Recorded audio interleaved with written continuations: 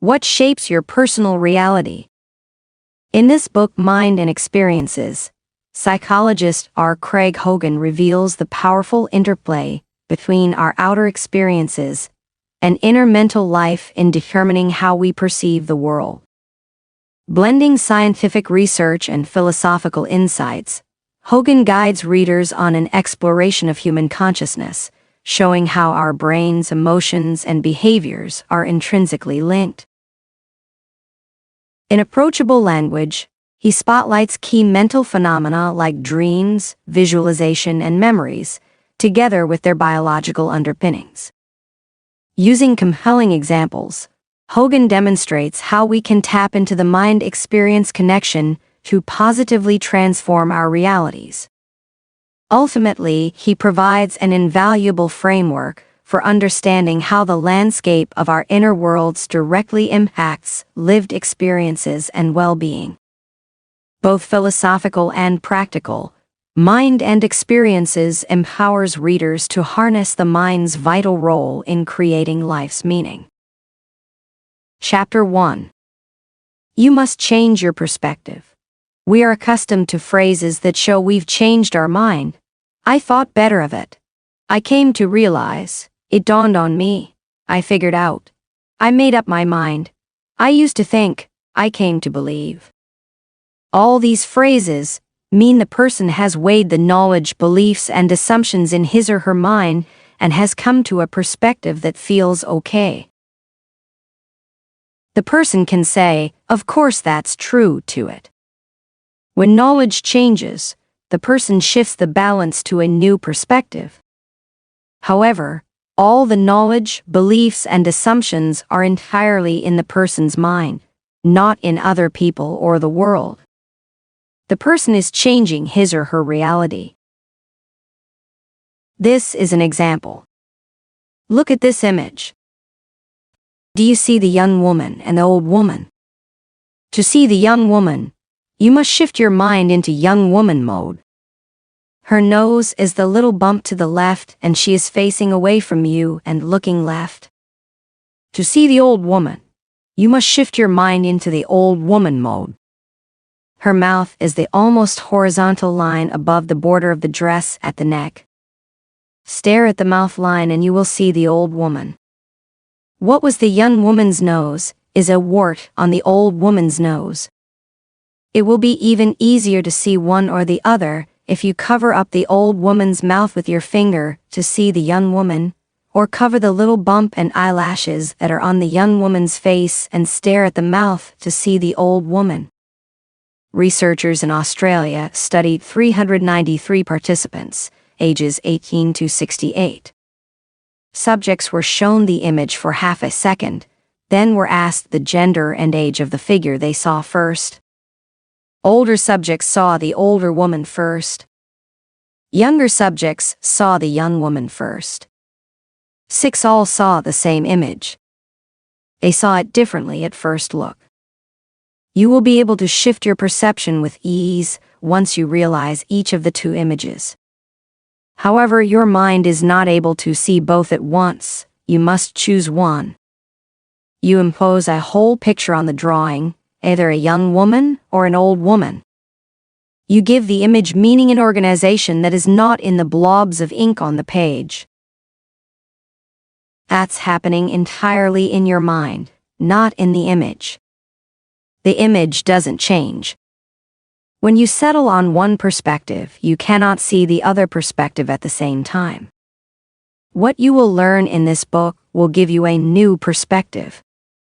The archaic perspective that the universe is made of matter and energy independent of us, that our minds are in our brains, and that when the brain dies, we die is a primitive misconception, just as the view that the earth is the center of the universe is archaic and untrue. In these books, you will learn that your mind will never cease to exist, and that the universal intelligence our minds are part of is continually creating what we experience as matter and energy, including our bodies and brains. You will find yourself going back and forth in your perspective. You can't help it. In these books, you'll learn that the universe is created by the universal intelligence, but then you'll watch videos of materialist scientists describing a universe comprising stars, galaxies, black holes, dark energy, and dark matter that they assert will eventually be destroyed by either dissipating its energy or being squeezed into a point smaller than a pinhead in a fiery crunch. You'll question the perspectives you have learned from this book. Both perspectives can't be true. In these books, you will learn that your mind is not in your brain, doesn't need a brain, and can do remarkable things the brain could never do, even if it were the originator of the mind. But then you'll hear neuroscientists asserting that they're only a few years away from understanding where the mind is in the brain, how the brain creates the mind, and where memories are stored in the brain. Both can't be true. Either the brain creates the mind or the mind creates the brain. You'll find your perspective shifting back and forth. When the materialist assertions shift your perspective, you must make a conscious effort to shift it back to reality by reviewing the evidence, just as you must shift between seeing the old woman or young woman. When you re-examine the evidence, you will always shift back to knowing these truths.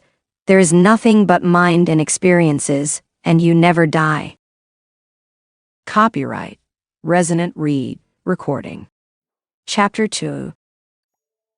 There is nothing but mind and experiences. You may have heard it said that the world is an illusion, but that is not true. We have real experiences: sunsets, lakes, mountains, people, the smell of a rose, a melodic bird song, the taste of chocolate and puppies. The world is real. But the basis of our reality is not what we have been taught it is. At the basis of this reality, there is only mind. This chapter explains what that means and why we know it's true. What saying, "there is only mind," means matter and energy do not create mind. Mind creates matter and energy. When your mind experiences a sight, sound, touch, taste, or smell, the experiences are coming from the universal intelligence we are all part of. There is no objective reality outside of your mind that you perceive from energy entering tiny orifices in a material body. When you look at this book, where are you having the experience of a book? Is the book somehow entering you and merging with a body or a brain? No. But you're having the experience of a book. When you look at the book, the experience of a book is entirely in your mind. When you close your eyes and recall the image of the book, you have the sight experience of the book in your mind. Both the sight experience you have with your eyes open and the sight experience you have with your eyes closed are sight experiences entirely in your mind. If you repeatedly look at the book, then close your eyes and recall the book, you will see that the experience of the book never happens outside of your mind. The experiences of the book and memory of the book are both only in your mind. This is another way to realize the experiences are only in your mind. Recall the room you lived in during your childhood. You are re-experiencing the experiences you had in your childhood. But the experiences you recall aren't your room. They are your experiences of your room. If two friends were with you experiencing your room at the same time, the three of you would each have had unique experiences of the room that were not the same. Your experiences would depend on your personal perspectives, needs, and preferences. You would experience a room you live in with a picture of your dog. Friend 1 might experience the interesting posters on your wall because of her interest in posters. Friend 2 might experience the antique dresser and lighting fixture because of his interest in antiques. Each is having a unique experience of the room in his or her mind. None is experiencing the room in all its detail like a photograph. Today, when you and your two friends recall your room, you may have the image of your room with all the functional and decorative things you added, such as a photograph of your dog. Friend 1 would remember the posters, but not the antique dresser, light fixtures, or picture of your dog. Friend 2 would remember the antique dresser and light fixtures, but not the posters or picture of your dog. You each are re-experiencing your experience of the room, not the room. It's like there are 3 rooms. None of you has a photo-like image of the room in your mind. You each had an experience of your room, and you each recall the unique experience you had. We apprehend and remember only the experiences our minds have. It's like we're having a dream. When we dream, we experience different people, scenery, and events. We also create ourselves in the dream. The dream seems real. We act in it as though it were real. But the dream is just our minds creating experiences. If I see a red chair in my dream, there is no chair there. There is only the experience of a red chair in my mind. But I have the feeling in the dream that there really is a red chair outside of me. I might walk to it and touch it. I might sit on it and move it. I might invite other characters in my dream to sit on it. It's only the experience of a red chair. There's no red chair there, but I feel it fully.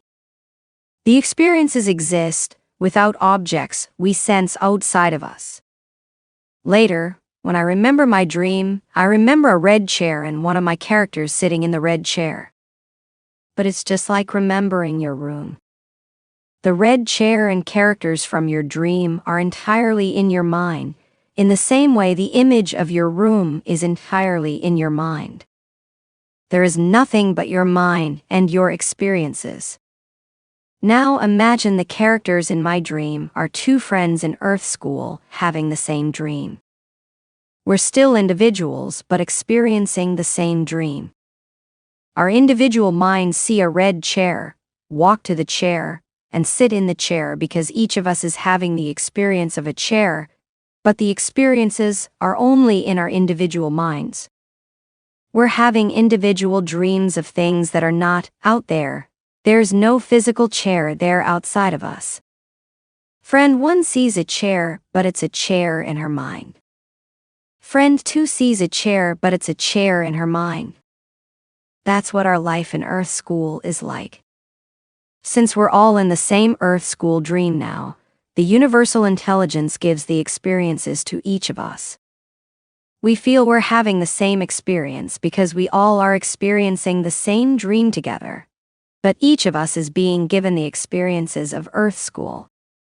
There is no Earth School outside of us. When the 3 of us awaken, we each describe generally the same experience with a red chair.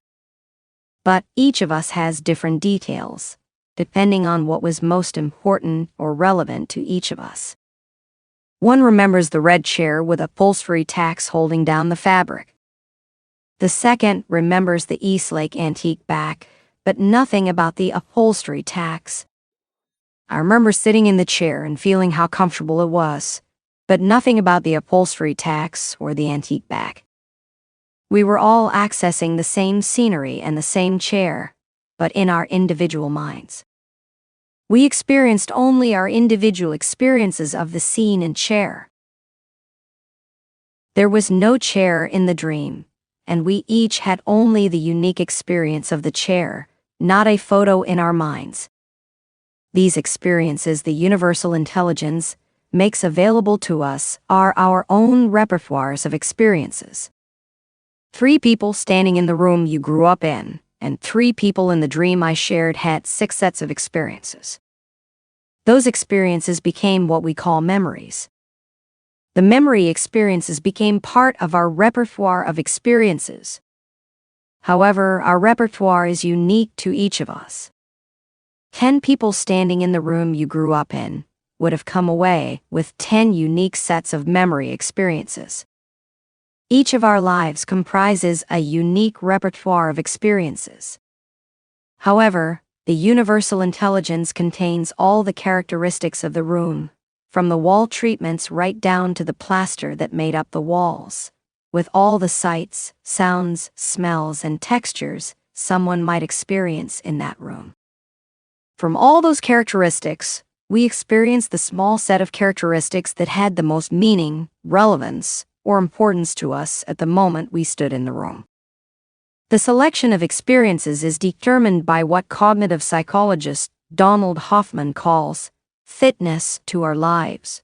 Snakes and trains, like the particles of physics, have no objective observer-independent features.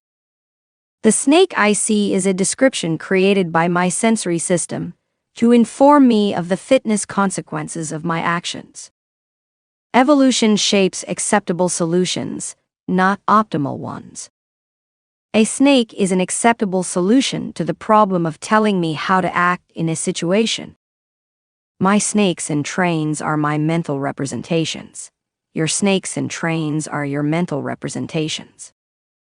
7. You can view a video of Donald Hoffman explaining his view of the universe of consciousness at www.earthscholanswers.com/Hoffman/.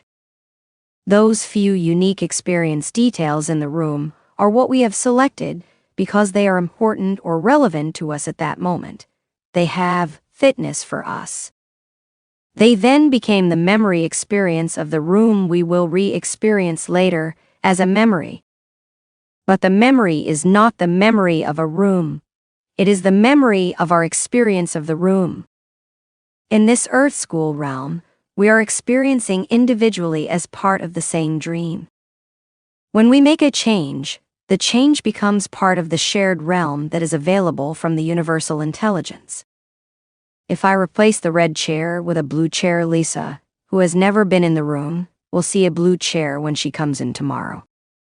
However, I created that experience of the blue chair, its position in the room, its composition, and all the other characteristics of the chair. Lisa will have experiences of a blue chair because the universal intelligence has the new experience in our shared reality. The universal intelligence contains all the characteristics of a blue chair, even those no one who comes into the room is aware of. Lisa may notice the turned legs of the chair, but miss entirely that it has a cane bottom. Her experience, the one she remembers, will be of a chair with turned legs. You might be wondering, if everyone has the opportunity to choose experiences of the blue chair from the same set of hundreds of characteristics, doesn't that mean there's a blue chair in existence outside of us somewhere? The answer is that the components of the blue chair are all part of what have become accessible experiences with the blue chair over years of people's experiences. The experiences of the person who designed the red chair are in the universal intelligence, along with the experiences of the person who cut the wood, the person who glued the pieces, the person who attached the fabric, and all the people who were involved with getting the chair into the room. No experience is ever lost. All make up the total accessible experiences of the chair in the universal intelligence. Even though each of those people had different sets of experiences, they then carried in their repertoires of experiences with the chair. Now when someone sees the chair, the totality of experiences with that chair are accessible. However, since the person looking at it is choosing her own unique experiences within her sphere of interests or fitness for her life, only those relevant to her become part of her experience and memory of the chair. Psychics and people gifted in psychometry can retrieve the experiences of other people who have been associated with the chair.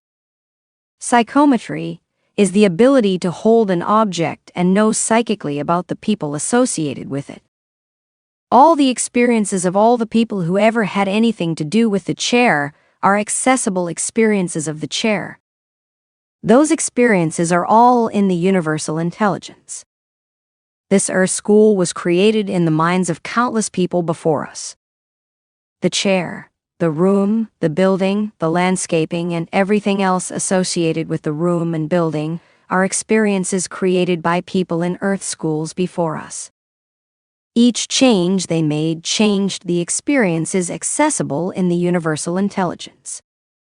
We are living in the experiences others have created, and we are changing the experiences for all others who are or will be in Earth School. We are creating new experiences. We are creating reality. Timothy Gray, speaking from spirit through medium August Goforth, describes the world that is entirely experiences in the universal intelligence. We are using words to describe the indescribable, August. As soon as we've used a word like comprehend, the experience is snapshotted, and we are now looking at the experience from the illusion of being outside the reality. Let me impress a picture in your mind that you can then adequately describe. The mind-body is a movie projector, which manifests the story of our life onto the screen of creation. This is true for the risen as well.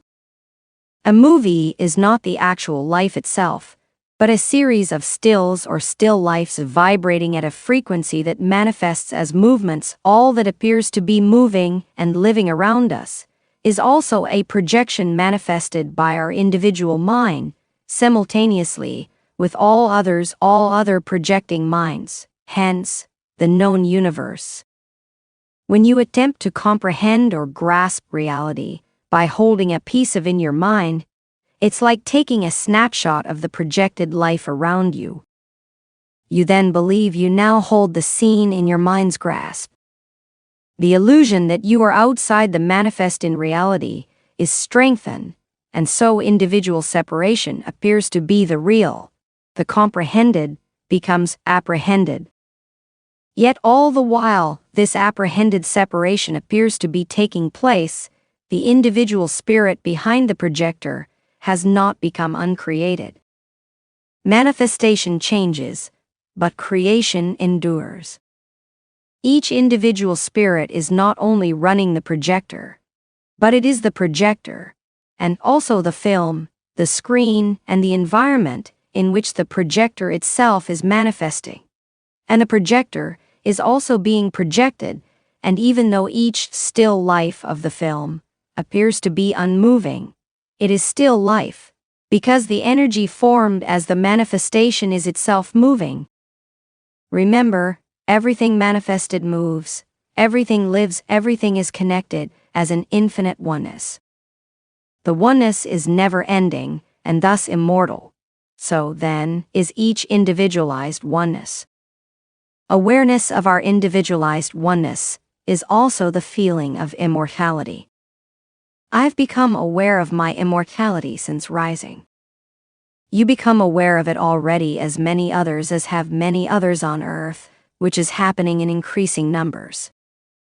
8. Some of what we're experiencing in Earth School is scenery provided by the universal intelligence.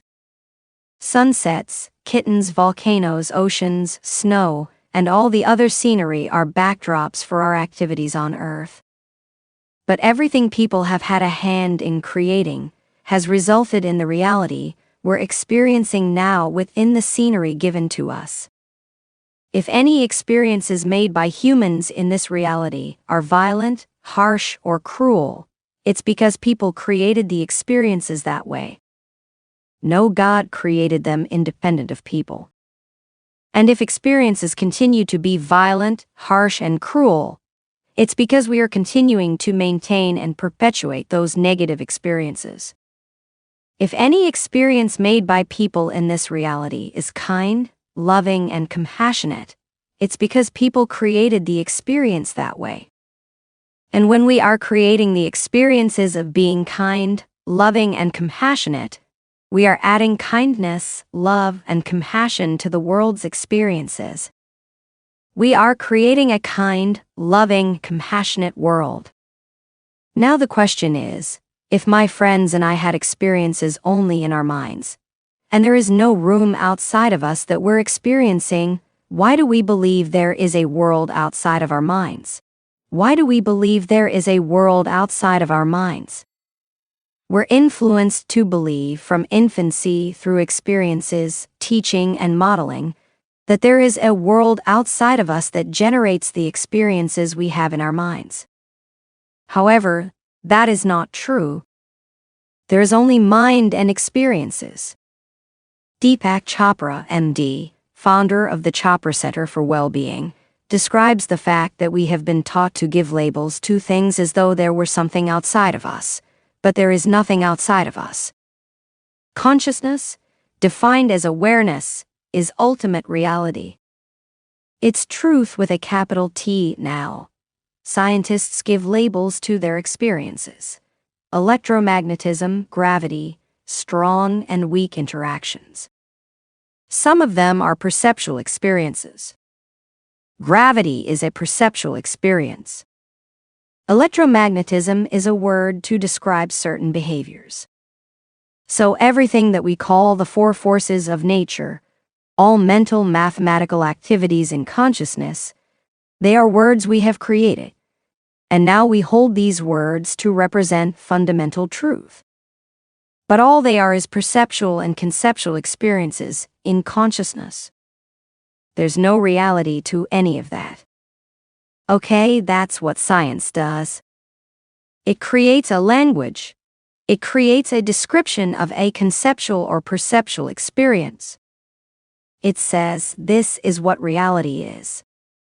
Reality is none of that. What's a particle? It's a space-time event in consciousness. It's a happening in consciousness. There's nothing outside of consciousness. 9. View a video of Robert Lawrence Kuhn interviewing Deepak Chopra about consciousness and the nature of reality at www.earthscholanswers.com. People learn to believe there is a world outside of us for 4 reasons. Asterisk, we have the experience of space. Asterisk, when we have different sensory experiences of objects at the same time, they all confirm our assumption something is out there. Asterisk, when we leave a room and come back later, everything in the room is still there. Asterisk, when someone else has the experience of entering a room, that person affirms that most of what he or she experiences in the room is what we experience. I explain these 4 reasons in the pages that follow. We have the experience of space. The experience of space gives us the impression there are things close to us and things far from us, so there must be a world outside of us in space. We learn in the first years of infancy that some objects seem to be close enough to touch and others seem to be distant and untouchable. The things we cannot touch that seem distant from us appear smaller and vaguer, so we have the impression of space. The perception of space is just a result of our learning. Having experiences that suggest objects are distinct from each other and from us gives us the feeling there must be space outside of our minds, and in that space are lots of objects. However, in reality, the perception of space is just an experience, and the objects in the perception of space are just experiences. Like all experiences, the experiences of space are entirely in our minds. The experiences are accessible in the universal intelligence. There is no need for an objective world to give rise to the experiences. We watch a movie on a 2-dimensional screen. We have the experiences of the actors speeding through the streets of Chicago after a bank robbery. Faraway objects seem smaller and vaguer. We have the perception of space, but it's all on a 2-dimensional screen. We have the experience of space, but there is no need for Chicago to be transported into the theater to give us an objective world with space to believe the characters are speeding through Chicago in a getaway car. The illusion of space is an experience that happens in the mind. There is no space on the 2-dimensional screen. Our minds create the space. When we have different sensory experiences of objects at the same time, they all confirm our assumption something is out there. We can have the experience of seeing a red chair, then moving to it 7 feet in space, and finally touching it. Those are 3 experiences. They combine to give us the sense that there's a red chair 7 feet from us that is solid in a world outside of us. We've had 3 sensory experiences that confirm there's a red chair there. However, those are just 3 experiences in the mind. There is no need for a red chair outside of us 7 feet away that we touch for us to have the vivid experience of the chair from 3 sensory perspectives.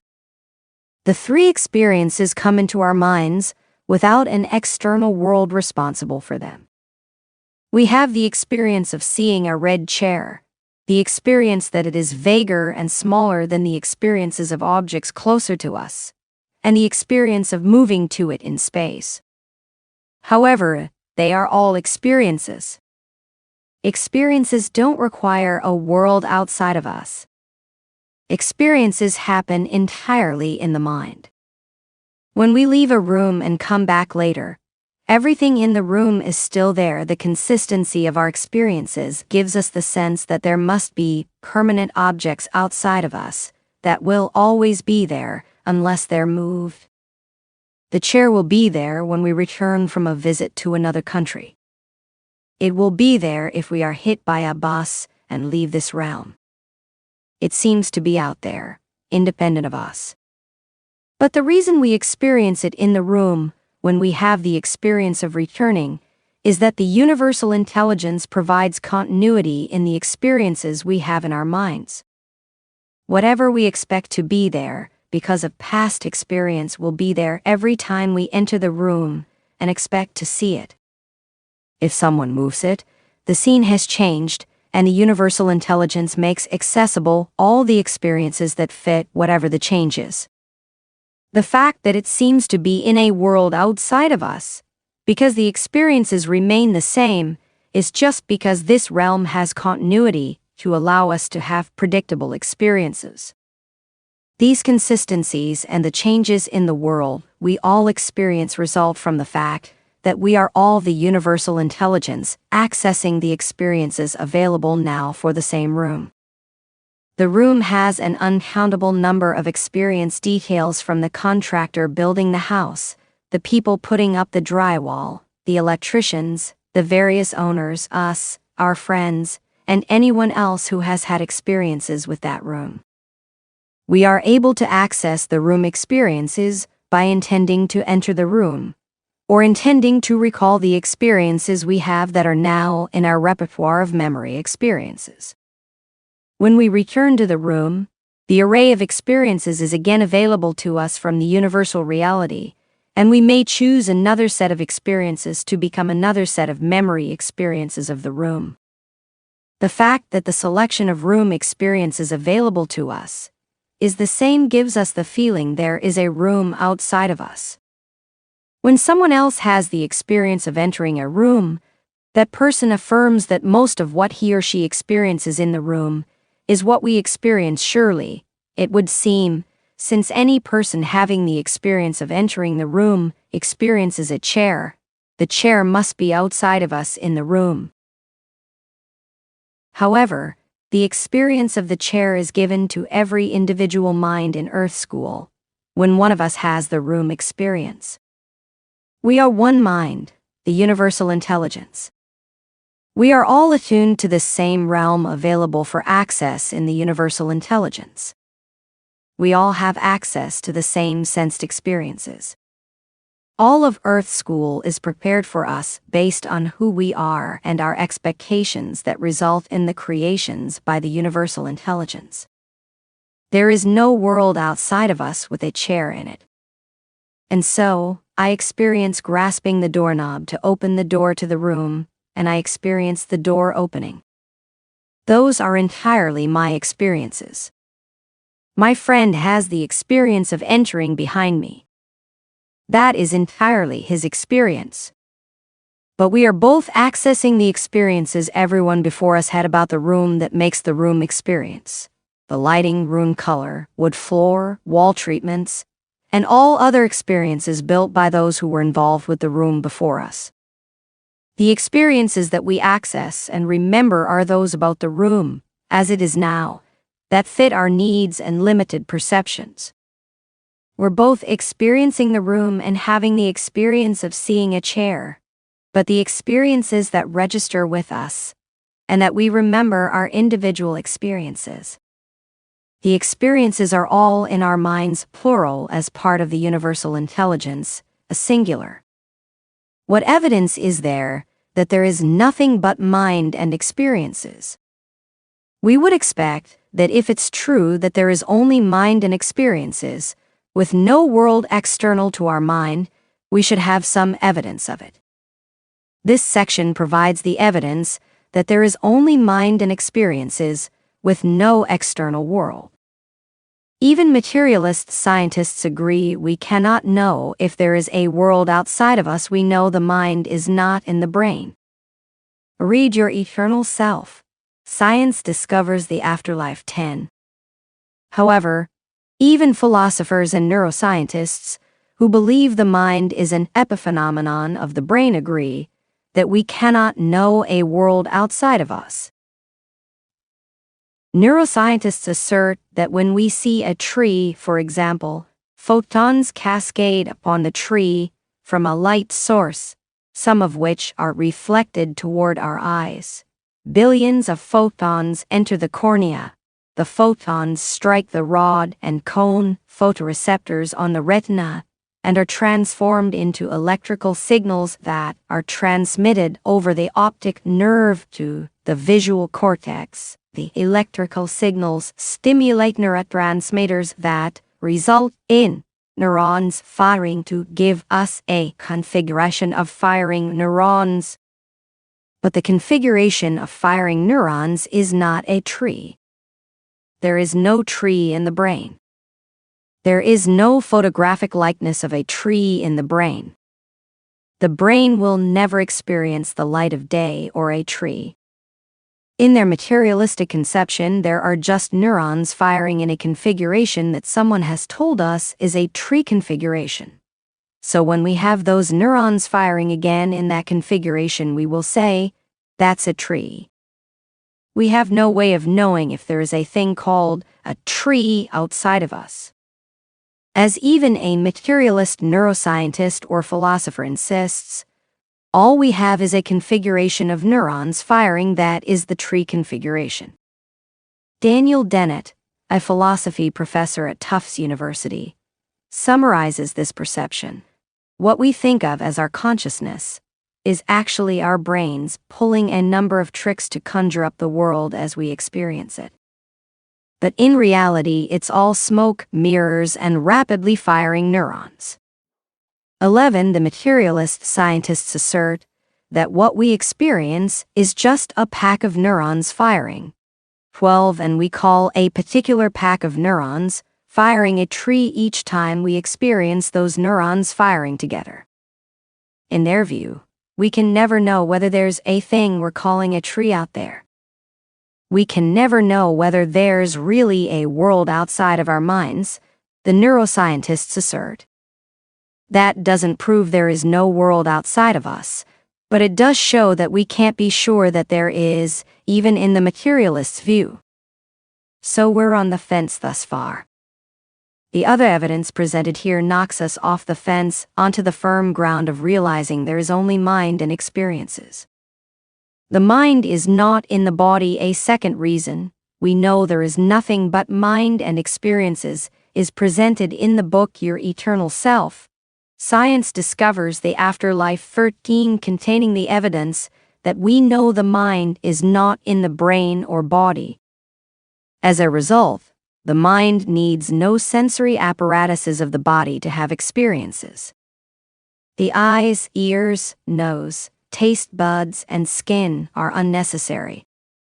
Even when the brain and body are incapacitated, so they no longer function in near-death experiences or after death, the mind has perfectly lucid sensory experiences, demonstrating that the sensory experiences are in the mind, independent of any source other than the mind. There is only mind and experiences. In the following pages, I cite authors who refer to the minds being in the brain. Their information is relevant to this explanation of the mind and experiences, But when they refer to the mind as being in the brain, understand that they are explaining the mind using their materialist paradigm. Their observations about mind are important, however. Quantum mechanics posits that everything not being experienced is in probabilities only. It does not exist. Quantum physics revolutionized scientists' view of the universe. Its predictions have been verified repeatedly with an extremely high degree of accuracy. One of the key conclusions of quantum physics is that the world we refer to as the real world is in waves of probabilities that are not material until someone observes or records them. Amit Goswami, the theoretical nuclear physicist and member of the University of Oregon Institute for Theoretical Physics, explains the universe exists as formless potential in myriad possible branches in the transcendent domain and becomes manifest only when observed by conscious beings. 14. Werner Heisenberg, the German theoretical physicist who was one of the key pioneers of quantum mechanics, also wrote about this. The idea of an objective real world whose smallest parts exist objectively in the same sense as stones or trees exist, independently of whether or not we observe them, is impossible. The transition from the possible to the actual takes place during the act of observation. 15. The atoms or elementary particles themselves are not real. They form a world of potentialities or possibilities, rather than one of things or facts. 16. John Wheeler, an American theoretical physicist and professor of physics at Princeton University, wrote the following: "No elementary quantum phenomenon is a phenomenon until it is a registered, observed, indelibly recorded phenomenon." 17. Andrew Truscott, Australian National University professor of atomic and molecular physics, wrote the following: "At the quantum level, reality does not exist if you are not looking at it." 18. The fact that there is nothing but mind and experiences explains why the world doesn't exist until we have the experience of it. From moment to moment, the experience with the highest probability comes into the now point of awareness, creating our reality. The experiences are potential experiences until we give them substance in awareness. They don't exist until they are in someone's awareness. Otherwise, they are simply accessible. Blind people, whose minds cannot process sight images, are able to see during near-death and out-of-body experiences. Blind people, including those blind from birth, can see clearly during near-death experiences, NDEs, and out-of-the-body experiences, OBEs, demonstrating that their minds must be independent of their sight-impaired bodies. Kenneth Ring, Ph.D., Professor Emeritus of Psychology at the University of Connecticut, and Sharon Cooper interviewed 31 blind and sight-impaired persons who had NDEs and OBEs. Ring and Cooper found that 80% of the blind individuals reported visual experiences correctly, including colors and details in their surroundings. One patient who had been totally blind for 40 years had the experience of seeing the pattern and colors on a new tie during an out-of-body experience, even though everyone denied having ever described it to him. The results of the 2-year research study are in the book Mindsight. Dr. Larry Dossey, former chief of staff of Medical City Dallas Hospital, describes this case of a woman who had been blind from birth seeing clearly during her near-death experience. The surgery had gone smoothly until the late stages of the operation. Then something happened. As her physician was closing the incision, Sarah's heart stopped beating. When she awoke, Sarah had a clear, detailed memory of the frantic conversation of the surgeons and nurses during her cardiac arrest, the operating room layout, the scribbles on the surgery schedule board in the hall outside, the color of the sheets covering the operating table, the hairstyle of the head scrub nurse, the names of the surgeons in the doctor's lounge down the corridor who were waiting for her case to be concluded, and even the trivial fact that her anesthesiologist that day was wearing unmatched socks. All this she knew, even though she had been fully anesthetized and unconscious during the surgery and the cardiac arrest. But what made Sarah's vision even more momentous was the fact that, since birth, she had been blind. Sarah's mind was seeing when her body was unable to see because she was unconscious and had been blind since birth. These blind people had sensory experiences in their minds because while their bodies were unconscious, their minds were unimpeded by their body's blindness. When they were no longer following the set of rules in their body experience, they had visual experiences with great acuity. What makes this even more remarkable is that decoding sight and associating experiences with sight must be learned over a long period of time. A newborn's eyes are physically capable of seeing just fine at birth, but the infant's mind hasn't developed the ability to process visual information. An infant is first able to see only as far as the face of the person holding him or her. At 2 months, the infant can distinguish colors. At 4 months, the infant has developed depth perception. Learning to interpret and derive meaning from what comes into the eyes takes months to develop. Even if somehow a person blind from birth could suddenly have a clear experience of sight, the person seeing for the first time would not understand what the shapes and colors are. They would be meaningless. And yet, patients blind from birth who have never seen have perfect visual experiences, interpret the images correctly and remember the visual experiences when they awaken. Sarah was able to identify the scribbles on the surgery schedule board and understand the sight experiences of her anesthesiologist's unmatched socks. The reason Sarah and other blind people have clear visual experiences in near-death experiences is that visual experiences exist independent of a world of things. These blind people are all part of the universal intelligence, so they share the experiences available to all of us, but are following the rules for their lives in this realm that have dictated that their visual experiences would be impeded. When they are released from the constraints during near-death experiences, they experience the same clear sensory experiences anyone without vision impairment experiences. However, sensory organs are not necessary for the experiences because the experiences are accessible without reference to things in a world outside of us.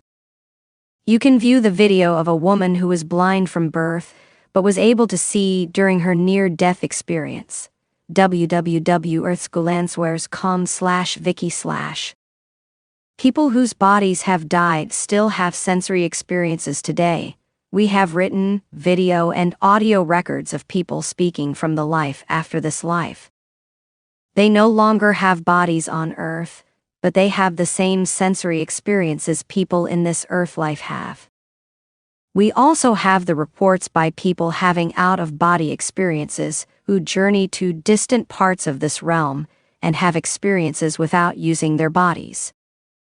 These residents of the afterlife realm and out-of-body experiencers describe worlds in which the people who have left the Earth body behind have sensory experiences that are clearer and more exhilarating than the experiences they were having during their Earth school experience.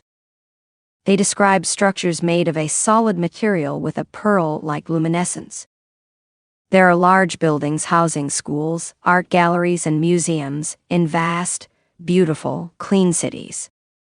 Houses have gardens around them with natural soil, just as on Earth. People who enjoyed gardening tend the gardens, and beautiful flowers grow continually and profusely. No one picks the flowers, however. They are left to grow naturally.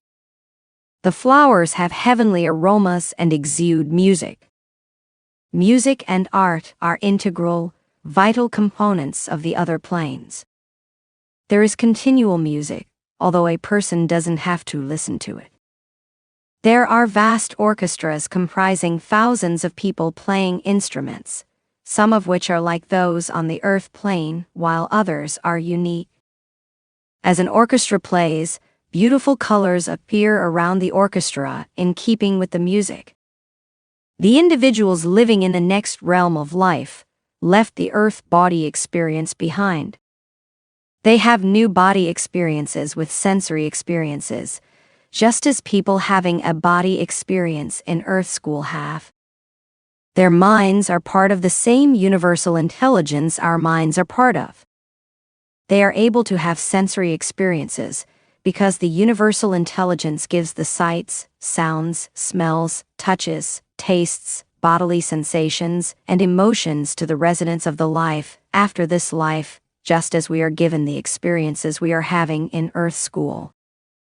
No physical worlds outside of our minds are necessary for these sensory experiences. In dreams, we have experiences. Another indication there is only mind and experiences is that we can have experiences in ways that clearly don't come from sensory organs. We have dreams in which all the senses are active. We witness scenes of people we don't know doing things we don't anticipate, saying things we don't remember anyone saying in our lifetime. Our minds are off in the same place our memories, imagination, and thoughts are, where entirely new creations evolve in ways different from what we experience during our awake periods in Earth School. We are individual manifestations of the universal intelligence. Our minds are ceaselessly creating, just as the universal intelligence continually creates the Earth School experiences. In dreams, our minds select experiences from our life and build on the experiences in marvelous scenes with colorful characters and masterful scripts. In other words, the mind in sleep goes into the same state in which memories are accessed and imagination creates. But since the mind has a universe of resources to draw from, it sets about creating an entirely novel life for itself, like another Earth School realm, using our life experiences as the basis for the dreams. There is no outside world when we are dreaming. All the experiences come to the mind and we see, hear, feel, smell, and taste. All the senses are active.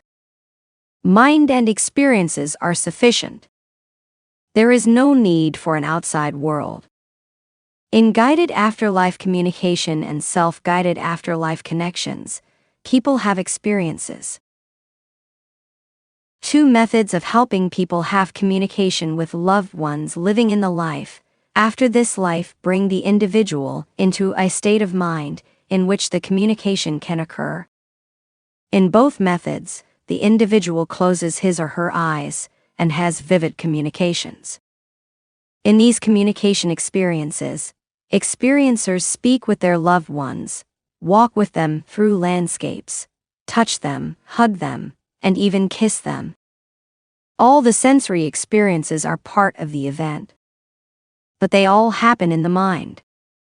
Rochelle Wright, a Washington state licensed psychotherapist, originated a psychotherapy method named repair and reattachment grief therapy, in which the psychotherapist helps clients enter a state of mind where they have afterlife communications with loved ones who have left Earth School. www.repairandreattachment.com. The procedure is 98% successful and reduces grief by 86% or more in a single session. This is the transcript of a portion of the recording of a client describing the sensory experiences when she had contact with her daughter who had transitioned in a car accident. My eyes were closed, and a visual right away was on the left side of my mind. Kate appeared coming down a sidewalk.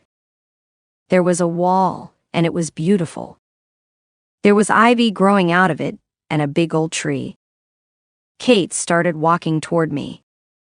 It was amazing. I was sitting there with my eyes closed, and Kate was walking to me. As she walked toward me, she put her hand out, and I put my hand out, and I could feel hers on mine. I was able to feel her fingers, to hug her, and to stroke her hair. She was wearing a t-shirt and shorts and flip-flops just like she did when she was here on Earth. She led me down the sidewalk and we walked, and she was talking. You can view the woman giving her account of her repair and reattachment grief therapy session at www.earthscolanswears.com/Carol/. Another method that helps people enter a state of mind in which they experience afterlife communication is called self-guided afterlife connections. The person enters a state of self-hypnosis and initiates the afterlife communication. The method is 86% successful. The free, online training in how to have self-guided afterlife connections is at www.selfguidedspiritualunderstanding.org. In this excerpt, a participant describes the sensed experiences she had. It all came together for me just now. I found the room in my parents' house where my husband, his mother, and my parents and sons would gather for holidays, to be the warm, love-filled room where my loved ones who had passed were gathered. I hugged each one and smiled a lot. Then I opened the screen door and sat on the concrete steps with my husband, holding his hand and putting it up to my face. He did not say anything, and no one else did. I did all the talking, but I felt a tremendous love and warmth. This was extremely healing, simply because thoughts of my husband now can make me smile, and I can go there on my own now. These procedures bring people into the state of mind in which they have afterlife communication connections with all the sensory experiences people have in the Earth School environment. They are not memories, so the sensory experiences are not recalled. They are all the real people living in the life after this life who have intended to have the experiences that are then created by the universal intelligence for the individual having the afterlife communication. Asking for the connection is all that is necessary. No outer world is required for them to have the experiences. Remote viewers have experiences of distant objects without contact or light. Remote viewers are able to close their eyes, calm their minds, and describe sights, sounds, textures, smells, and tastes associated with objects and scenes that may be thousands or millions of miles away. The remote viewer has all the sensory experiences we associate with events in Earth School.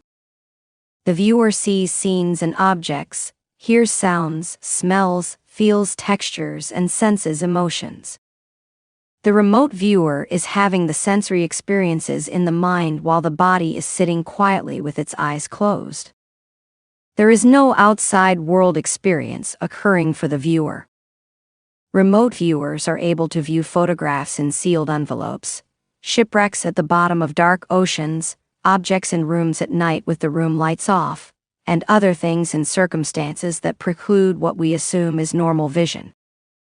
You can see a demonstration of master remote viewer Glenn Wheaton doing a remote viewing of a picture in a sealed envelope at www.earthscolanswears.com/Glenn/.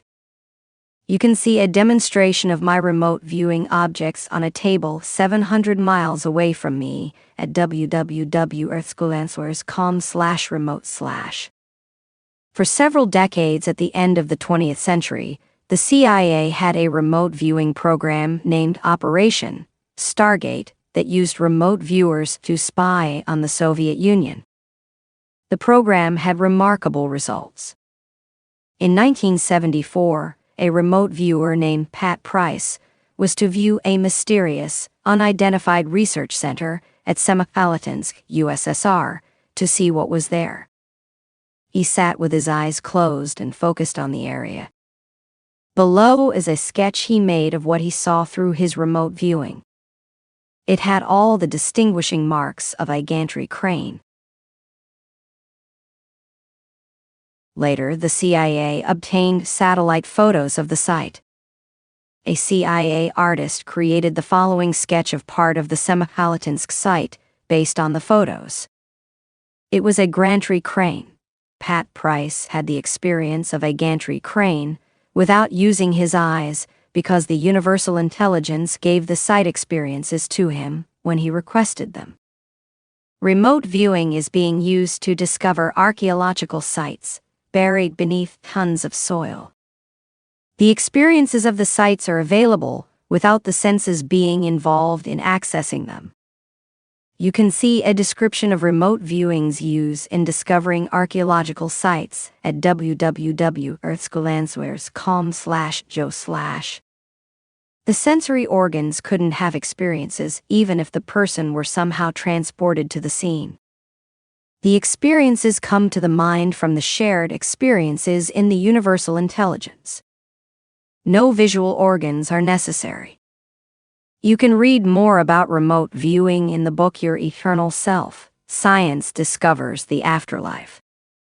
Many scientists are asserting today that mind is the basis of reality. Many scientists are now asserting that what we experience is a creation of the universal intelligence. They refer to mind as consciousness. A 2018 article by investigative reporter Olivia Goldhill explains the increasingly accepted view among scientists that mind is the basis of reality. Consciousness permeates reality. Rather than being just a unique feature of human subjective experience, it's the foundation of the universe, present in every particle and all physical matter. This sounds like easily dismissible buncombe, but as traditional attempts to explain consciousness continue to fail, the panpsychist view is increasingly being taken seriously by credible philosophers, neuroscientists, and physicists, including figures such as neuroscientist Christoph Koch and physicist Roger Penrose.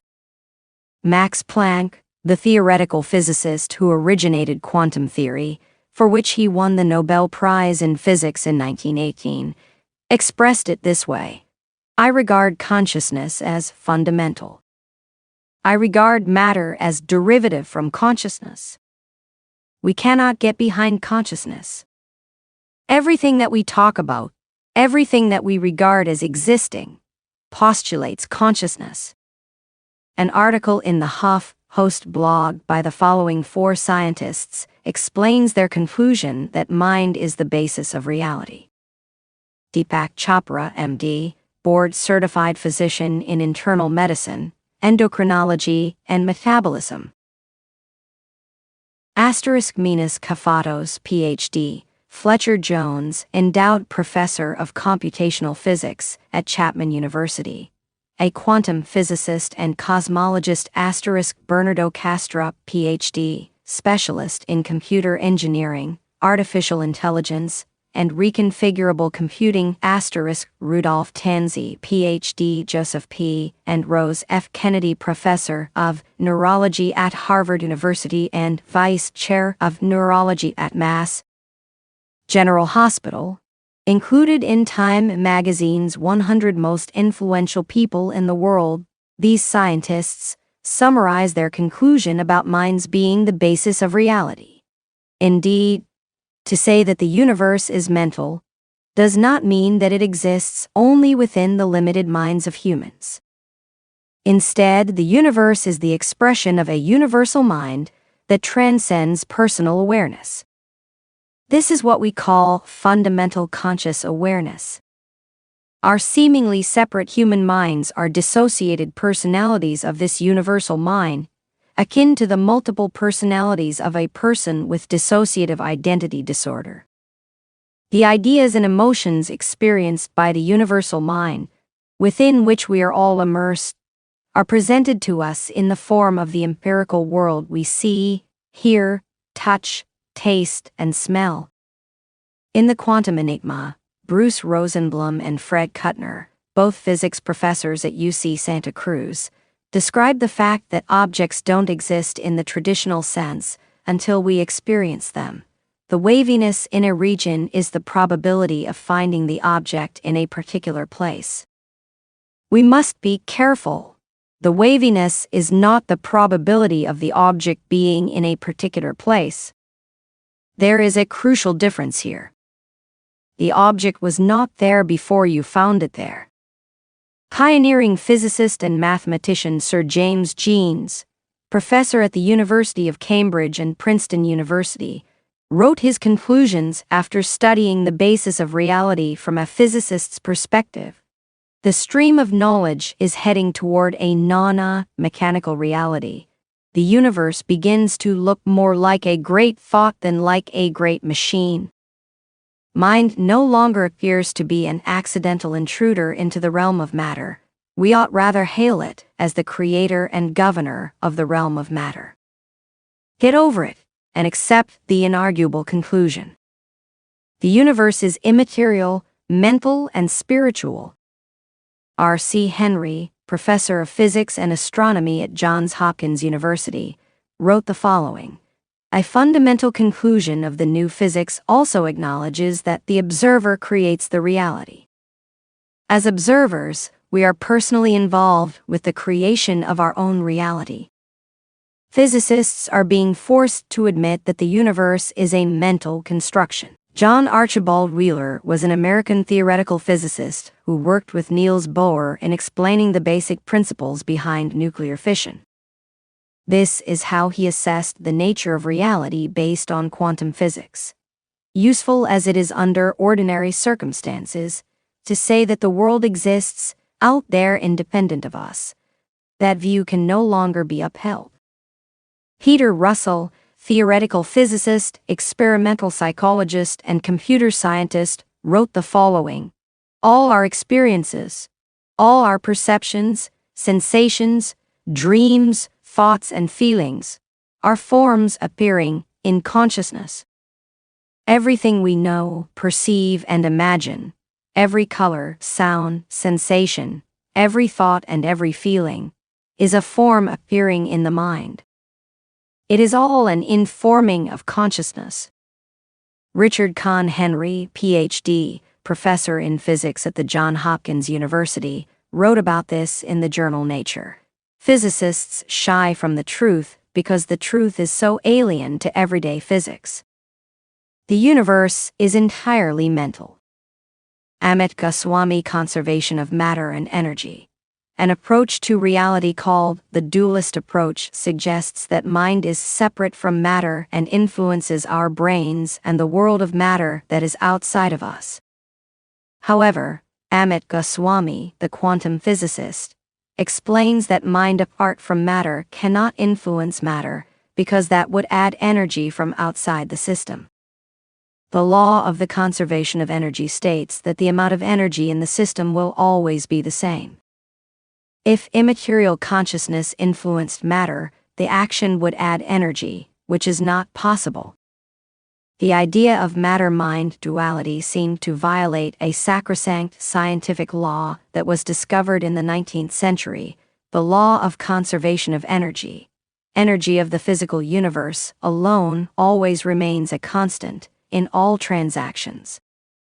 The thinking went like this: if the non-material psyche interacted with matter, such interactions must involve signals that carry energy, and so energy would escape and enter the physical universe, contrary to the energy conservation law.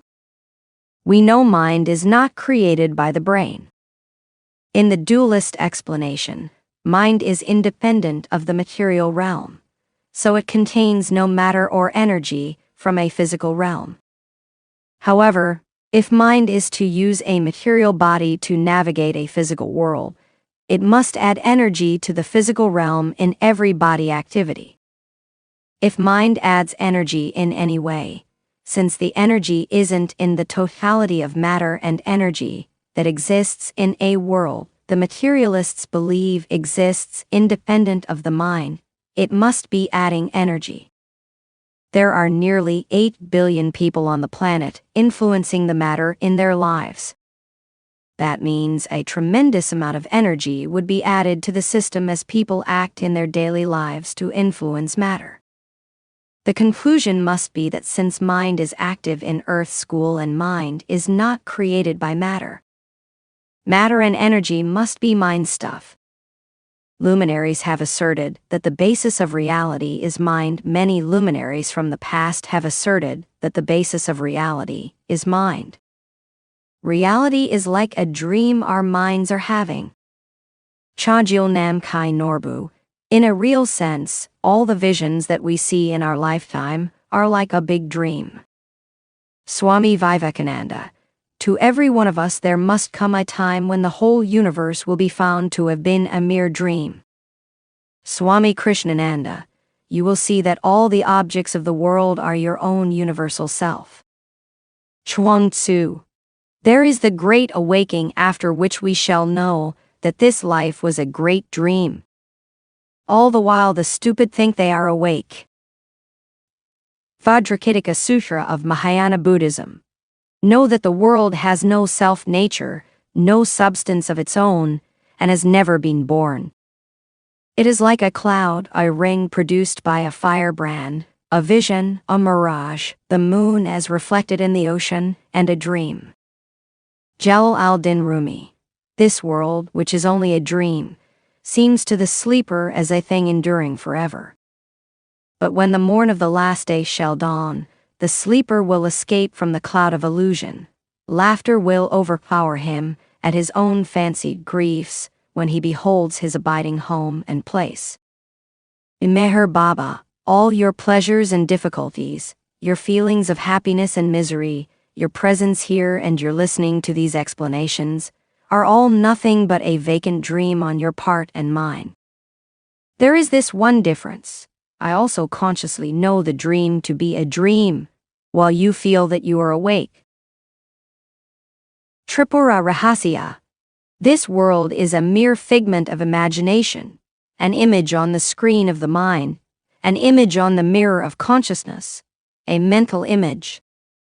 Sankara: the apparent world is caused by our imagination in its ignorance. It is not real. It is like seeing the snake in the rope. It is like a passing dream. Could there be a world of matter and energy created by consciousness outside of us? Everything in the physical world is made out of atoms. Atoms are made out of energy. And energy is made out of consciousness. Author unknown: since consciousness is fundamental, meaning there is nothing but consciousness, could it be that the universal intelligence is creating a world of matter and energy that has consciousness as its base, and we are using our sensory organs to access it? This world would be like the physical realm the materialists believe exists independent of our minds, but instead of being reducible to energy that exists independent of us, a world of consciousness would have as its basis consciousness. That would create a sort of dualism of consciousness. Dualism is the suggestion that there is a material world of matter and energy, and mind is separate from it.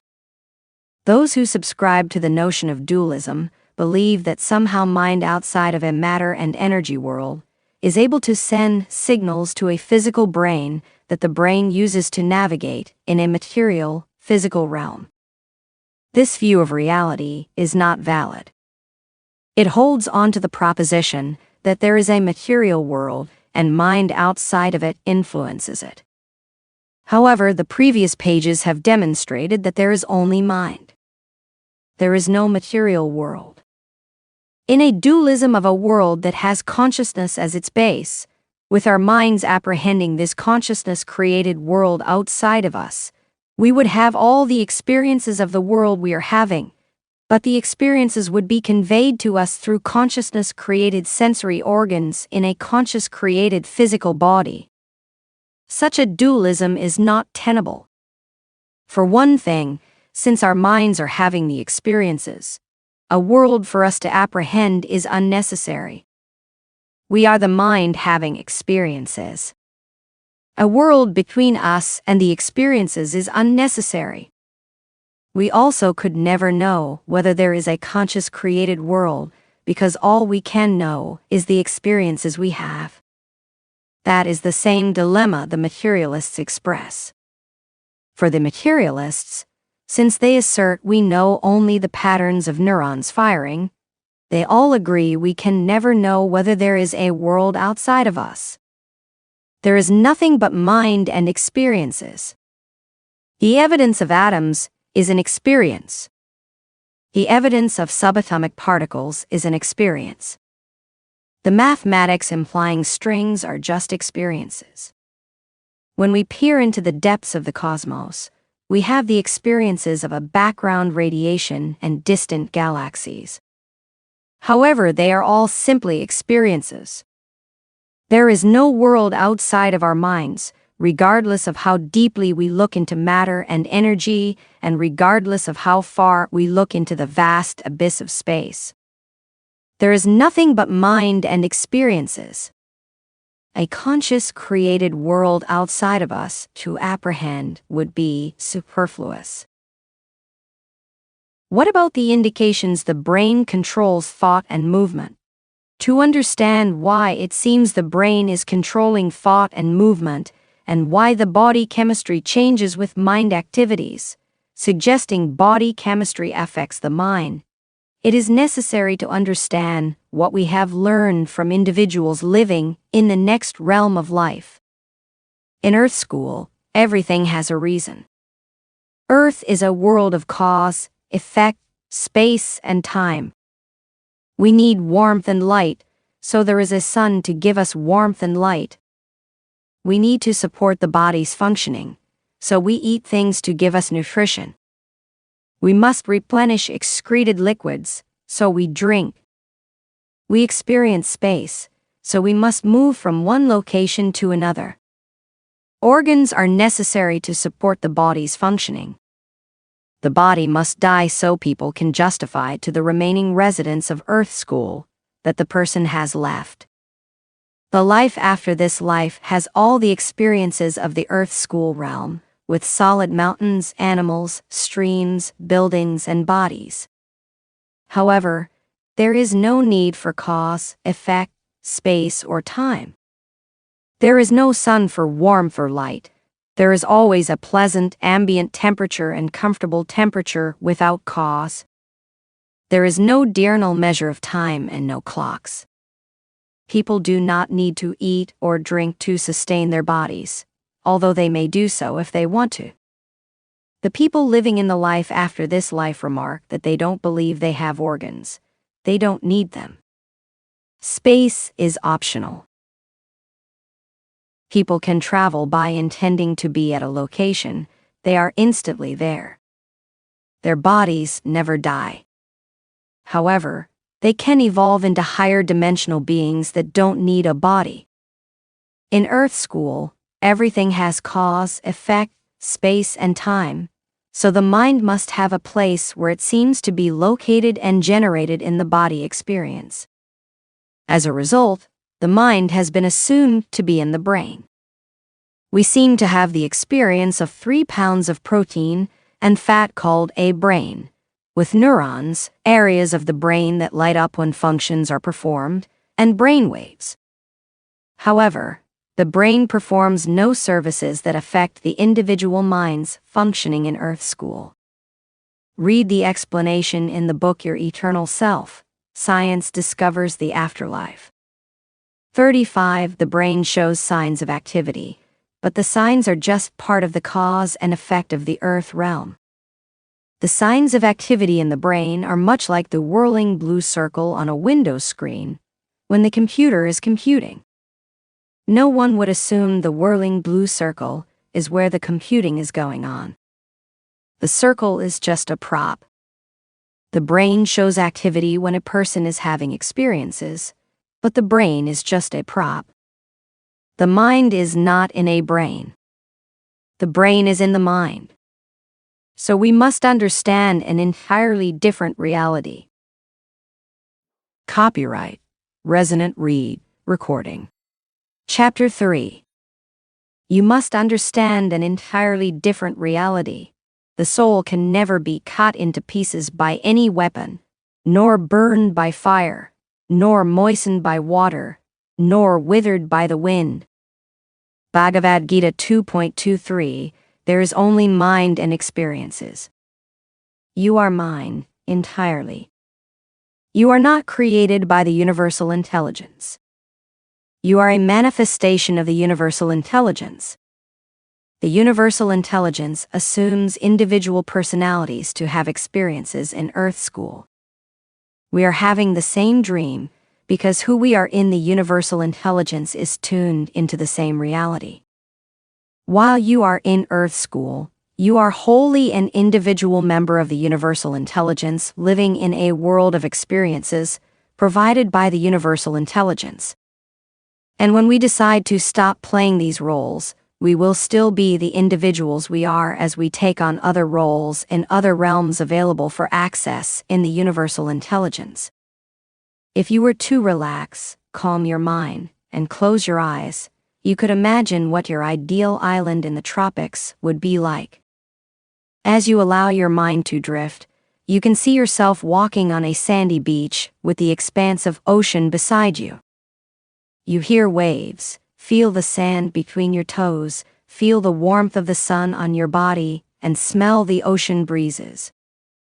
When you imagine that experience, you have enabled yourself to be a personality in a world you materialized in your mind. That person is 100% you. The feelings and all other sensations materialized as you intended to experience them. You saw, heard, and felt. But there was no world outside of that personality. There was no boundary between you and your imagined self. That person would not have to look outside to find the Creator.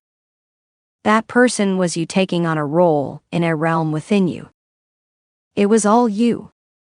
In the same way, you and I are the universal intelligence being individual minds. We were born, are growing, and will transition from Earth School to another, completely real world as the people we are, with all our attitudes, memories, loves, dislikes, and everything else that makes us who we are. The universal intelligence has no beginning and will have no end. Our individual minds can never be cut into pieces by any weapon, nor burned by fire, nor moistened by water, nor withered by the wind. When the experience of the body stops being useful for us, we will end our focus on this experience and go on to focus on other experiences in other solid, real bodies in solid, real worlds. But we will never be harmed by the change. When we graduate from Earth School, we will not dissolve into the universal intelligence. We will always be the individuals we are. Mediums have communicated with individuals from the 16th century, soldiers from the Roman Empire, citizens of ancient Egypt, Confucius from the 6th century BCE, and many other individuals living blissfully in the other realms of the universal intelligence. Matter and energy are real.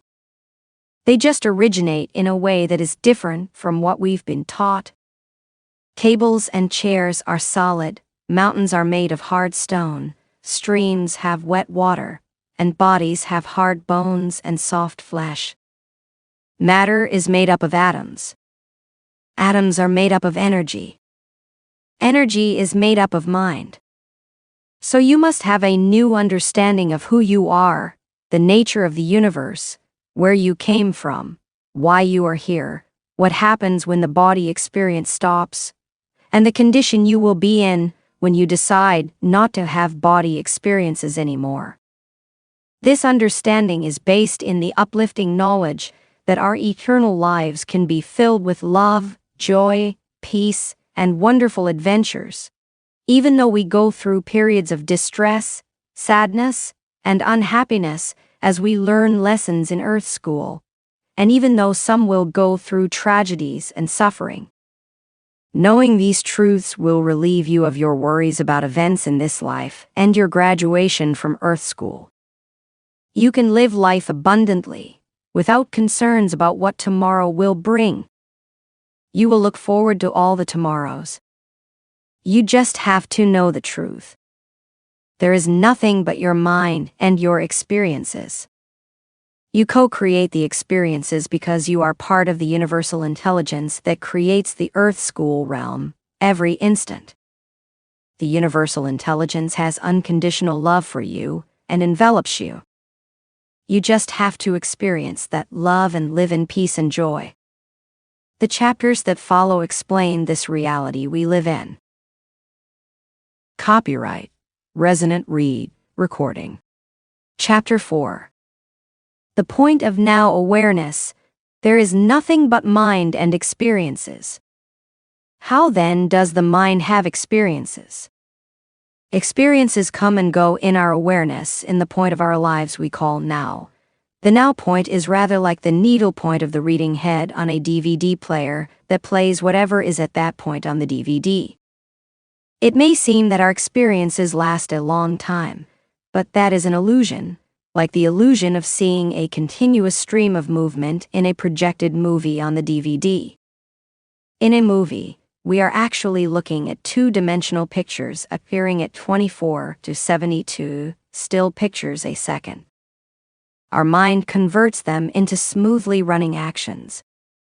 Some researchers have suggested our lives are made up of now points that similarly animate life in discrete moments of consciousness.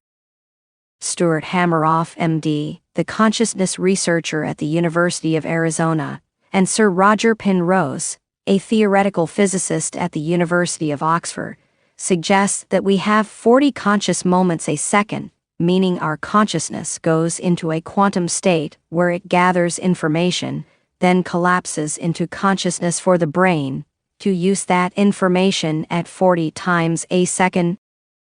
36. Julian Barber, a British physicist specializing in quantum gravity and the history of science, describes our conscious moments as a succession of pictures, like snapshots in an album that change continually. He explains, in fact, many people who have written about time have conceived of instants of time in a somewhat similar way, and have called them nows. Since I make the concept more precise and put it at the heart of my theory of time, I shall call them nows. The world is made of nows. Now has no duration. A geometric point has no dimensions. A line is made up of an infinite number of points, regardless of how long the line is. A 1-inch line and a 1-mile line each have infinite numbers of points. The points are seamless, from one to the next without a dimension. Our conscious experiences are made up of an infinite number of now points.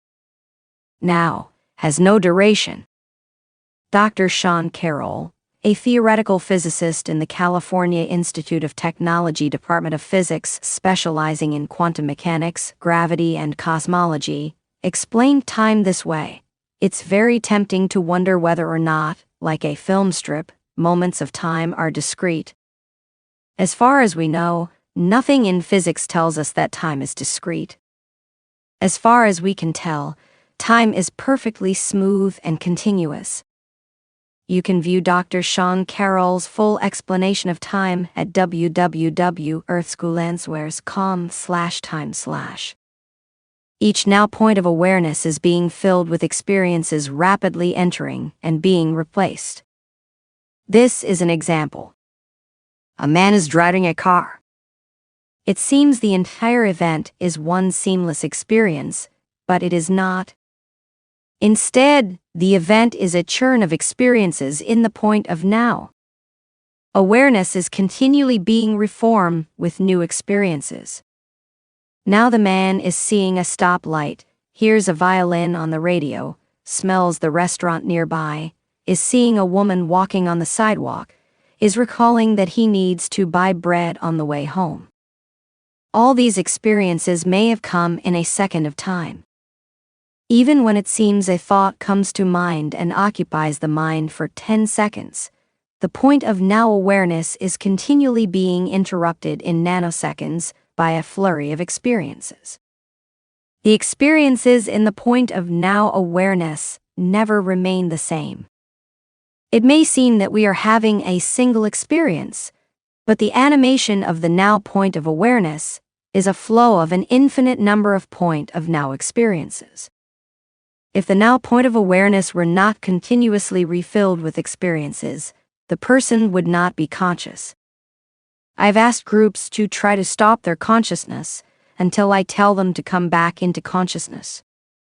The meditators go into their characteristic mindset with their eyes closed, and when I ask everyone to come back, they open their eyes and insist they've stopped their consciousness. However, I tell them that if they had stopped their consciousness, they wouldn't have heard me tell them to come back. They would still be sitting there as unconscious as a toaster. As long as an experience comes into awareness, the person is conscious. Even in sleep, we are conscious. That's why alarm clocks work so effectively. These experiences include everything the person registers, consciously or subconsciously: sounds, sights, smells, touches, tastes, body conditions, pain, pleasure, thoughts, words, skills, events, speaking, and all the other experiences we have in our daily lives. They include dream states and dreamless sleep, when we're told we venture off into other realms but don't recall the adventure. Our awareness is always present, unaffected, calm, and peaceful. The stable, unchanging component in all of these point-of-now experiences is our awareness. Awareness is continually filled and refilled by an unceasing flow of transient experiences. However, our awareness always remains. It is our soul. In meditation, the meditator stems the flow of experiences into the point-of-now awareness. What remains is a feeling of peace through experiencing only the underlying awareness that is always non-judgmental, loving, boundless, and peaceful. The basis of our mind is the love and peace of our awareness, the soul. We interrupt the natural state of being loving and peaceful by filling awareness with experiences that naturally give rise to fear, sadness, excitement, anxiety, joy, and all the other emotions. However, our goal in Earth School is not to be in a continual state of meditation, with no experiences that interrupt the natural love and peace of pure awareness. Our goal is to use the power of our free will to understand and change the interpretations of experiences so we have the love, peace, and joy of pure awareness even in the presence of experiences that could result in feelings of sadness, fear, and frustration. The experiences are not who we are. We are the awareness having the experiences. There's much more about that in the book, Earth School. Love, learn, be happy. Conscious and subconscious awareness. There are two areas of awareness: conscious awareness and subconscious awareness. The first of these areas of awareness is conscious awareness. Conscious awareness is experiencing the sight of a bird, remembering a person's face, experiencing the smell of a rose, tasting chocolate, and any other single experience we are conscious of. The now point of conscious awareness is very limited and slow. It seems like we're looking at a panorama when we look ahead, but we are seeing only a small segment of the visual field. If you hold your arm out straight and put your thumb up, your field of vision is about the size of your thumbnail. While reading, readers will fail to recognize a word unless they are fixating within 3 to 4 character spaces of the word. 40 You can notice vaguely the area close to your thumbnail size vision. However, everything outside of that area is filled in by your mind. You can see it indistinctly, but you're not focusing on it. You assume it's there. You move your eyes and stop to see, then move your eyes and stop to see, repeating the movement and stopping to see in discrete actions. You cannot see when your eyes are moving. You can test that for yourself. Stand with your face around 8 inches from a mirror. Look at your left eye. Then look at your right eye. See whether you can see your eyes move. Do that several times. You don't see your eyes moving. The move-stop-see movements your eyes experience are called saccades. The fact that you can't see when your eyes are moving is called saccadic suppression. You would live your life in a blur if you were seeing as your eyes were moving. Each time your eyes stop, you see a small area. You aren't seeing a significant distance to the left, right, away from you, or towards you. It may seem that you're scanning in a smooth movement, but you are taking in only a thumbnail-size area at a time. If you were looking for a tiny pill that was a foot to the right or left, you likely would not see it in a single focus. This focus on one sight area results in what is called change blindness. In well-known demonstrations of change blindness, you can be looking at a picture that has a change made on it as you're looking at it, and miss the change. You can see a video demonstrating change blindness at www.earthscholanswears.com/blindness/. In the same way, your attention to a sound, touch, smell, or body sensation is narrowly focused. Think about what is going on with your left foot. What does it feel like now? Think of your right hand. What does it feel like now? Think of the feeling in your left foot and right hand at the same time. You can't do it. Accessing the sensation of one body part occupies your point of now awareness. You can focus on only one experience at a time. Now think of your mother's name. That is filling the point of now awareness with a new experience. Where was your mother's name before you brought it to mind?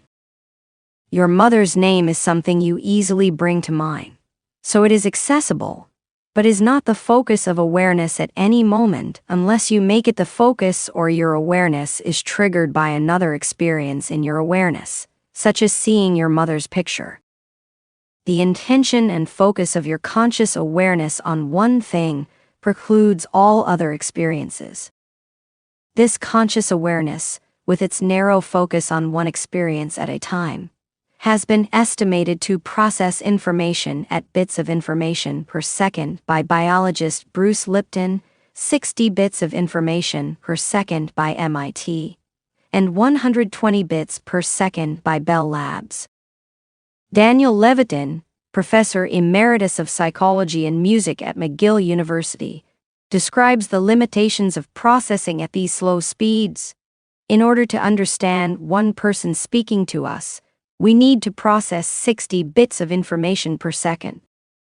With a processing limit of 120 bits per second, this means you can barely understand two people talking to you at the same time. I suggest that the confusion we feel when two people are talking at once indicates our processing speed is closer to the 40 or 60 bits of information per second. Our conscious awareness is very limited in what it can attend to, usually one experience or one speaker at a time. You can watch a video demonstrating that your awareness is focused on the very small area of experiences at the point of now awareness at www.earthscholanswears.com/change/. Subconscious awareness in the point of now. The second area of awareness in the point of now is subconscious awareness.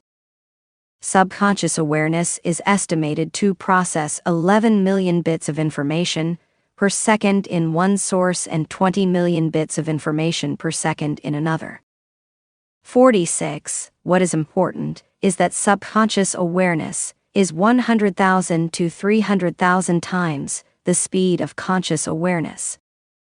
Subconscious awareness has access to all the experiences in the universal intelligence, from any place and any time, including thoughts, traumatic experiences, creative thinking, knowledge and skill experiences such as being able to play a piano or play tennis. While all experiences are accessible, we are able to access only those in our sphere or contacts and our focus of attention. For that reason, it seems that our repertoire of accessible experiences is small, but we have the capability of accessing any experiences. A great variety of experiences come into our subconscious awareness from this vast storehouse that don't rise to the level of conscious awareness, so we don't know we have accessed them. This portion of the chapter explains this treasure trove of experiences that come into subconscious awareness unbidden. In the explanations of subconscious awareness that follow, some writers I cite refer to the unconscious, but generally references to the unconscious are for repressed memories. In this book, I refer to subconscious experiences and subconscious awareness. Bruce Lipton, Ph.D., a cell biologist in the University of Wisconsin Medical School, estimates that 95% of what fills our point of now awareness is subconscious. See a video of Bruce Lipton explaining this at www.earthscholanswers.com/Bruce/. These are experiences, interpretations of experiences, and emotions that arise unbidden, usually because of triggers from other experiences passing through our awareness. Subconscious awareness is what allows us to perform skills such as speaking, driving a car, walking, and other common activities we participate in without having to bring into conscious awareness every muscle movement, recollection of a word, review of how to construct a sentence, muscle action in hitting a tennis ball, or other activity that requires speed in processing. These experiences from the subconscious fly into the point of now awareness and are replaced instantly. Someone can very quickly have a thought, create a sentence, form the words using language syntax, and speak the words in a sequence.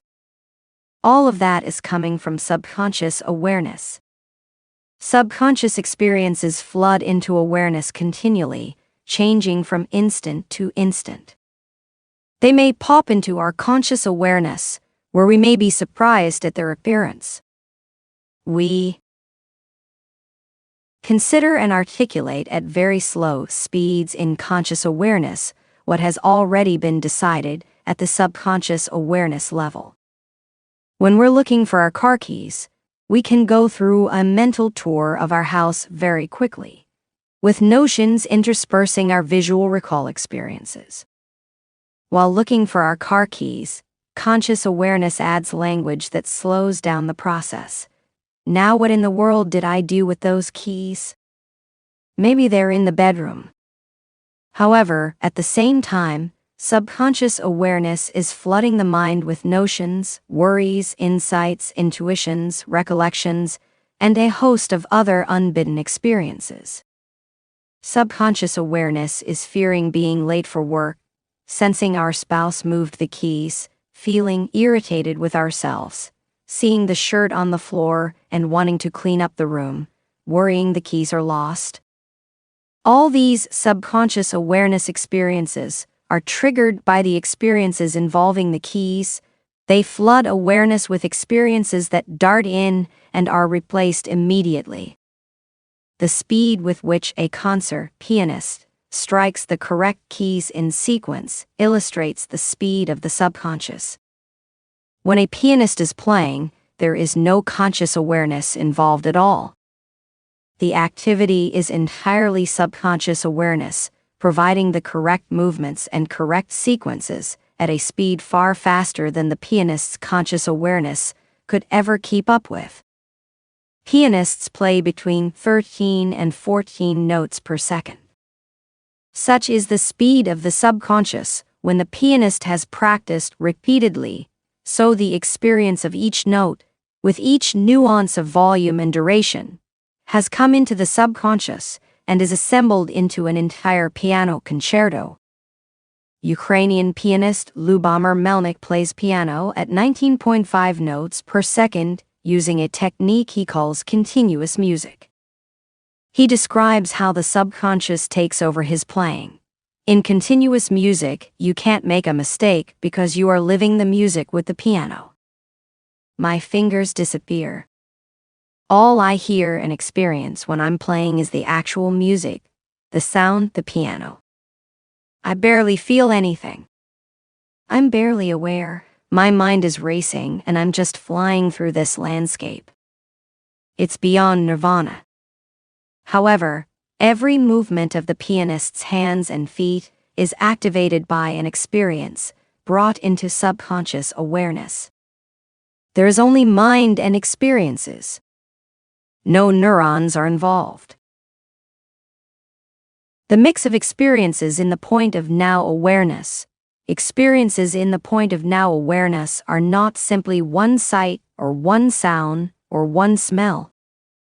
They are not like one note played on a piano. The instruments in an orchestra are a fine illustration of what conscious awareness and subconscious awareness are. The point of now awareness is like a piano concerto, such as Tchaikovsky's Piano Concerto No. 1 in B-flat minor. To listen to a short sample, link to www.com/piano/.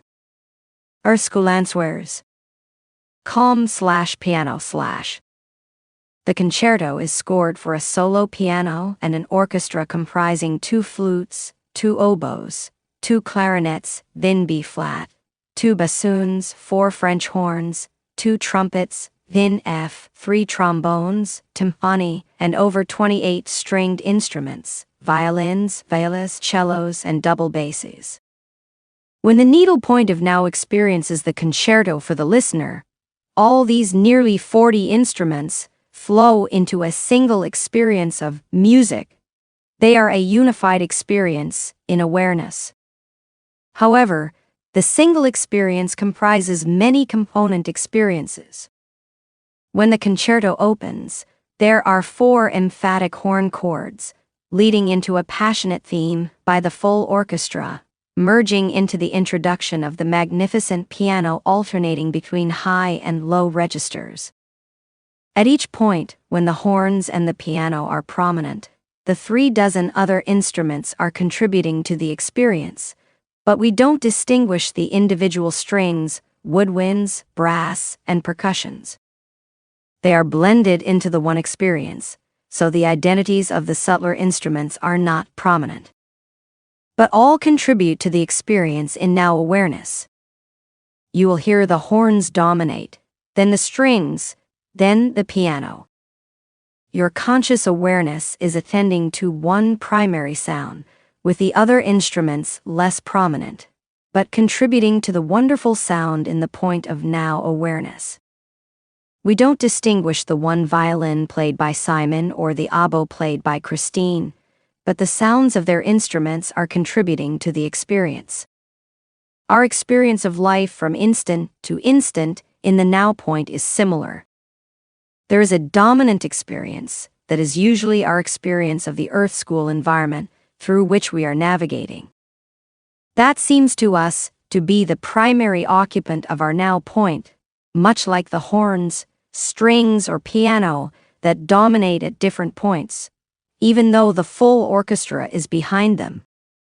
In our point of now awareness, 2, 5, or more experiences and interpretations of experiences are in subconscious awareness as we focus on the narrow, dominant experience in conscious awareness. They are all affecting our mind and the body experience, as all the instruments in the orchestra affect the performance at each point of now. Someone may go through the motions of driving a car using subconscious experiences, while the conscious awareness is thinking about what to say to her boss to get a raise. As she thinks about what to say to get the raise, subconscious experiences and interpretations are playing in the background. The actions of driving the car, noticing lights controlling traffic, fear she will be rejected by her boss, the pain of a toothache, worry the tooth must be pulled, loving thoughts from her husband that register subconsciously, and a guide encouraging her to slow down because the roads ahead are dangerous. Many experiences are playing at once, coming to the person as a single event in the point of now awareness. How much of our day is spent being led by the experiences coming from the subconscious? During every instant of the day, our awareness is being filled with experiences and interpretations from the subconscious that come unbidden when triggered by a previous experience that has come from the Earth School events or from memory experiences. The following authors explain the influence of the subconscious on our daily lives. substitute mind for brain or neural networks in their explanations. Elizabeth Loftus, cognitive psychologist and professor at the University of California at Irvine, is a researcher on memories and memory modification. When asked how much subconscious memories affect us in our daily lives, this is what she said: "We are aware of stimuli that we are not even aware have influenced us. We are responding automatically based on these subconscious or unconscious details or aspects of our environment." View her interview at www.erskulandswears.com/control/. David Eagleman is a neuroscientist who heads the Laboratory for Perception and Action at Baylor College of Medicine and is the founding director of the Initiative on Neuroscience and Law. He is the author and presenter of the PBS series The Brain. He explained the influence of the subconscious on our daily lives. Brains are in the business of gathering information and steering behavior appropriately. It doesn't matter whether consciousness is involved in the decision-making. And most of the time, it's not. Whether we're talking about dilated eyes, jealousy, attraction, the love of fatty foods, or the great idea you had last week, consciousness is the smallest player in the operations of the brain. Our brains run mostly on autopilot, and the conscious mind has little access to the giant and mysterious factory that runs below it, the subconscious. View the interview at www.erskulandswears.com/influence/. Thalia Wheatley, associate professor in the Department of Psychological and Brain Sciences at Dartmouth College, explains what influences our normal behavior. Most of the time, we're just doing what we're doing without thinking about what we're doing. Rupert Sheldrake, PhD, British biologist and researcher at Cambridge University, explains the phenomenon.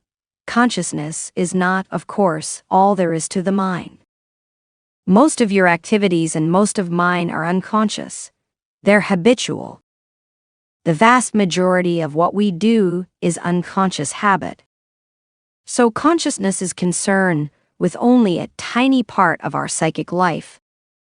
It's largely concerned with making choices. It's largely concerned with considering alternative possibilities. The subconscious can do its work on solving problems with no conscious awareness involved. It is commonly known that brilliant discoveries and insights come spontaneously into the mind. Most neuroscientists assume these eureka moments come from subconscious processing.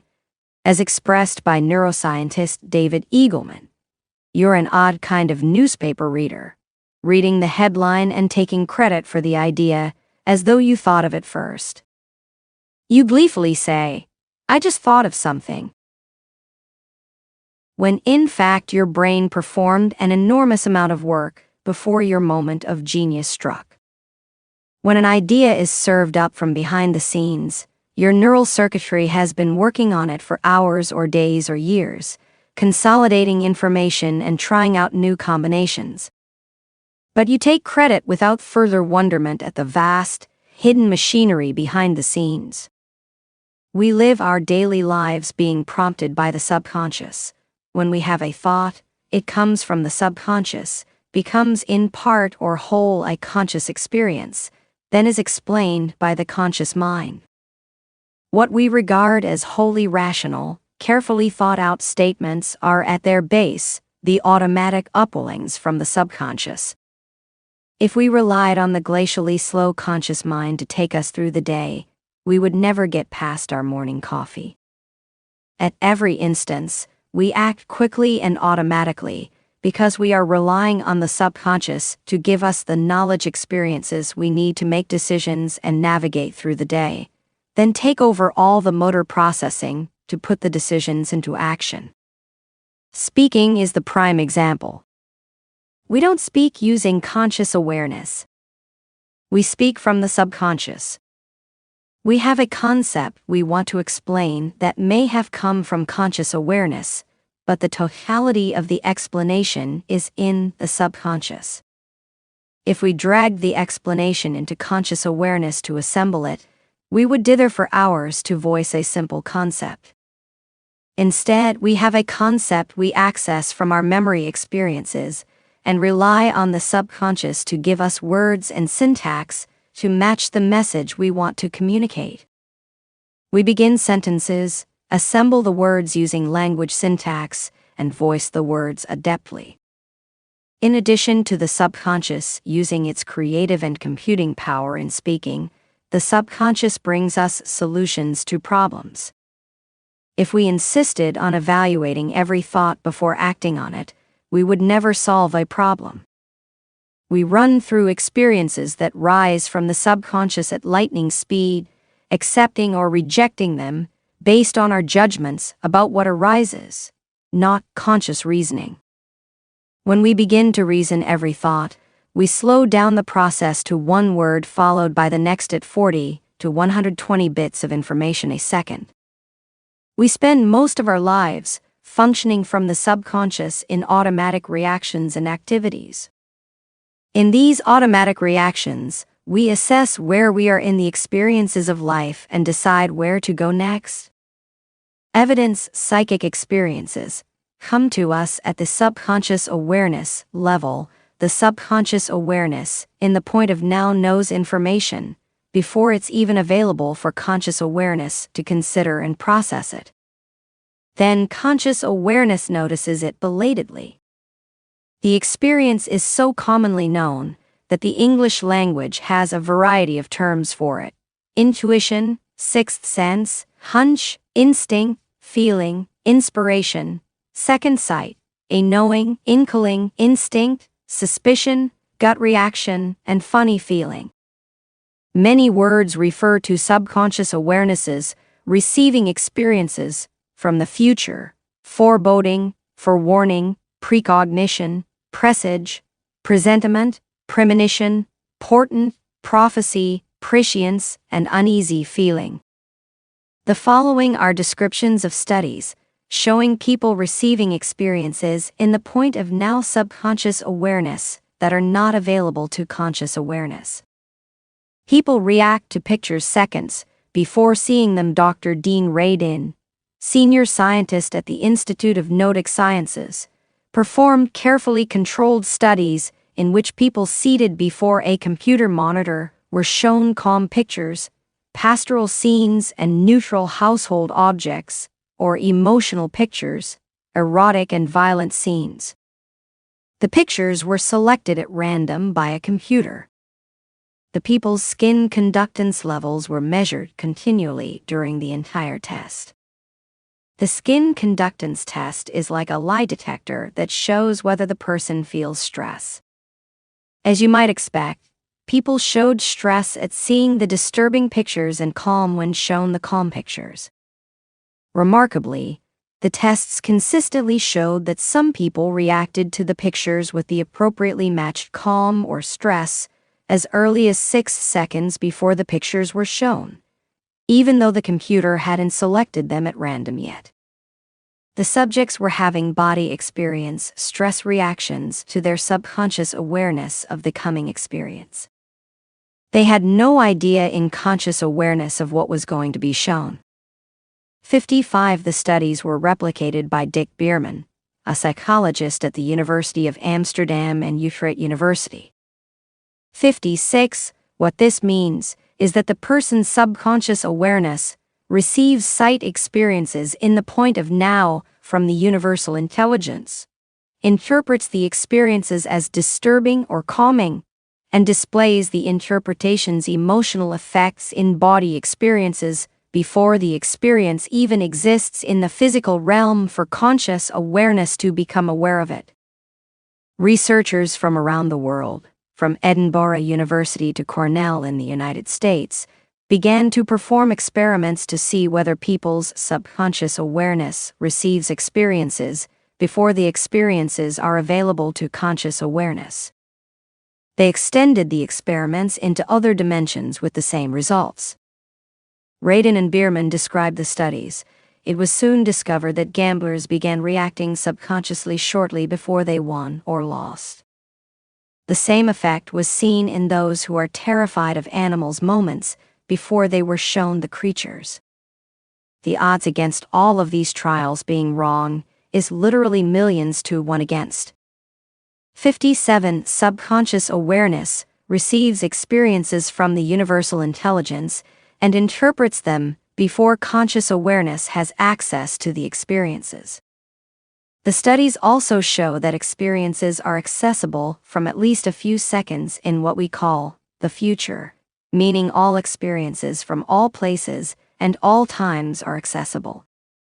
People successfully anticipate someone's call or visit. It seems that, since subconscious awareness receives experiences before conscious awareness has access to the experiences, the phenomenon most likely affects people's daily lives. That is the case. We've all had the experience of thinking of someone and a few minutes later that person calls or knocks on the door. It could be someone we haven't communicated with for days or weeks. To find out whether there really is a premonition that the person will call or knock on the door, Rupert Sheldrake, a British biologist, performed experiments in which he gave subjects a list of 4 people and had the subjects sit quietly beside the phone. They were then asked to select which of the 4 people they believed was about to call. The caller among the 4 was selected at random by rolling a die, so no one would know who was going to call. We would expect that the subjects would guess correctly 25% of the time, just by chance, 1 out of 4. However, Sheldrake had results of 45% accuracy, showing that people often did know before a person called who was going to call. 58. The subjects had no conscious awareness of the experiences to draw upon for the guesses.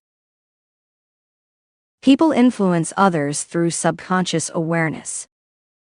In another set of experiments, people were able to influence other people's minds and body experience by focusing on them, even when they were separated from one another by considerable distances.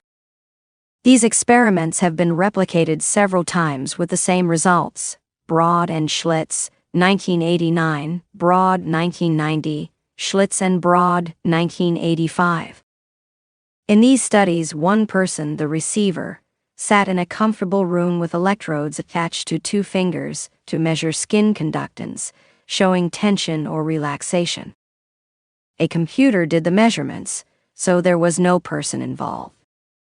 In a separate, distant room, another person, the influencer, also had electrodes attached to 2 fingers to see when the influencer was under stress. Records were available second by second of how each person's body was reacting. The influencer attempted to either make the receiver feel calm or feel agitated during 10 30-second periods.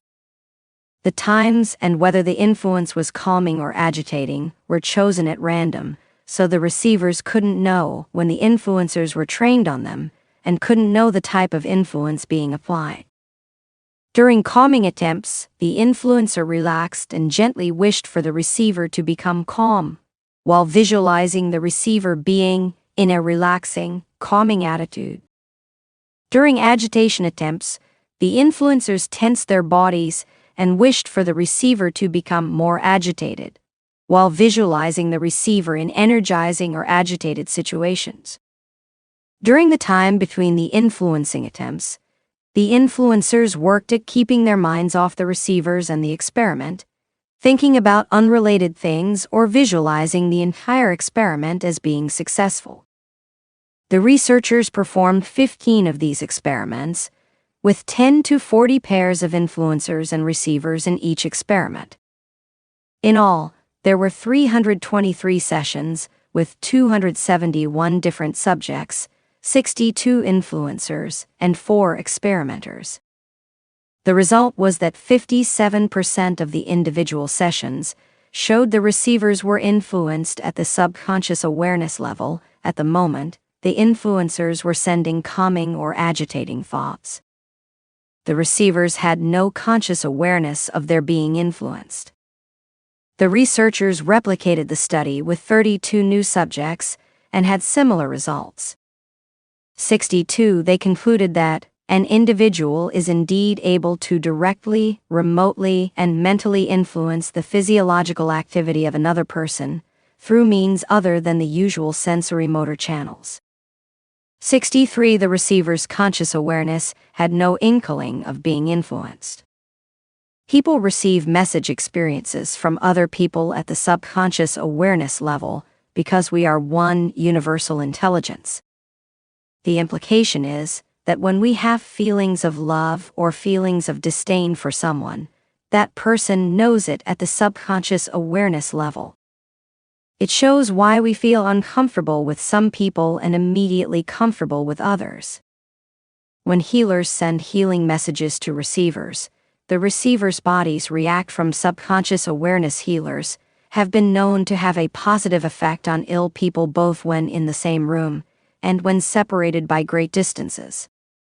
Whether healers could connect with those who are the focus of the healing, receivers, was studied by measuring whether the receivers had changes in brain MRIs at the moments the healers focused on them. Jeroen Achterberg, Ph.D., professor of psychology at Southwestern Medical School and the Saybrook Institute, studied 11 pairs of healers and receivers of the healing intentions. The healers were asked to try to connect with the receivers in any ways they used in their healing traditions: prayer, sending energy, sending good intentions, or wishing the highest good for the receiver. The receivers were in MRI machines, completely isolated from the healers and experimenters, who were in other locations. The healers were asked to send their prayers, healing thoughts, or good wishes for 2 minutes at irregular times determined by tosses of a coin. The study was blind because the receivers in the MRI did not know when the distant intentions were being set. The results of the study were highly significant. MRI scans of the brains of 9 of the 11 receivers showed major significant changes in brain function. Each moment, the healers began praying, sending healing or sending good thoughts to them. The experiences were at the subconscious awareness level. Subjects said they did not know when they were receiving the attention at the conscious awareness level.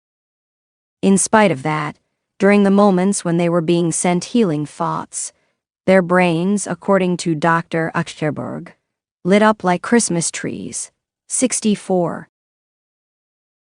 Measures of brain waves show people in the same room synchronize their brain waves. People commonly describe a feeling of a group unity among people assembled for a meeting. That phenomenon was studied by Dr. Nittamo Montecucco, professor at the University of Milan Centro di Medicina Olistica e Psicosomatica. His research, with up to 12 subjects in a room, showed a synchronization of the brain waves of the entire group, a phenomenon happening entirely in subconscious awareness. 65 people know when someone is staring at them. Between 68 and 94% of the population report having experienced the sense of being stared at. 66. A significant number of studies have shown that people in fact sense when someone is looking at them. The sense results because the subject's subconscious awareness is receiving the experience of being stared at, although their conscious awareness has no knowledge of it. Rupert Sheldrake, a British biologist well known for his research on consciousness, studied the sense of being stared at. In a series of trials, he had lookers stare or not stare at subjects at random times determined by tossing a coin. At times they were asked to guess whether at that moment they were actually being stared at. At other times they were asked to guess whether they were not being stared at. The results showed the subjects correctly guessed when they were being stared at on average 56.9% of the time. We would expect 50% correct by chance. This positive effect was highly significant, with the odds of its being by chance of 1 in 3 million. In one school in Germany in which students known to be sensitive to such impressions were tested repeatedly, 71 2% of the guesses were correct, and 2 of the students were right about 90% of the time. Sheldrake duplicated the study in more than 15,000 trials involving more than 700 subjects with the same results. 67. In an effort to eliminate any possibility that the people being stared at might receive cues that the lookers were staring at them, Richard Weissman, professor of public understanding of psychology at the University of Hertfordshire, and Marilyn Schlitz, Ph.D., Vice President for Research and Education at the Institute of Neurosciences, had a looker in one room looking at a monitor, while the person being stared at, the stare receiver, was in another room with a video camera trained at the back of his or her head. The stare receiver had electrodes attached to the first and third fingers of the hand to measure skin conductance that would reveal subtle tension in the body. When people see someone staring at them, their tension increases. That tension would show up on the skin conductance test if the stare receiver received the subconscious feeling that someone was staring at him or her. The stare receiver sat alone in a room with the door shut and had no possible contact with anyone outside of the room. The looker watched the person on the monitor only when told to do so. The times were recorded, along with the stare receiver's finger skin conductance changes. The result was that the stare receiver often reacted when being stared at from the other room, with the results beyond chance, just as Sheldrake's subjects had done with both people in the same room. 68. The study was replicated by Dean Radin, senior scientist at the Institute of Neurosciences, Dick Bierman, Ph.D., a professor at the University of Amsterdam, and Robert Morris, Ph.D., at the University of Edinburgh, with the same results. Many people's bodies reacted when they were stared at from another room. 69. William Broad, Ph.D., a University of Houston psychology professor, co-director of the William James Center for Consciousness Studies and director of research at the Mind Science Foundation, replicated the studies in 1990 and 1993. 70. This sense of being stared at is an experience that comes into the point of now subconscious awareness, is interpreted at the subconscious level, and gives the person a bodily reaction at the subconscious level. Conscious awareness has no knowledge of being stared at. Siblings' minds are linked at the subconscious level. We would expect that the minds of people who are closely related would be even more closely linked. We've all experienced a sense of knowing what's going on with a person we love, or knowing what they're thinking or finishing their sentences. To learn whether the minds of people close to one another are actually linked in subconscious awareness, studies have been performed with siblings. One test was performed under the intense scrutiny of television cameras in 1997 on a program titled Carlton TV's Paranormal World of Paul McKenna. The subjects were sisters Elaine and Evelyn Dove. Elaine sat in the studio in front of a large pyramid. Evelyn was in a separate room, sealed off from all noise and communication from outside the room. Evelyn had standard polygraph devices attached to her body to measure her stress. She went through some relaxation exercises, and her polygraph showed she was nicely relaxed. Meanwhile, in the other room, sealed away from Evelyn, Elaine was asked to watch the pyramid intently. As Elaine focused on the pyramid, without warning, the pyramid exploded in a burst of sparks, flashes, and colored smoke, startling Elaine and giving her a considerable shock. At exactly that moment, Evelyn's polygraph pen recorded a huge swing, with one pen running off the top of the paper. Without trying to communicate with her sister, Evelyn had experienced her distress in subconscious awareness. When asked whether she felt or sensed anything, Evelyn said she experienced nothing out of the ordinary. Her conscious awareness was not involved at all. Twins' minds are linked at the subconscious awareness level, It is widely known that twins are often telepathic, and when something happens to a twin, the other very often feels the same emotions or pain in exactly the same way, even though they are separated by thousands of miles. A well-known, extensive review of the studies of twins' mental connections was written by Guy Lyon Playfair. The conclusion of the review of the studies was that there is powerful evidence that twins are joined psychically through shared emotions, thoughts, tactile sensations, and even physical manifestations such as bruising or burning. The experiences in the receiving twin are in the subconscious awareness. The journal Science published a study by 2 physiologists who reported finding significant correlations in brain waves between isolated identical twins. These sorts of studies came to be known as distant mental intention on living systems, DMILS. At the subconscious awareness level, the twins' minds share experiences. 73. A demonstration of this link between twins was shown before a vast audience on January 10, 2003.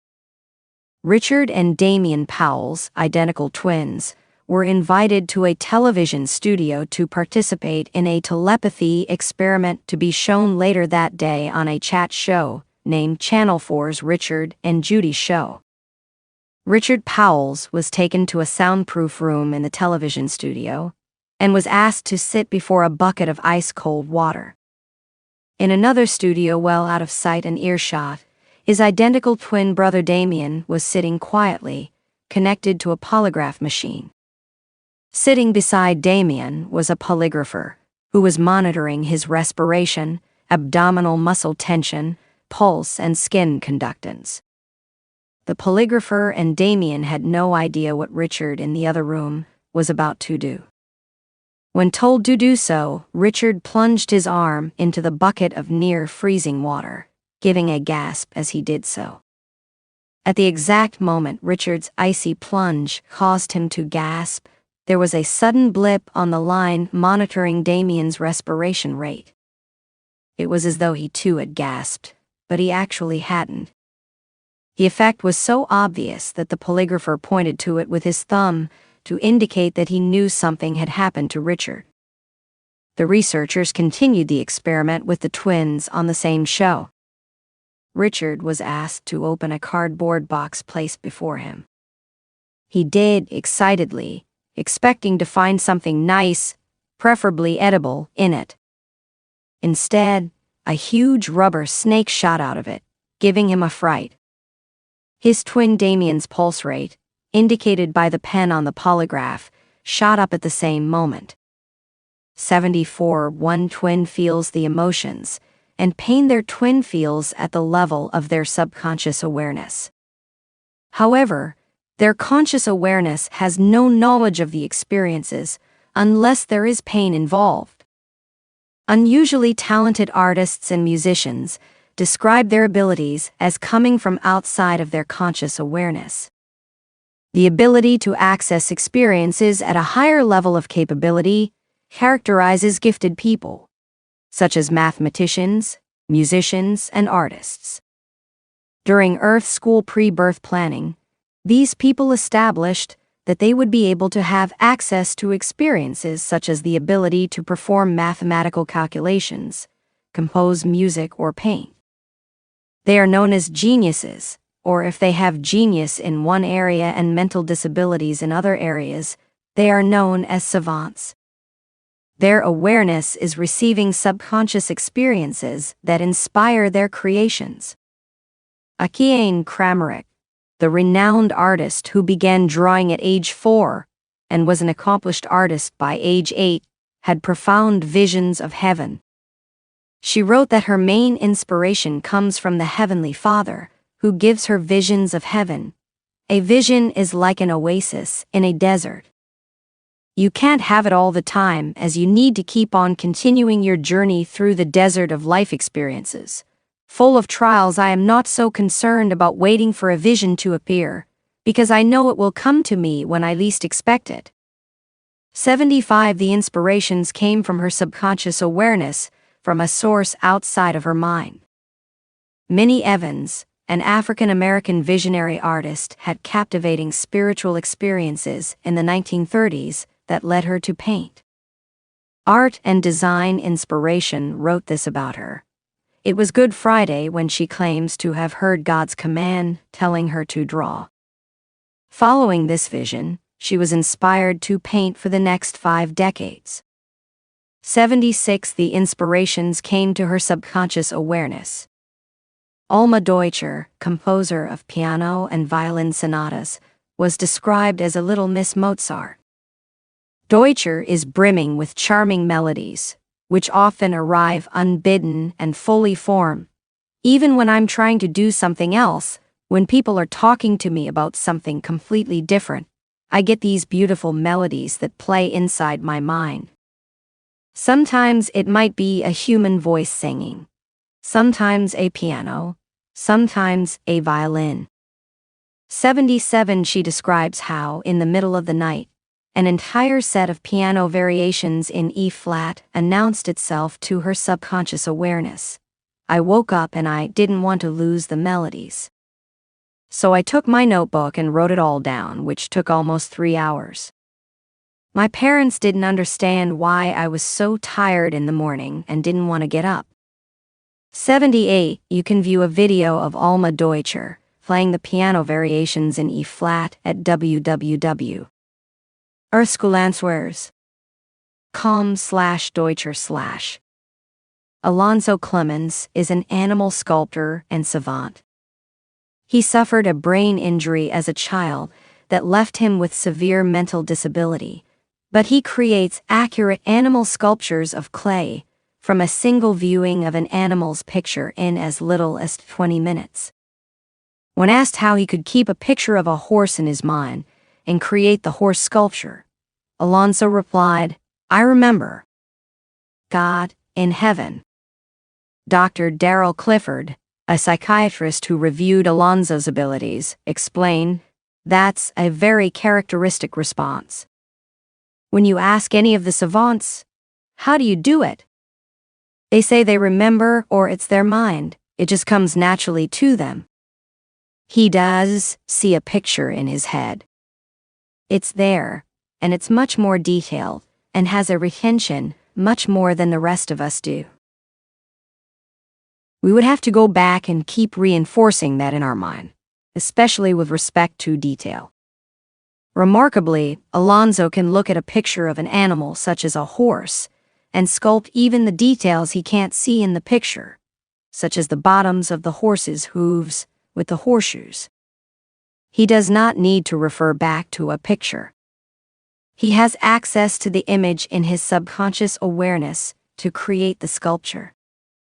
The most parsimonious explanation is that Alonzo, with his limited conscious awareness function, is open to the subconscious awareness experiences, where he has access to the image of the animal from the universal intelligence as he sculpts. Blind people are able to perform sighted activities, even though they insist they see nothing. The book, Your Eternal Self, Science Discovers the Afterlife, describes abilities blind people have that show they are receiving experiences in subconscious awareness that enable them to perform actions they should not be able to perform. However, while performing them, they insist their conscious awareness is unable to see or identify what they are responding to. The ability is called blind sight. Sight experiences come into awareness from the universal intelligence. A body with eyes is not necessary for the person to have the sight experiences. The sight experiences come into subconscious awareness. The blind person must then accept the sight experiences to be able to use them in normal functioning. Even after learning to do so, the blind person still may insist he or she is completely blind and unable to have sight experiences. In a study published in the Journal of Neuroscience, researchers wanted to discover whether the phenomenon of blindsight is real. They tested a patient with a destroyed visual cortex, resulting in full cortical blindness. While in an fMRI machine, the subject's amygdala, the area of the brain that activates to evaluate whether something is a threat, activated each time someone looked at him at random points. The subject was receiving sight experiences in subconscious awareness, even though he was completely blind. In studies when people were made blind temporarily, they were still able to locate things on a computer screen. However, they were not conscious of seeing a visual image. The perception was in their subconscious awareness. A patient known as DB had brain surgery that accidentally damaged one side of his V1 visual cortex. He could no longer see anything to the left of his nose. However, DB would reach for things outside of his field of vision on the left side as though he could see them. Researchers shined a point of light at a location in his blind spot area. When asked where the point of light in his left blind area was, he said he couldn't tell because he was blind. When he was asked to guess where it might be, he was correct at rates far greater than chance. However, his conscious awareness was not aware of the objects or lights. David Linden, professor of neuroscience at Johns Hopkins University, found that if the visual cortex is damaged, people will assert that they cannot see anything, but when asked to pick up an object in an unknown location within reach, many can do so on the first try.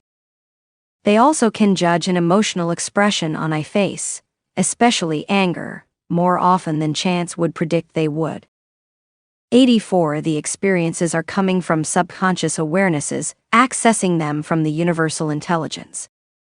Another phenomenon, called echolocation, also demonstrates that blind people can have subconscious awareness of objects in their environment, even though their conscious awareness registers nothing. 2 examples of blind people able to use echolocation to navigate the world adeptly follow. In both cases, the explanation for their abilities is that sight experiences are accessible by subconscious awareness, apart from the body. They use clicking sounds in what they believe is echolocation, but these sounds are only devices that give their conscious awareness confidence to accept what the subconscious reveals to them, much like scrying. Ben Underwood, who lost his sight to cancer as a toddler, had 2 artificial eyes made of plastic. However, he walked without a cane or seeing eye dog, played video games, and identified objects he passed by name. That's a fire hydrant, or that's a trash can. Ben made clicking sounds with his mouth that he claimed were like sonar, bouncing off objects and returning to his ears so he could identify them by sound. However, that claim was never tested, and he was able to name things distant from him, such as buildings, that his clicking would not be able to identify. He could play video games, and in a pillow fight, he could throw a pillow to hit a targeted person, even when the person was moving silently. 85 You can watch a video about Ben at www.earthscholanswers.com/Ben/. Other blind people believe they are using echolocation to perform sighted activities. One example is Brian Bushway. Brian lost his sight when his optic nerves deteriorated as a child. He now is completely blind, but is able to identify objects in his surroundings with an accuracy far beyond the ability of a person using clicks in a sonar-like fashion. He can ride a bike while avoiding obstacles, distinguish a bush from a tree, and tell a footpath's direction. He can identify fine movements that the gross capabilities of sound echolocation could not account for. As he said, it was more than just hearing. I was actually imaging the world around me. Melvin Goodale is a Canadian neuroscientist and director of the Brain and Mind Institute at the University of Western Ontario, where he holds the Canada Research Chair in Visual Neuroscience. After working with Brian, he reported, when we tested Brian on his ability to detect changes in the position of an object, he was absolutely astounding. He could tell if we moved the object only a few inches, something that I never expected someone who was echo-locating would be able to do. He doesn't have super hearing or anything of that kind. He was tested by a clinical audiologist, someone who tests how good your hearing is. He's actually normal for his age. What he can do, and what is quite amazing, is he can attend to these very tiny echoes that we ignore. You can see a video about Brian's ability at this link, www.erskulandswears.com/Brian/. A blind autistic savant named Ellen Boudreau is able to walk without running into obstacles using chirping sounds. As she learned to walk, her parents noticed that she had a spatial sense that was impressive for a blind child. She was able to pinpoint the exact location of objects in front of her, such as fences, walls, and buildings that were at a distance of about 6 feet away from her. Throughout her childhood, she developed and used a form of radar that consisted of little chirping sounds that enabled her to get a very good sense of direction and navigate her way through life. 88. The possibility that she is able to detect the sound waves bouncing back from objects was never demonstrated to be possible, and she is able to avoid soft obstacles such as stuffed chairs and couches that would not reflect sounds. She is accessing subconscious experiences that enable her to avoid obstacles. The chirping sounds give her mind permission to accept in conscious awareness what is coming through her subconscious. In another case of blindsight, a patient named T.N. had his visual centers damaged from 2 strokes that left him completely blind. Nurses noticed he seemed to have visual responses, so researchers, curious to know more about his condition, asked him to walk down a hallway he thought was empty, but which was cluttered with boxes, chairs, and a filing cabinet.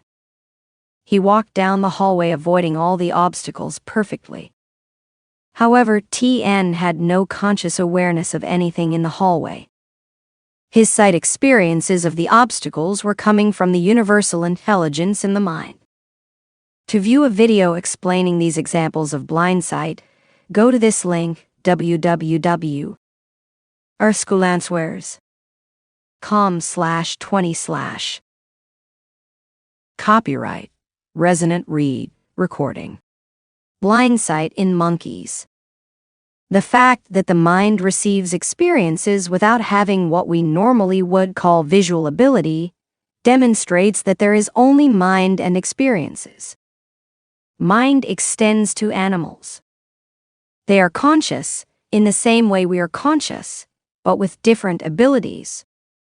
That means they have conscious awareness and subconscious awareness.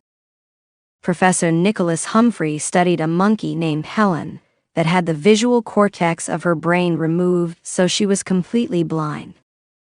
However, he discovered that Helen was able to navigate her environment and locate objects just as though she had sight. When she was anxious, she lost the ability.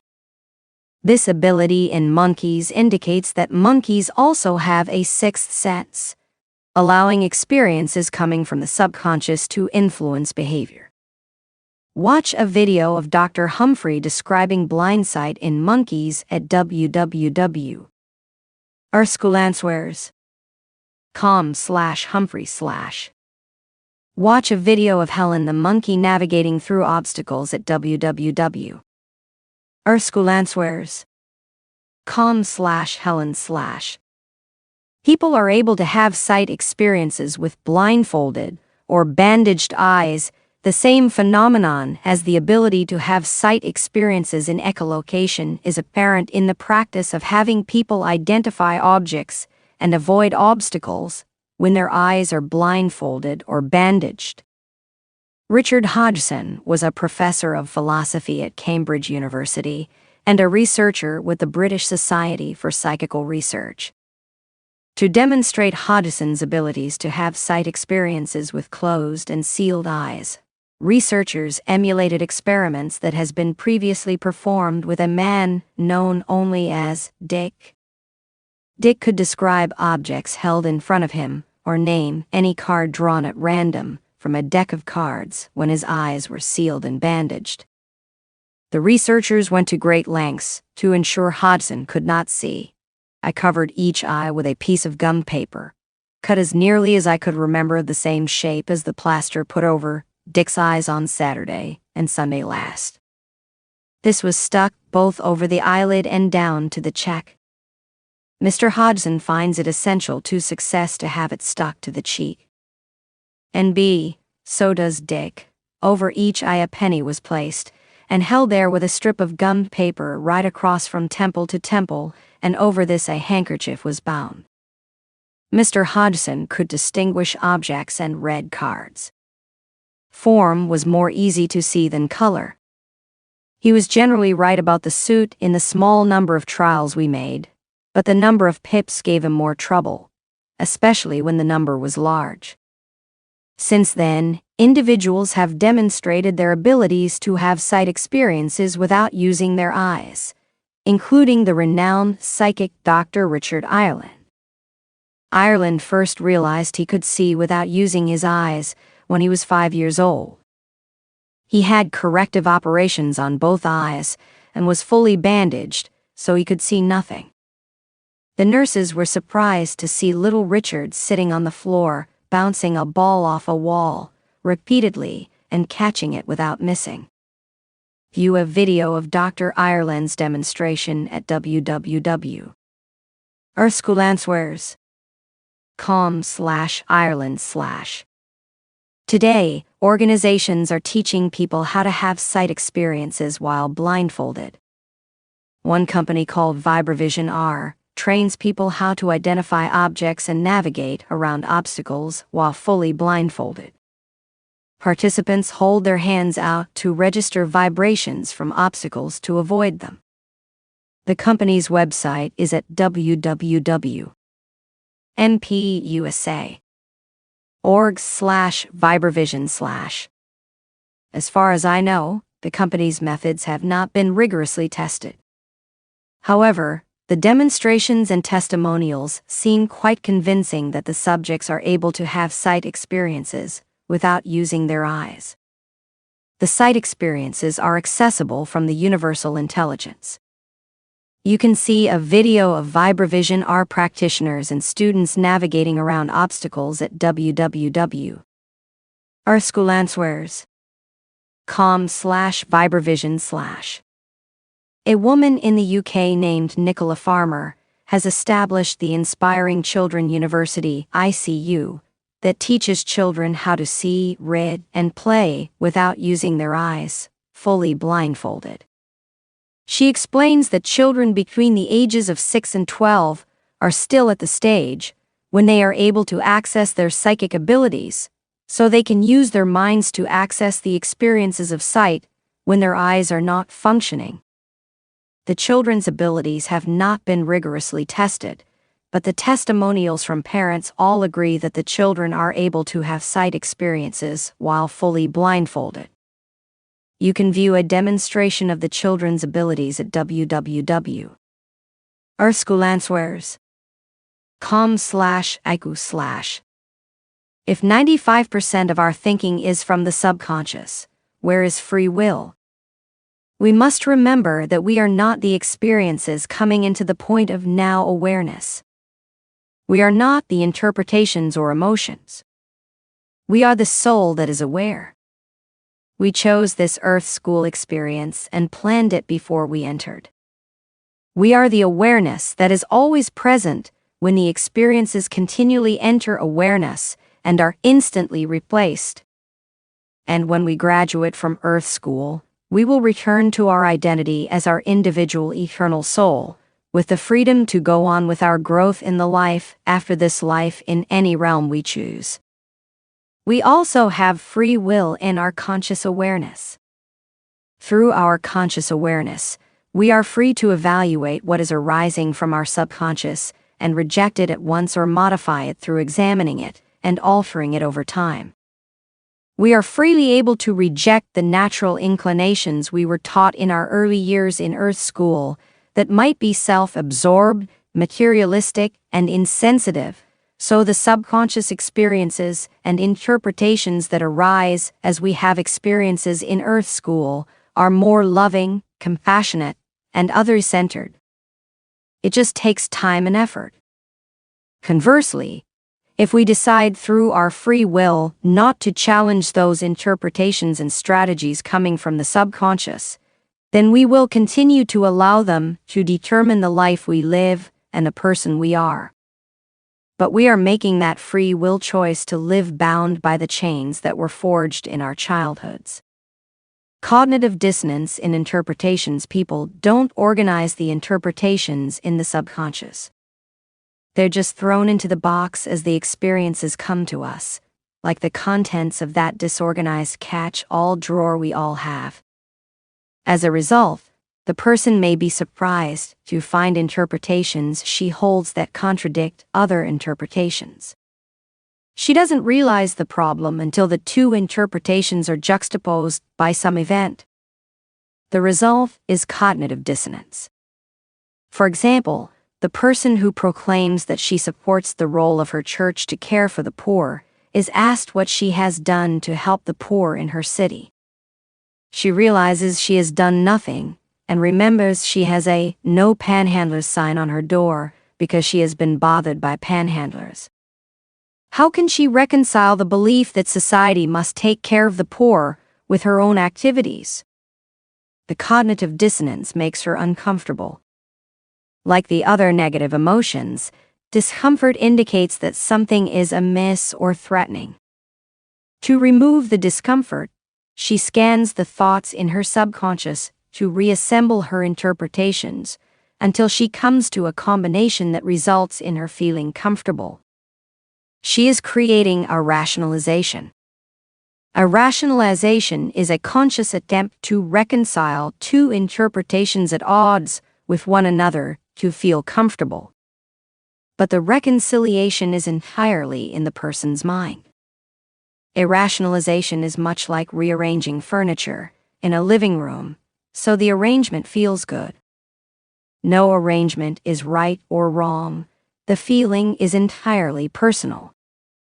And so, the woman concerned about the cognitive dissonance between what she professes about the poor and what she is doing may scan her subconscious interpretations and rearrange the furniture into this configuration. I have looked for agencies that help the poor in my city and couldn't find any. I've done as much as I can do until someone tells me where I can help the poor. I'll take down the "No Panhandlers" sign. As a result, she feels she's doing a noble deed by taking down the sign, and feels satisfied she has given it her best effort to find an agency to help the poor. With the interpretations rearranged, she feels comfortable. All's right with the world. However, all that has happened is that she has rearranged her interpretations. We spend much of our lives moving the furniture in our minds to feel good about ourselves. Whether the resulting rearrangement is true or logical or valid makes no difference. What matters to the person is that he or she creates an arrangement that removes the discomfort and results in an okay feeling. Ordinary life rewards the automatic subconscious responses that are most satisfying to our culture. The self-assured manager, the empathetic mother, the hard-working teenager all are acting from the spontaneous activities of the subconscious. They are good at performing well, so they receive rewards. At times, out of the subconscious comes fear, defensiveness, anxiety, and other negative emotions. These automatic responses from the subconscious arise from what neuroscientists call the reptilian brain. The interpretations of experiences are those the culture has taught, which include generous amounts of fear, insensitivity, and even violence. Changes in the subconscious interpretations normally occur through the experiences of reward or punishment following actions, without conscious effort.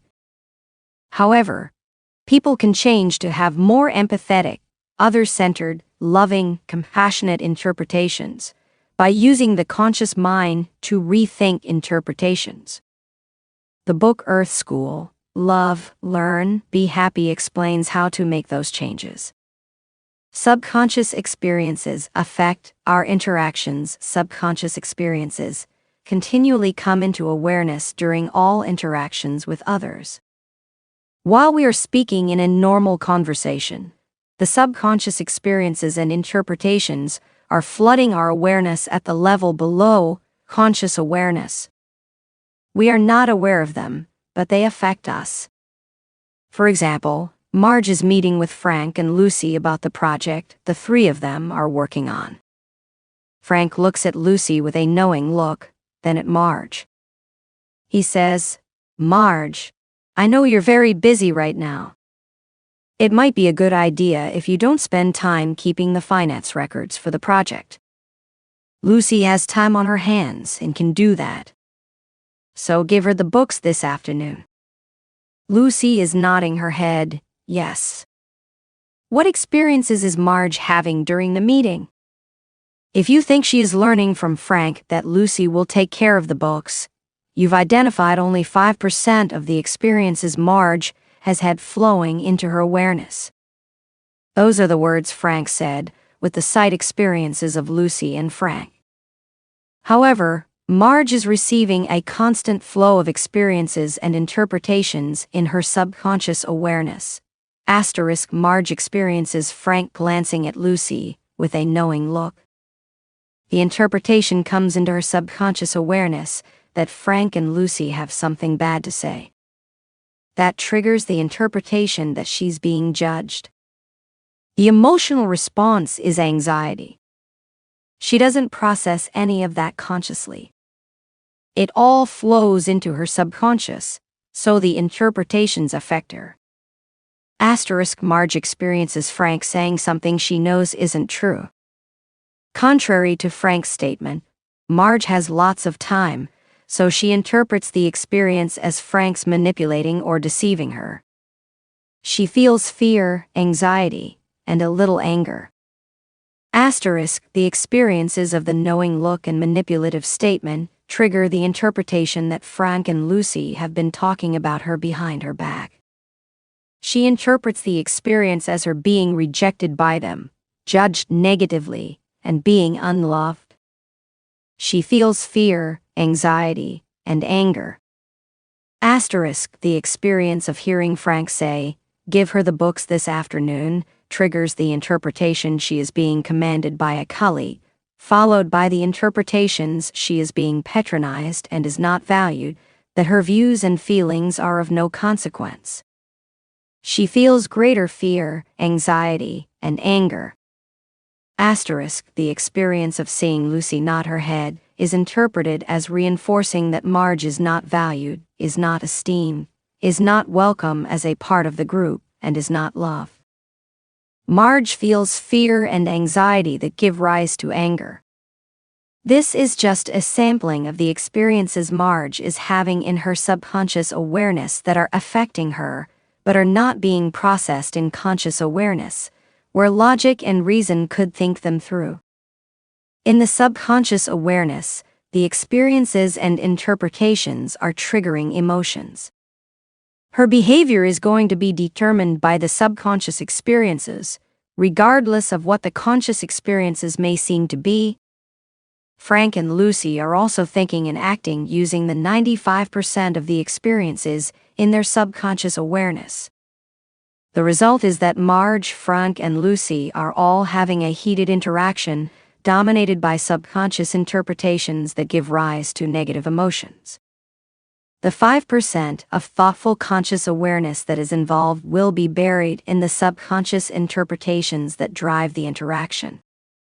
Through her subconscious awareness, Marge has learned much more than the fact that Frank wants Lucy to handle the books.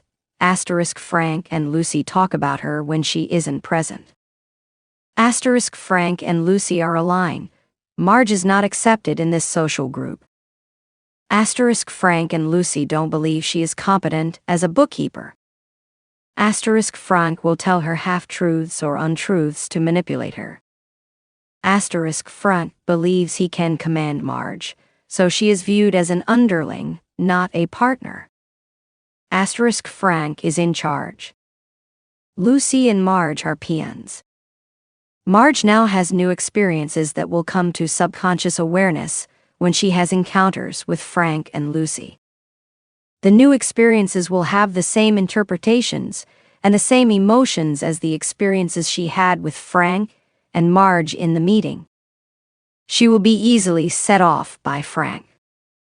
Marge can break the cycle of having the negative interpretations and negative emotions come into subconscious awareness during interactions with Frank if she draws the experiences and interpretations out of her subconscious and examines them to see whether she wants to continue having the interpretations that result in her negative emotions. At the time the dialogue is taking place, she has little control over the immediate subconscious experiences triggered to come into conscious and subconscious awareness. To change them, she must take time to work on them at some other, calmer time. The 95% of the learning Marge has experienced is coming from subconscious experiences. Most of our day is spent living out of the experiences we are not consciously aware of. We then explain the experiences and interpretations that have already determined our conclusions, using the most rational conscious explanations that fit the situation, whether they are coming from the subconscious experiences or not. The interpretations were set before the first word of the explanations was uttered. Subconscious messages and inspirations come from guides and people who love us living in the next life. We are continually receiving messages and inspirations from guides, helpers, loved ones, and people living in the next realm of life who are interested in us. All of their inspirations are intended to help us. We just have to allow them to come into our conscious awareness so we can act on them. We have much evidence that we are receiving inspirations all day. In Rob Schwartz's Your Soul's Plan, medium Stacey Wells' spirit guide describes how a man's classmates were inspired by their guides at the subconscious level to say things to the man for his benefit. I'm told that John's classmates were not soulmates in the sense of having made a soul-level agreement with him, Stacey replied, echoing the words of her guide. But they were impressed by their guides to say things. Their guides were working in concert with John's. They were given phrases, things to blurt out. I just asked if that was every time it happened, and I was told, yes, that was every time, and they would likely have no recollection of this. Rob adds this note. I was surprised by this information. I had not yet heard that spirit guides influence people in their speech.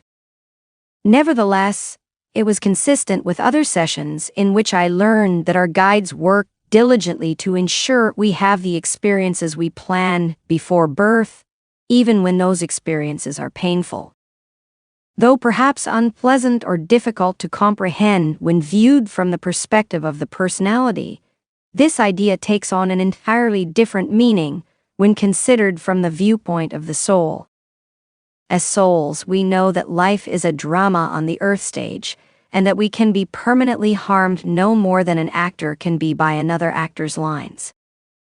Madame Curie, the Polish-French physicist and chemist who was a pioneer in the study of radioactivity and the first two-time Nobel laureate in two different sciences, transitioned from Earth School in 1934.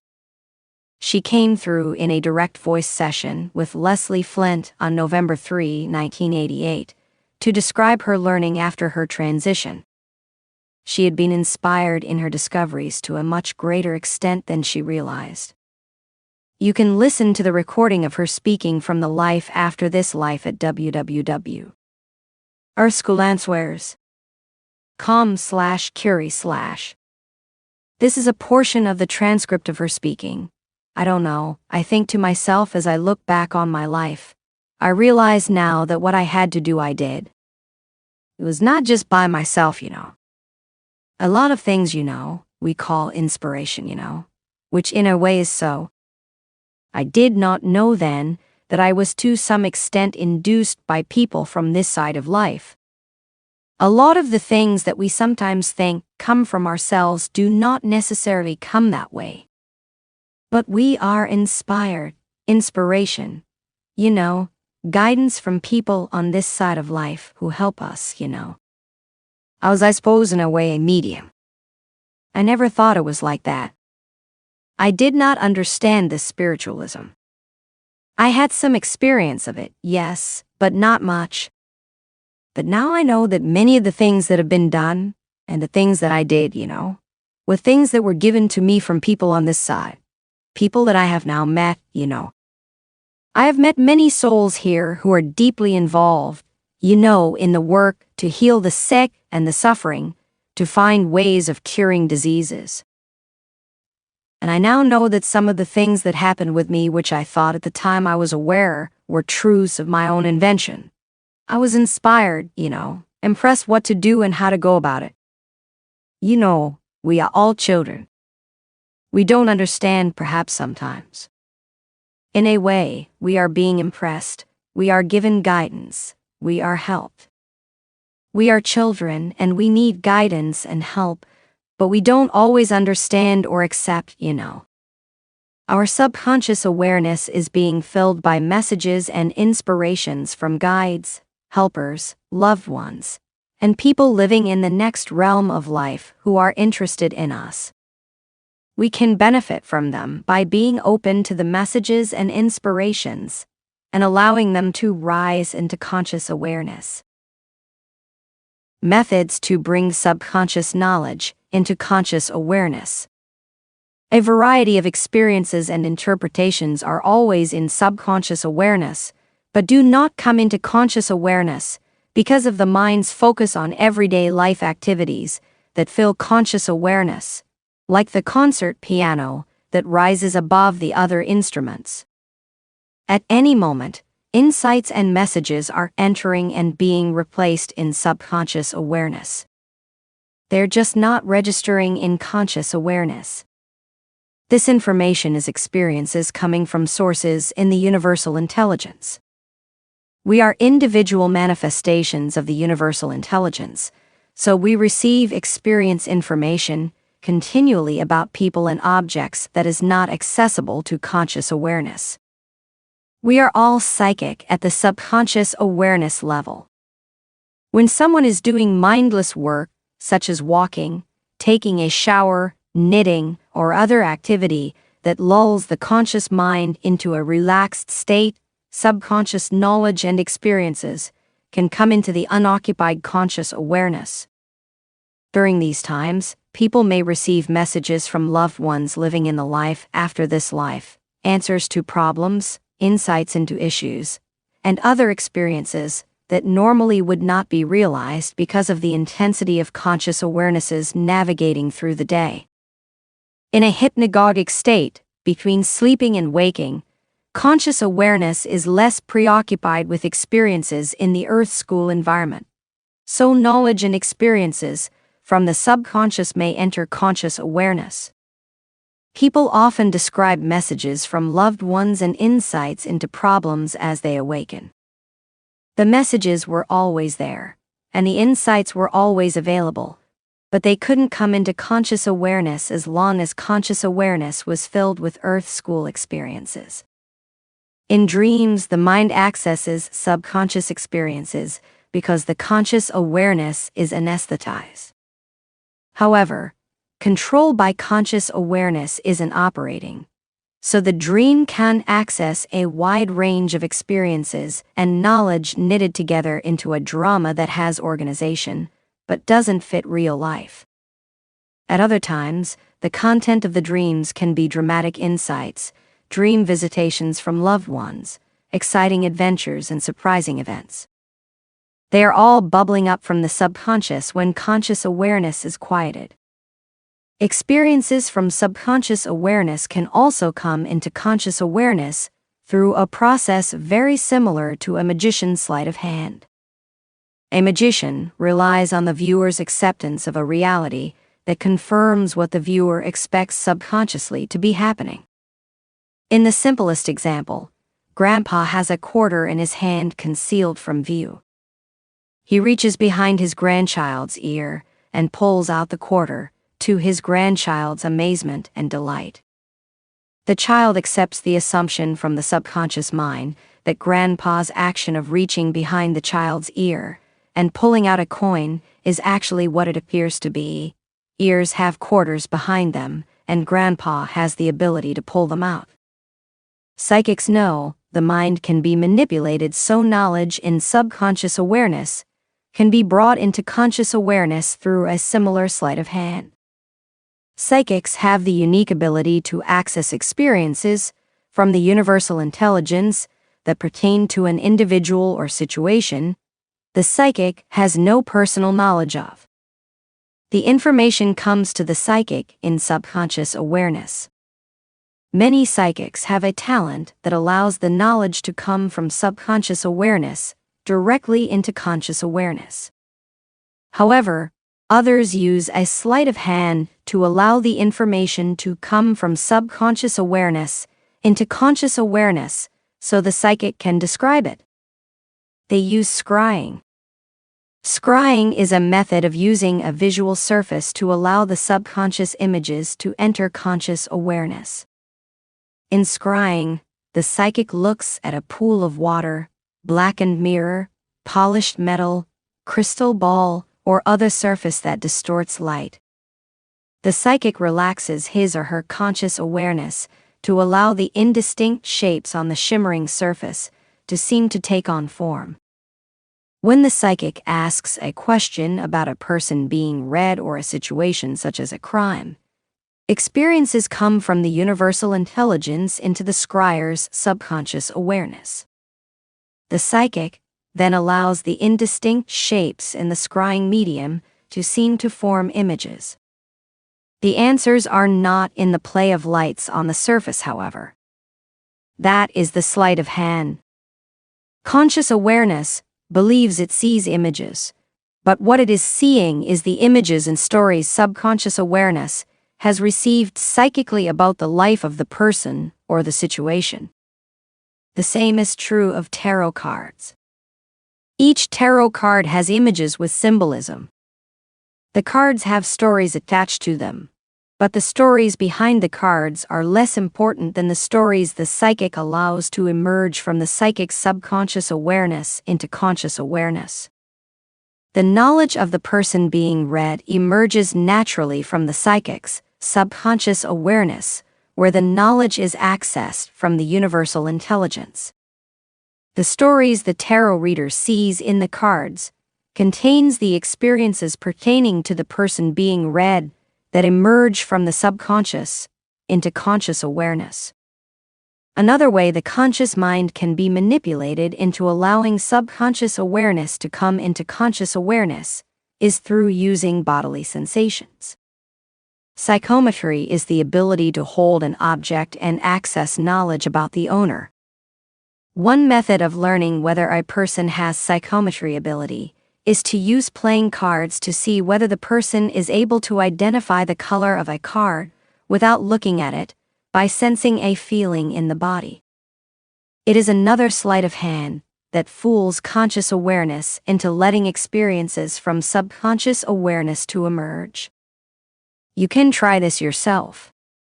Put 10 black and 10 red playing cards in a shuffled pile face down. Take the top card without looking at it and hold it face down on the palm of one hand. If the card feels mildly cold, it is black. If it feels mildly warm, it is red. Without looking at the card, put the card into a pile for the warm red cards, or another pile for the cold black cards. After doing this with all 20 cards, turn the piles over. If the warm red pile contains more than 5 red and the cold black pile contains more than 5 black, it could mean you have psychometry ability or other psychic ability. In my own case, when I first performed this procedure, I didn't count up 10 red and 10 black cards. I just took cards from the deck as they came. I did about 23 cards. When I turned the piles over, all the cards in the cold black pile were black. All but one of the cards in the warm red pile were red. I had fooled my conscious awareness into thinking the cards were warm or cold, so the information about the color of the cards could come to my conscious awareness from my subconscious awareness. The same phenomenon seems to be at work in a company called Vibravision R, that trains people how to identify objects and navigate around obstacles while fully blindfolded. I explained Vibravision R earlier. Participants hold their hands out to register vibrations from obstacles to avoid them. The founder describes feeling the temperatures of objects he holds while blindfolded to identify their colors. These sensations allow the experiences to come from subconscious awareness into conscious awareness as signals about temperature that are not in the objects.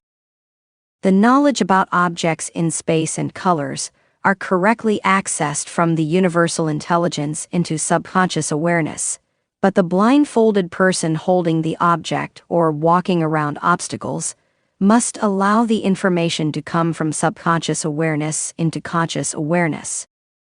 I previously provided the following link to a video of Vibravision R, practitioners and students navigating around obstacles and identifying things while blindfolded. www.com/Vibravision/.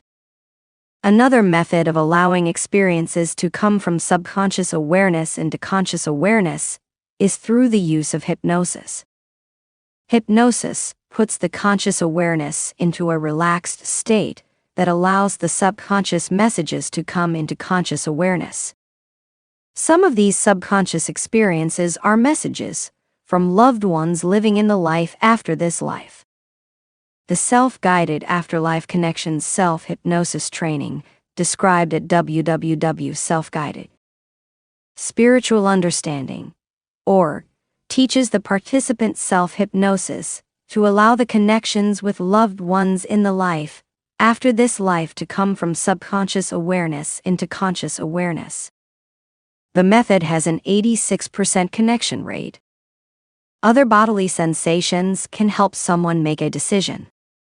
Some people are able to feel good decisions and bad decisions. When considering a decision, if an alternative seems to have life in it and feel good, it could be a good decision.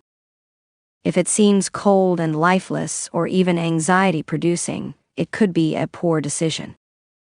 These and other methods are like sleights of hand that allow experiences to emerge from subconscious awareness into conscious awareness so the person can experience and understand them. Unaccepted subconscious experiences and doubt scrying, blind sight, and echolocation give the person the conviction the experiences coming into subconscious awareness are actionable reality. Subconscious experiences register continually at a subtle level in everyone's awareness, but people don't notice them, or they receive subtle intuitions and ignore them. When the person uses a sleight of hand technique such as scrying, blind sight, and echolocation, the subconscious experiences become actionable. The person acts assuming the intuitions or notions are reality. As Brian Bushway said of his senses when using echolocation, it was more than just hearing. I was actually imaging the world around me. When we drive a car, walk, climb stairs, or otherwise act, we do so using subconscious awareness. We take for granted the realities of our environment and act without doubt or reservation. We lift our feet to the next level on stairs, confident the next level is there. We walk through a living space, avoiding obstacles without thinking about the obstacles. Our walking is automatic. The senses of objects are in subconscious awareness. We don't have to recheck the sight or knowledge realities involved in walking through the room before acting. The subconscious awareness a sighted person has about objects that enables him or her to navigate a room comes from experiences given by the universal intelligence. The blind person also has experiences from the universal intelligence, but the experiences are different from the experiences of the five senses. They are a sixth sense. The blind person has subconscious sensed experiences akin to sight, accepts them as reality, and navigates around obstacles using those experiences in the same way a sighted person uses the subconscious experiences of sight in peripheral vision to navigate without consideration of the experiences. A blind person believes making clicks or chirps creates a sonar effect that allows him or her to identify objects, so the sixth sense impressions from the universal intelligence that are coming into subconscious awareness are accepted as actionable. The result is that for both the sighted and blind person, the person believes without doubt that what is coming from subconscious awareness about the environment is actionable reality. So the person is successful in acting without conscious consideration, even though the subconscious experiences do not rise to the level of conscious awareness. Doubt blocks the experiences from becoming actionable. The doubt about the reality of the sixth sense experiences keeps the experiences from becoming actionable, because there is a vast array of five sense experiences waiting to fill the point of now conscious awareness, including experiences in the Earth School environment, memories, imagination, and competing experiences in subconscious awareness. When the person doubts the validity of the subtle subconscious experience, one of the many other experiences occupies the space. The subtle subconscious experience is not acted upon. The normal blind person feels he or she has no senses to navigate a room, so the ability doesn't manifest itself. Echolocation gives the blind person confidence in the sixth sense. It eliminates doubt, so the sixth sense experiences become actionable. The interference resulting from involving conscious awareness in attempting to receive the subtle experiences from subconscious awareness has been demonstrated in studies by Dr. Dean Radin, senior scientist at the Institute of Neurosciences, described earlier in this book. Dr. Radin had a computer randomly select and show calm pictures, pastoral scenes and neutral household objects, and disturbing pictures, erotic and violent scenes, to see how long it would take for viewers to react to the pictures. The tests consistently showed that some people reacted to the pictures with the appropriately matched calm or stress as early as 6 seconds before the pictures were shown, even though the computer hadn't selected them at random yet. However, when the subjects were asked to guess whether a disturbing or calming picture was to be shown next, the guesses were no better than would be expected by chance guessing. More important for this discussion, when subjects were asked to guess which pictures would appear next, their skin conductance showed the effort to guess eliminated the impact of the upcoming picture on their feelings of stress or calm in their bodies. The subconscious experiences were no longer accepted at even the subconscious awareness level. The effort to involve conscious awareness had effectively supplanted the subconscious awareness experience, so it no longer had any effect. Doubt and conscious analysis will interfere with receiving subconscious messages such as intuitions, psychic knowledge, inspirations, and communication coming from loved ones living in the life after this life.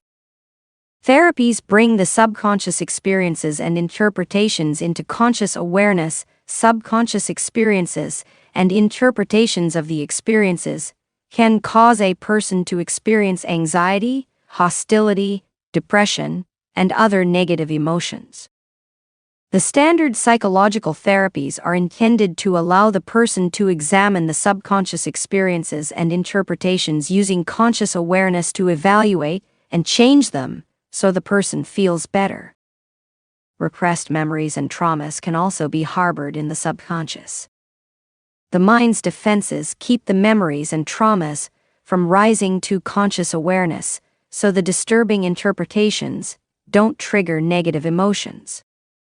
Psychotherapy can help clients bring the repressed memories and interpretations into conscious awareness, so the clients can understand them and reinterpret them to reduce their impact.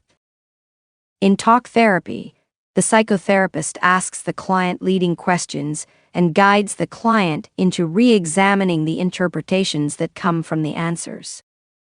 The psychotherapist looks for opportunities to create cognitive dissonance, so the person must re-examine the interpretations to reconcile them. Especially important is the psychotherapist's effort to have the adult client re-examine the child's interpretations that are no longer suitable for an adult. Self-talks in cognitive therapy let the person bring the subconscious experiences and interpretations to conscious awareness. A self-talk is words a person says in his or her mind that reveal the subconscious interpretations the person holds that automatically come to mind when the client faces experiences. The client may be saying to herself, "I'm so stupid. I can't learn anything." These self-talks voice what the client has as interpretations for experiences gained from childhood. The psychotherapist helps her examine her interpretations by guiding her through evaluating her statements rationally and challenging her interpretations. "Why do you believe you're stupid?" "My dad told me that, because I didn't do well in algebra." "Does what your dad said create truth in the world?" "No." "Then could your dad be wrong?" "Yes." "Then what is true?" "What have you done that shows you are capable?" "I'm getting BS and as in my coursework now." "Does that show you're not stupid, that you're very capable?" "Yes." "Then was your dad wrong?" "Yes." Eventually, the client may change the interpretation to, "My dad had his own set of problems. He was wrong about a lot of things. I have trouble with math, but I'm great with remembering facts about people, and I won't be Einstein in math, but I can learn enough to finish my degree." These reinterpretations help the person feel okay and comfortable. The interpretations will give the person confidence and feelings of self-worth and well-being. The talk therapy process helps the person bring subconscious interpretations into conscious awareness so the adult can change the child's experiences to fit his or her adult world. Movement desensitization and reprocessing, EMDR, enables the person to reevaluate experience memories and interpretations that enter subconscious awareness during experiences. In EMDR, the psychotherapist asks a client who is having emotional problems because of traumatic and disturbing experiences to recall the experiences and rate each on a scale of 1 to 10, with 1 being little disturbance and 10 being great disturbance. The psychotherapist then asks the client to visualize or think about the most disturbing memory experience, while the psychotherapist stimulates the left and right sides of the body using eye movements, headphones that play alternate clicks or louder and softer volumes, objects that vibrate alternately between the left and right hands, or tapping alternately the left and right knees. This procedure is called bilateral stimulation. The bilateral stimulation seems to bring the mind out of its normal broken record repetition mode, so the disturbing memory experiences and interpretations can be examined from an objective point of view. The objective point of view draws out subconscious issues and helps the client view them from another perspective. The result is often dramatic healing of traumatic and disturbing memory experiences. These methods used by psychotherapists have as their primary goal drawing subconscious memory experience and interpretations into conscious awareness so the person can examine them and decide whether they align with reality now. The result is that these subconscious interpretations can be replaced by healthier, more comfortable interpretations. The person feels better. We exist in the point of now experiences. Every moment of our conscious functioning is composed of conscious and subconscious experiences and interpretations of the experiences in the point of time called now. Our lives are composed of the stream of experiences and interpretations occupying the seamless now points.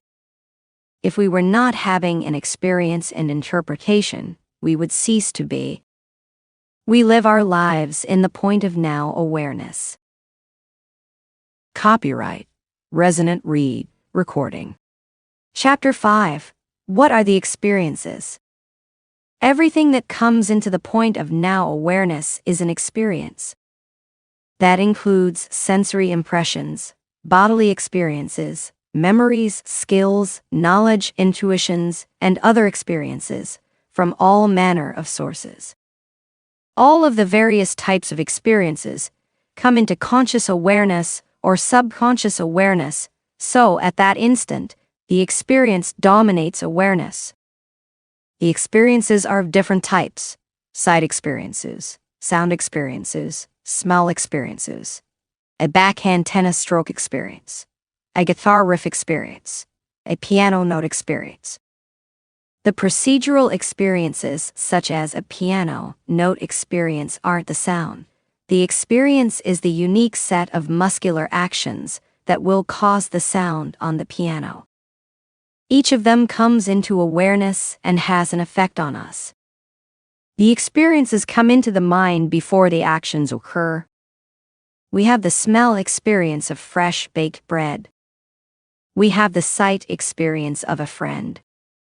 We allow the experience of a guitar riff or piano note to engage our muscles to create the sounds. They are all experiences in our repertoire that we are able to bring into conscious and subconscious awareness. We then have reactions or responses to the experiences. Some experiences are coming into conscious awareness from current activities in Earth School. However, the great repertoire of experiences we bring into our conscious and subconscious awareness comes from what we generally call memories or skills. We can't think of the memory or skill experiences as existing somewhere, like in a library or on a massive hard drive. They don't have form until we experience them. They are simply accessible. That's a difficult concept to understand, but one introduced by quantum physicists who assert that, at the quantum level, things don't exist until someone observes or measures them. A group of Australian scientists tested the assertion and concluded, at the quantum level, reality does not exist if you are not looking at it. Everything that ever was or ever will be is accessible in the universal intelligence. Everything is a potential experience we can have. When a person is not aware of the experience, it doesn't exist, but is accessible. For experiences that are accessible to exist, they must come into awareness. Our individual minds are not able to access all the experiences in the universe. Instead, we have a personal repertoire of experiences we can intend to come into conscious awareness, or that come into subconscious awareness unbidden, because they are associated with something in the now point of awareness. They are part of what we call our mind. They are not in the mind before being accessed. They are potentials for being in the mind's point of now awareness available for us to access. This repertoire of experiences the person is able to access is what gives us the primary sense of who we are. We feel we are a person with certain beliefs, skills, personality characteristics, attitudes, knowledge, experiences, and the body experience. However, these are simply potential experiences that could come into the point of now awareness. We are not the experiences. We are the aware soul that is allowing the mind to have the transient experiences. Experiences are brought into our awareness by the universal intelligence. When we navigate through the Earth School environment and experiences come to us as our circumstances change. Our intention summons an experience into awareness from memory. An experience in awareness cues another experience that comes spontaneously into conscious or subconscious awareness. Some source such as guides, helpers, and loved ones living in the life after this life bring messages into subconscious awareness. Aphantasia. The explanations in this book often refer to experiences that are mental images. Being able to visualize images in the mind's eye is a common ability, but not common to all people. People have a cognitive style of mental processing on a continuum from being a visualizer to being a verbalizer. A visualizer spends more time visualizing and is able to bring visual images into awareness. A strong visualizer can experience colored, detailed images. A verbalizer processes verbal information and experiences indistinct images in the mind. Most people are somewhere on a continuum between the two extremes of the cognitive styles, seeing various degrees of distinct, indistinct, and gray images. People with aphantasia have no experiences of mental images at all. For more about aphantasia, view this video, www.org/aphantasia/. That page has the link to a network for people with aphantasia. You will be somewhere on the continuum of visualizer to verbalizer style and may have aphantasia. When the explanations refer to images, if you are a verbalizer or have aphantasia, interpret the explanation to refer to the impressions you have about an experience. People without an inner monologue. The explanations also refer to having inner monologues in conscious awareness. You may be a person without an inner monologue. You will have lists and impressions that don't involve a dialogue of words. Dr. Russell Hurlburt, psychology professor at the University of Nevada, Las Vegas, suggests that inner speech is not as common as people believe it to be, and having no inner monologue is common. If you have little inner monologue, substitute references to voicing words in conscious awareness with visual imagery or impressions you have in your conscious awareness. You can view a video about not having an inner monologue, www.com/monologue/. Read about not having an inner monologue in a Psychology Today blog at the link on the same page. You can also see an informal talk by someone who has both aphantasia and no inner monologue at www.com/neither/.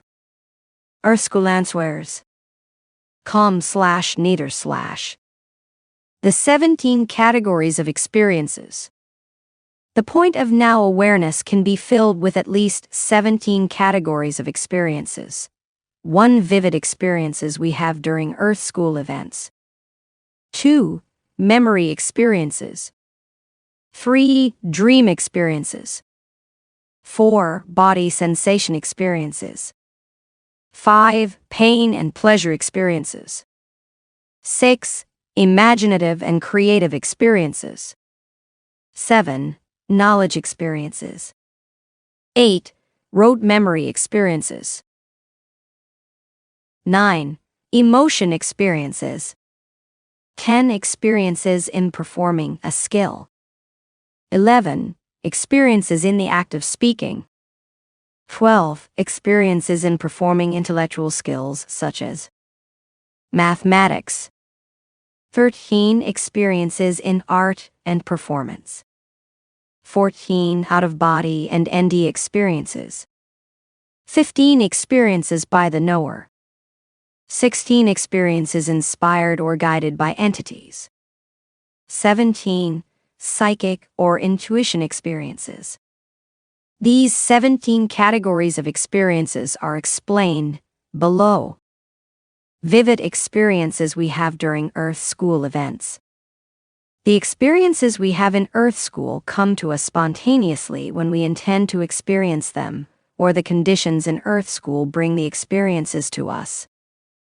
We intend to have a relaxing evening listening to the Mystic Moods Orchestra with a glass of our favorite wine. As a result of our intention, we turn on the music and have pleasant auditory experiences. We lift the glass of wine to our lips and have the experience of a pleasant taste of the wine. However, in Earth School, We also have experiences brought to us that we didn't intend. We experience the sound of a phone ringing as we're having our glass of wine. Then we experience the sound of our beagle barking insistently because she wants the experience of going on a walk. The experiences we intend and those that occur spontaneously all happen in awareness. They are not in a world outside of us. The universal intelligence provides experiences. The human-made realm of experiences has been built up by people living their lives in Earth School for millennia. For example, we stand in a room that is a complex set of experiences in the universal intelligence that we experience as a room.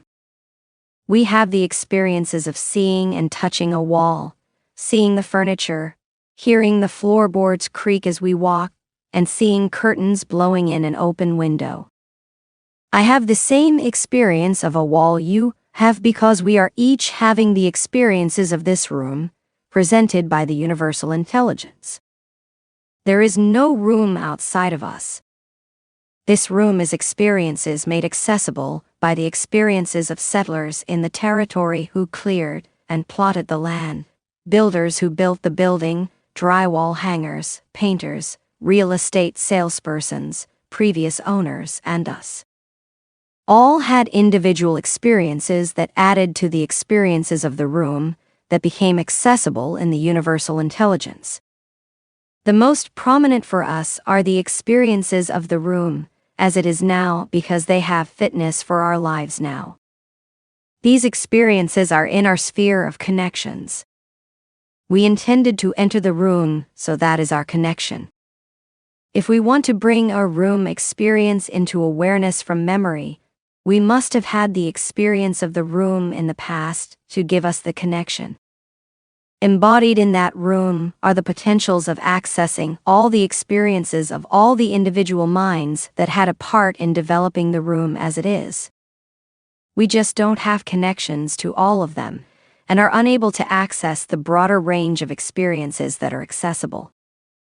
The experiences are always changing as we navigate through Earth School. We can manipulate the environment in Earth School to create new experiences. And as we participate in the Earth School experiences, the environmental experiences we are all having collectively result in the Earth School experience. Memory experiences come to us in the same way as experiences in Earth School. Instead of saying they exist, we can say only that they are accessible. Experiences do not disappear. Every experience that ever was, ever will be, in any time and any place, whether an Earth School event or a thought in an individual's mind, is accessible. We access them in the universal intelligence when we request them, or they come into awareness when cued by other experiences. However, we are able to access only those experiences within our sphere of connections. Event memories are experiences we have had in Earth School that are now accessible as memory experiences. They are not facsimiles of a single Earth School experience outside of us, like a photograph of a single scene. They are the experiences we had in our minds. That is why two people can be in an event, but recall different experiences, interpretations, and emotions. And when we re-experience an experience, we're going through the experiencing process as a completely new experience. We are not accessing an exact duplicate of the experience we are re-experiencing. We are not accessing an image from a hard drive. As with the experience of an Earth School event, when we re-experience, we are selecting details that then become a new experience. New experiences are created every time we relive an experience. Later, we can retrieve the old experience and the new experience.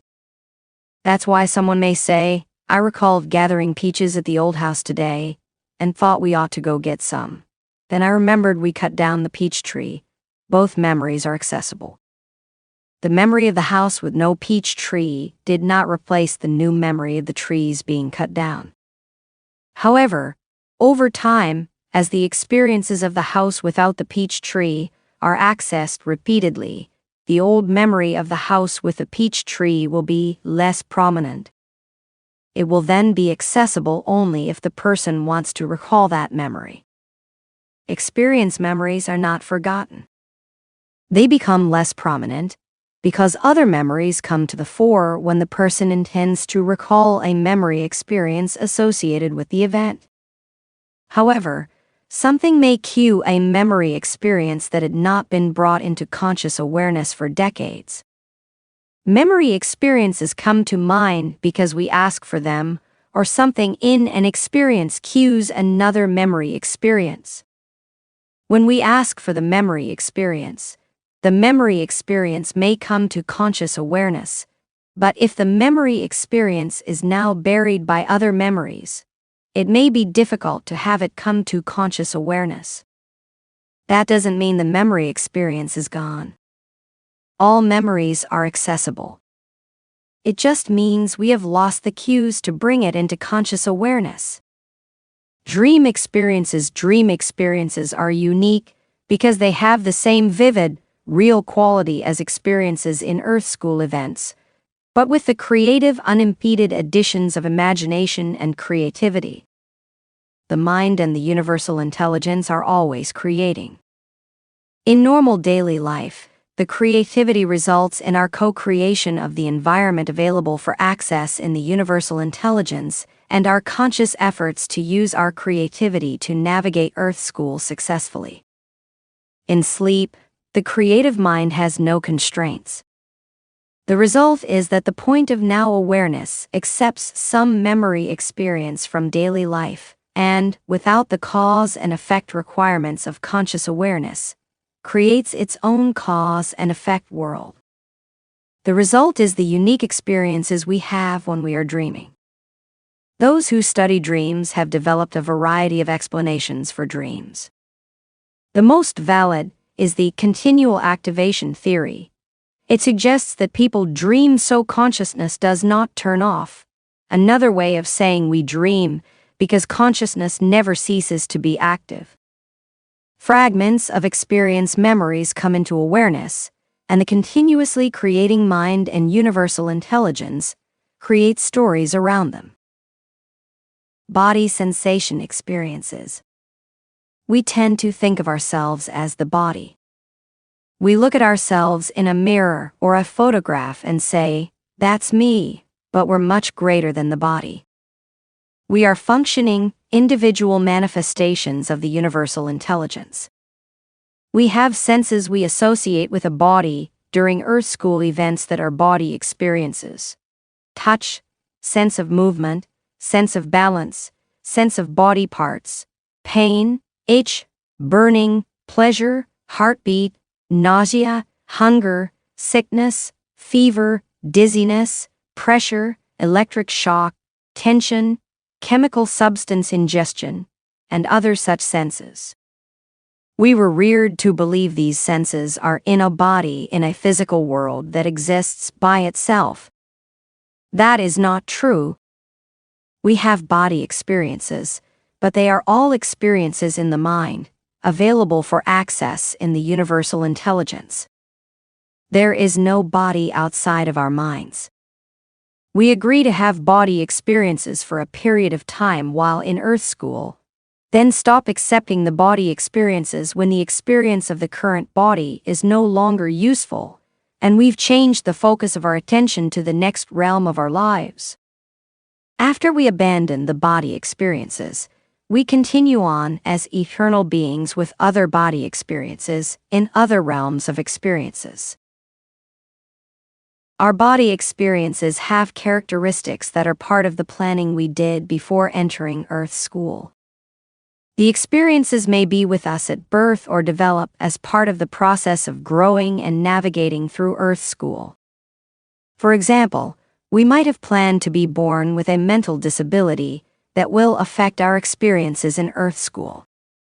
A person with Down syndrome has less ability to access experiences than people without the condition. That condition was part of the person's pre-birth planning. The planning could have been for the person's growth or to assist in another person's learning. Or we might have planned to have an accident that impairs our mental functioning. Materialists would say we have loss of function because the brain is injured, but that's not what happens. There is no brain outside of our mind that can be injured. Instead, our situation in Earth School has undergone a change in the capabilities to access experiences in Earth School because we're following the rules of our Earth School experience.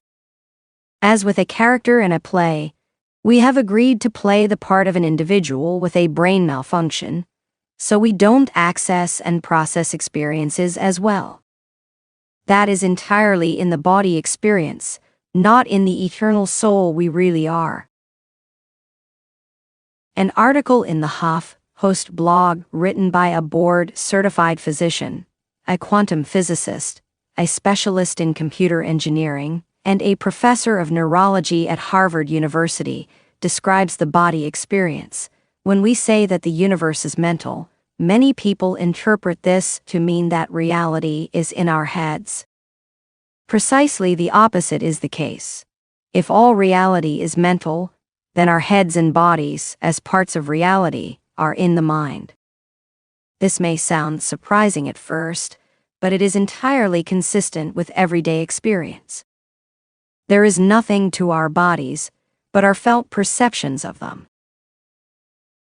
A body is what a particular swirl in a transpersonal flow of experiences looks like, just like a whirlpool is what a particular swirl in a stream of water looks like. The sense of experiencing a rose, for example, includes the experience of redness, experience of a position in space, experience of the feel of the silky smoothness of the petal, and experience of the smell of the rose. However, there is no rose in a physical world we are experiencing. The experiences that are meaningful to us as a rose are available for access in the universal intelligence when our minds intend to have the experiences of seeing, touching, and smelling a rose. We associate the bodily sight, feel, and smell with the bodily experience of a rose, but the experiences are solely experiences our minds have, accessible to us from the universal intelligence. Pain and pleasure experiences. Pain is experiences in the mind, not in a body. The mind feels pain and attributes it to something happening in the body, but the pain is only in the mind. Pain, like emotions, is irreducible, meaning we cannot dissect it to tell what it is made of. We can only say, I feel pain, or that hurts. Pain is an experience. The use of hypnosis to eliminate pain demonstrates that pain is an experience in the mind, not a sensation in a body. An analysis of 18 published studies on the use of hypnosis to manage pain by psychologists Guy Montgomery, Ph.D., Catherine Duhamel, Ph.D., and William Redd, Ph.D., showed that 75% of clinical and experimental participants with different types of pain obtained substantial pain relief from hypnotic techniques. Affecting the mind's experience of pain reduces pain. The Arthritis Foundation reports, studies show that more than 75% of people with arthritis and related diseases experience significant pain relief using hypnosis. Professional hypnotherapist and psychotherapist Alex Lenke, 61, hypnotized himself before an 83-minute procedure in which the base of his thumb was removed and some joints were fused to alleviate his suffering from arthritis in the hand. The doctors used a chisel, a hammer, and a medical saw to break his bone, remove the arthritic joint, and attach a tendon to the thumb. Lenke remarked, I didn't feel anything at all. There was no pain, just very deep relaxation. I was aware of everything that was going on in the surgical theater. I was aware of the consultant tugging and pulling during the operation. But there was no pain. Palenque had altered his mind's acceptance of the pain experience. If pain were in a body, it could not be controlled through hypnosis. The pain experience is in the mind. Pleasure also is not in a body, even though testing reveals elevated chemicals such as endorphins and serotonin when someone is feeling pleasure. The experiences of chemical changes result from the mind's experiences, not the reverse. Pleasure is in the mind, not in a body in a realm outside of us. Imaginative and creative experiences. We have the remarkable ability given to us by the universal intelligence to create experiences from the raw material of our past experiences. We call these abilities imagination or creativity. The creations begin with the raw materials the person has in his or her repertoire of experiences, but then some qualities are added that result in a creation so unique that it seems to the originator to have been provided in an inspiration by some outside influence. Knowledge experiences. We are able to bring knowledge experiences into awareness by intending to recall the knowledge based on some cue. We are asked by someone, who was President of the United States during World War II? We set about scanning our knowledge experiences to remember who was President of the United States during World War II. We bring into conscious awareness experiences concerning the war, the bombing of Hiroshima and Nagasaki, signing the surrender documents, presidents before Eisenhower. We scan the experiences in our repertoire, accessing one after another to see whether one of them will cue access to the knowledge experience that is the answer. The experiences come automatically and quickly into awareness from the subconscious each time an experience cues a related experience. We recall the knowledge experience that Truman gave the order to use the atomic bomb. Yes, Truman was president. That gives us a satisfaction that validates the conclusion. But that cues the experience memory that Truman wasn't president during the entire war. Our minds scan the knowledge experiences related to a president before Truman. We can't get it, so we scan knowledge experiences connected to the beginning of the war. That cues Pearl Harbor. Immediately, the cued knowledge experience of a date which will live in infamy comes into conscious awareness. That cues the knowledge experience of Roosevelt. Scanning knowledge experiences takes place at great speed. When we're attempting to recall knowledge experiences, we go through a succession of experiences to try to cue the correct experience to come into awareness. We can get some parts of the experience. It's on the tip of my tongue. I know he decided to drop the atomic bombs. When we finally trigger the right experience, other knowledge experiences validate it. Right, Truman was just before Eisenhower. That results in a satisfaction feeling. The feeling lets us know we have queued up the correct knowledge experience. Knowledge experiences are learned by linking them with other knowledge experiences. It's much easier to bring the knowledge experiences to a high level of probability of recall when there are many links the mind can scan to bring the experience into awareness. Learning and accessing knowledge experiences follow the same procedures learning and accessing other experiences follow, including recalling sight experiences, stringing words to make speech, and stringing piano key strikes to make a concerto. All these activities result from bringing experiences into conscious and subconscious awareness. Rote memory experiences.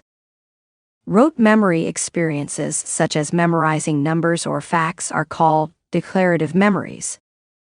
When we have an experience in Earth School that has senses associated with it, the memory immediately takes its place in the repertoire of experiences with a higher probability that we can bring the experience to mind later. We see a dog and can remember it easily later. We hear a melody and can recall it in a few hours or days. These experiences have high probabilities of our being able to re-experience them. However, experiences that involve symbols such as numbers and words are not so easily remembered because they are not sensory experiences. As a result, we must make them into experiences. We do so by repeatedly bringing them into the point of now awareness until they become experiences we can easily bring into awareness through our intention. The memories of strings of numbers or words are experienced in a sequence. The recall of a number or word cues the recall of the next memory or word. When we are asked to begin the string in the middle or say every other number or word, we have difficulty doing so. We have created experiences of the numbers or words in strings that cue in turn the next numbers or words.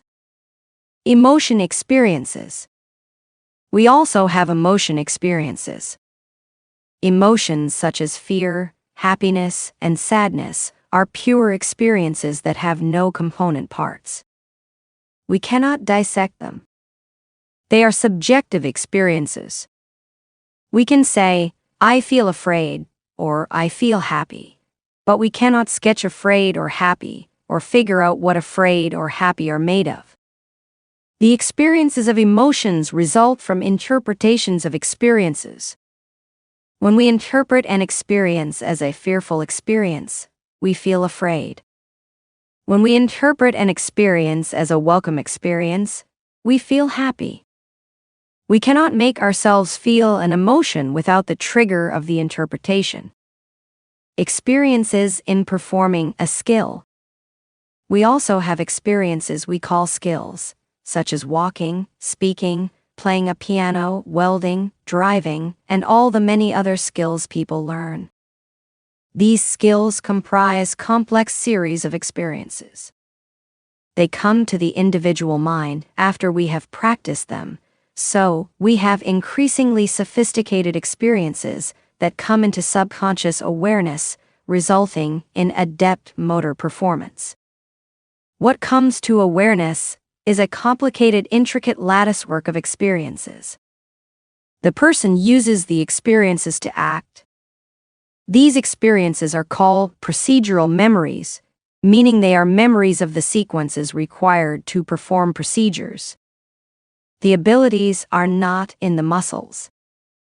They are accessible from the universal intelligence by the mind. The recalled experiences come into subconscious awareness at the point of now and result in rapidly performed series of actions. The skill experiences are like memory experiences, but they are memory experiences of manipulating the keys on a piano in a particular way or memories of swinging the racket in a variety of ways in tennis. In learning these skill experiences, new experiences of performing adeptly don't replace old experiences, they become more prominent. The new experiences have a higher probability of being accessed, so they come to mind more readily. In learning a skill such as playing a piano, the inexperienced novice has experiences with the piano that are crude. Note after note is a separate experience being streamed together. As the person plays the piano over and over, the experiences that come into subconscious awareness become more sophisticated. The experiences in awareness result in more sophisticated piano playing, with notes being played at the rate of 13 to 14 per second. The later performed experiences have a higher probability of coming to mind than the previous crude experiences. The increasingly sophisticated new experiences that come to mind enable the fingers, arms, and feet to work in the sequences of remarkably intricate patterns of experiences that result in a concert performance. The concert pianist sits at the piano, and the experiences that come into subconscious awareness are the latest ones the person can access. They are the most sophisticated. So, the piano playing is accomplished. When we have the body experiences of performing the activities are experiences being accessed by the mind. If an individual with no knowledge of how to play a piano could access the experiences that come into the concert pianist's mind, the individual would instantly be a concert pianist. That's why people can have a sudden physical capability, such as being able to play the piano adeptly after being hit on the head. We in fact have instances of spontaneous savants who suddenly are able to bring to mind the sequences of experiences that result in their arms and fingers playing piano proficiently. See pages 134 to 136. Experiences in the act of speaking. Speaking is a complex set of experiences that became accessible to us as we developed our ability to speak. In early efforts to speak, our speaking was rudimentary and fragmented. As we brought to mind the experiences of speaking each word to express an experience of a thought, we received feedback about our success. That resulted in a new experience's increasing probability of being brought into subconscious awareness. Speaking is just a string of these memory experiences that are continually coming to mind combined with experiences of syntax to fluently produce vocalizations. The more sophisticated the experiences, the more they involve whole phrases and sentences brought to subconscious awareness as quickly as we need them. However, every word and phrase is an experience that has taken the fore in strength, so one connects to the next to express the thought experience we have in mind. An experience of one word that comes to mind cues another word, brought together with the correct syntax that has come through experiences. Whole phrases are one experience, so the act of speaking flows effortlessly. During the speaking process, the words and phrases are continually being referenced to the experience concept being explained. When the speaker pauses or stumbles, seeking a specific word or phrase, the speaker is scanning the word experiences to find one that fits the conception in awareness. Finally, a word experience feels right and is vocalized. We know speaking ability results from accessing experiences because some people have suddenly been capable of speaking a language that is not their native tongue, or have suddenly taken on the accent characteristic of a language that is not their native language. They were able to access the experiences that enabled them to speak another language without having to develop their own repertoire of these experiences. See pages 136 to 140 for examples. Experiences in performing intellectual skills such as mathematics. Intellectual skills such as mathematics result from bringing experiences into awareness that enable the individual to perform activities and solve problems. Being able to manipulate mathematical concepts is a prime example.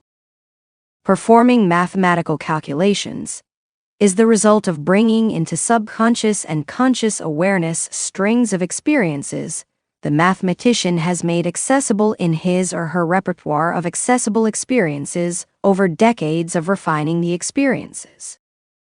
The latest experiences that come to mind acquired through years of experiences with mathematics enable the mathematician to perform sophisticated mathematical processes. As with skills, the process of bringing the intellectual experiences into awareness happens primarily in subconscious awareness, where the speed of processing enables the person to perform complicated calculations adeptly. Here also, we know mathematical abilities result from the accumulation of experiences because there are cases of people having suddenly acquired the ability to perform complex mathematical calculations by accessing experiences that weren't developed over time in their repertoire. See page 141 for examples of spontaneously being able to perform mathematics. Experiences in art and performance. Art is a skill that is also a series of experiences the artist brings to mind as needed. The experiences have been acquired over a long period of artistic practice. However, In some cases, an individual with no artistic ability can suddenly acquire art talent. The condition is known as sudden artistic output. This is another indication that the abilities are in experiences, and all experiences can be accessed. See pages 141 to 144 for examples. Out-of-body and ND experiences. All experiences that ever were and ever will be at any place in any time are accessible. In an out-of-body experience, the person has the sensory experiences of locations in our shared reality experience that are apart from the body experiences. The experiences are not actually out of body because there is no in-body. We always have body experiences that fit with our mind's expectations for experiences in an environment given to us by the universal intelligence. We walk into a room and have the body experiences of being in the room. In an out-of-body or near-death experience, the experiencer has body experiences of places other than those pertaining to where the person believes he or she is at that moment in the world. But the world is just shared experiences. What changes in an out-of-body experience is the array of experiences the person has. They seem to be out of sync with where the person is having normal body experiences in awareness. However, the out-of-body experience and near-death experience are happening in the mind and are given to us by the universal intelligence. Experiences by the knower. People describe being able to ask for knowledge and receiving it from some greater, knowledgeable source. The knower is sometimes called the nous or higher self. Anthony Peake refers to the demon as a guiding spirit that travels with the Earth School self, giving guidance and knowledge. The conscious mind has experiences that are attributed to the knower, who can be queried. The result of the queries is the experience of an answer that comes into awareness from out of the blue. The knowledge experience just popped into my mind. The source is whatever constitutes the knower. Experience is inspired or guided by entities. We also receive experiences from guides, helpers, loved ones living in the life after this life, and others. These people and beings are all integral parts of the universal intelligence with us, so they bring experiences to our individual minds, just as we recall memory experiences. The experiences coming into our subconscious awareness may not come into conscious awareness because our conscious awareness is preoccupied with life experiences. However, these experiences that are messages can be brought into conscious awareness by entering a state of mind in which conscious awareness's focus on life events is diminished. Then experiences from subconscious awareness can enter. In self-guided afterlife connections and repair and reattachment grief therapy, the participants report vivid sights, senses of touch, smells, and sounds inspired by the people living in the life after this life. The experiences happen when the person sits with eyes closed and enters the state of mind in which the experiences can come into conscious awareness. The experiences have the same sensory impressions and feelings that conscious awareness has in Earth School events. They're just not so vivid. Learn more about self-guided afterlife connections at www.afterlifeconnections.org/new entries. HTM. The Self-Guided Afterlife Connections training is at www.selfguided spiritualunderstanding.org/. Learn more about repair and reattachment grief therapy at www.earthschoolandswers.com/repair/. We are in continual contact with unseen entities and people intent upon helping us as we live our lives in Earth School. They bring experiences to us that will help us as we go through our Earth School experiences. We just have to learn to allow them to come from subconscious awareness into conscious awareness. Psychic or intuition experiences. Remote viewers, psychics, and intuitive people can have experiences of things not in their spheres of contact. Psychics describe their knowledge as memories of things I have not experienced. The experiences are accessible as all experiences are accessible from the universal intelligence. However, for the most part, even remote viewers, psychics, and intuitive people must have a connection to experiences they are accessing. They must have a person in mind or a place they are asking about. All of these experiences are accessible. All experiences that ever were or ever will be, in thought or in activities, are accessible by our minds because we are individual manifestations of the universal intelligence. We just have to have a connection to the experiences, the ability to access the experiences, and the state of mind that allows the experiences to come from subconscious awareness into conscious awareness. Copyright Resonant recording. Chapter 6. Every experience that ever was or ever will be is accessible. I'm sure my memory only works one way, Alice remarked. I can't remember things before they happen. It's a poor sort of memory that only works backwards, the Queen remarked. Lewis Carroll, Alice through the looking glass, one of Carl Jung's favorite quotes on synchronicity. The universal intelligence is constantly filling the now point of awareness with experiences that may come from anyone, anywhere, anytime, in any place. We are one with everything because there is nothing but the universal intelligence, and we are integral parts of it. We are what Donald Hoffman, the cognitive scientist, calls conscious agents, and Tom Campbell calls individuated units of consciousness, with the universal intelligence as the greater consciousness. We are individual manifestations of the universal intelligence. The universal intelligence retains everything that ever was and ever will be in space or time, including thoughts, statements, and all sensory experiences. Because we are all individual manifestations of the universal intelligence, anything that ever was or ever will be anywhere at any time is accessible to us. We can remember or remind ourselves of anything that ever was or ever will be. The knower and the known are one. Simple people imagine that they should see God as if he stood there and they hear. This is not so. God and I, we are one in knowledge. Meister Eckhart. Every experience is accessible. The experience does not exist because existence implies an objective reality with matter and energy, independent of mind. Instead, experiences are simply accessible.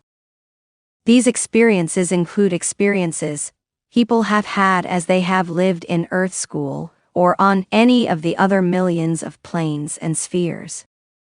All of them are accessible by the mind from the universal intelligence. However, we are normally able to access only experiences in our sphere of connections. We can access our own memories of events in Earth School and may be able to experience things happening to people close to us, such as our twin, sibling, or other loved one. Psychics are able to access experiences of people they intend to learn about because of something that has brought the person into the psychic sphere of connections.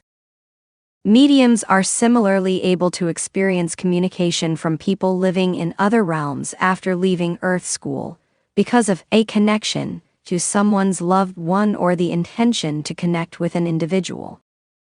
Every experience that ever was, ever will be, anywhere in space or time, in any realm, is accessible in the universal intelligence. That doesn't mean the experiences are in a vast library or a hard drive apart from us. Every experience is as much a part of us as the image of our mothers we bring to mind or memories of exciting events in our lives we can bring into conscious awareness. We can access those experiences and could as easily access the experience of George Washington's thoughts as he crossed the Delaware River. But Washington is not in our sphere of connections, so there is zero probability we will get to know what Washington was thinking. You can have experiences come to you now that you have not accessed in years. I'm going to give you instructions to bring something to mind. If you are a visualizer, you most likely will bring images to conscious awareness. If you have the style called a verbalizer or have aphantasia, you may get few or no images, but you will bring into conscious awareness impressions. Stay with whatever you get. After you read these instructions, close your eyes and relax for a few minutes. Concentrate on feeling your breathing only. Say breathing in, breathing out repeatedly. After a few minutes, when you are relaxed, bring to mind the kitchen in your childhood home if it is filled with okay or good memories. If not, bring to mind another room or another house that is okay. I want you to spend a few minutes in the kitchen, looking carefully. Walk around the kitchen. Look at each wall in turn. Look at the ceiling. Look at the floor. Look at the counters and appliances. Listen to hear what you can hear. Focus on smelling smells. Touch things. Take your time. Do that for a few minutes now. As you were there in your kitchen, you most likely experience things you haven't thought about since childhood.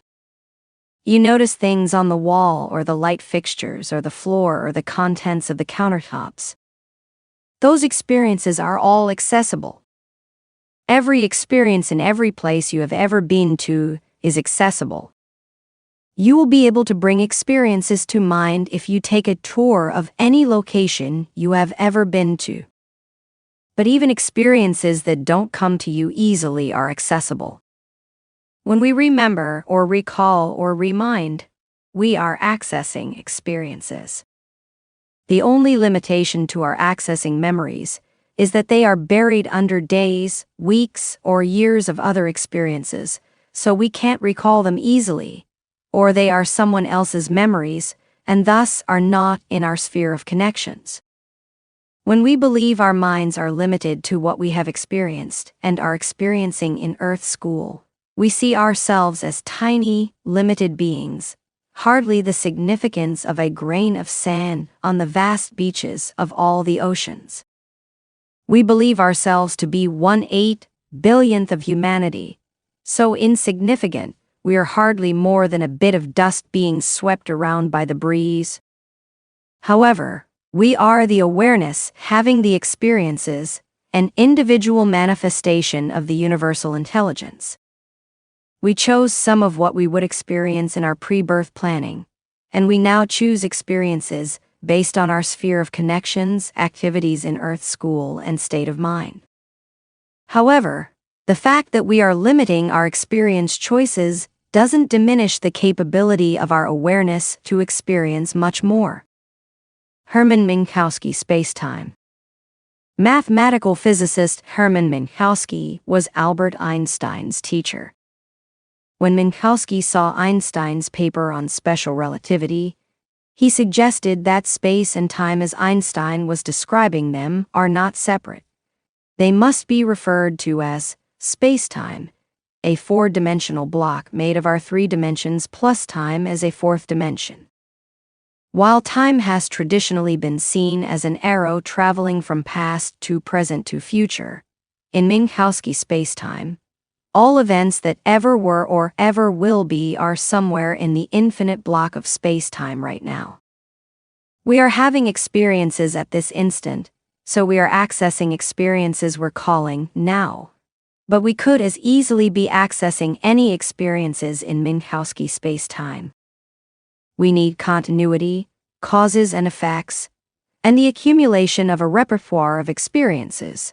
So during this Earth School period, we have a sense of time, meaning one thing happens after another, and we can recall a past.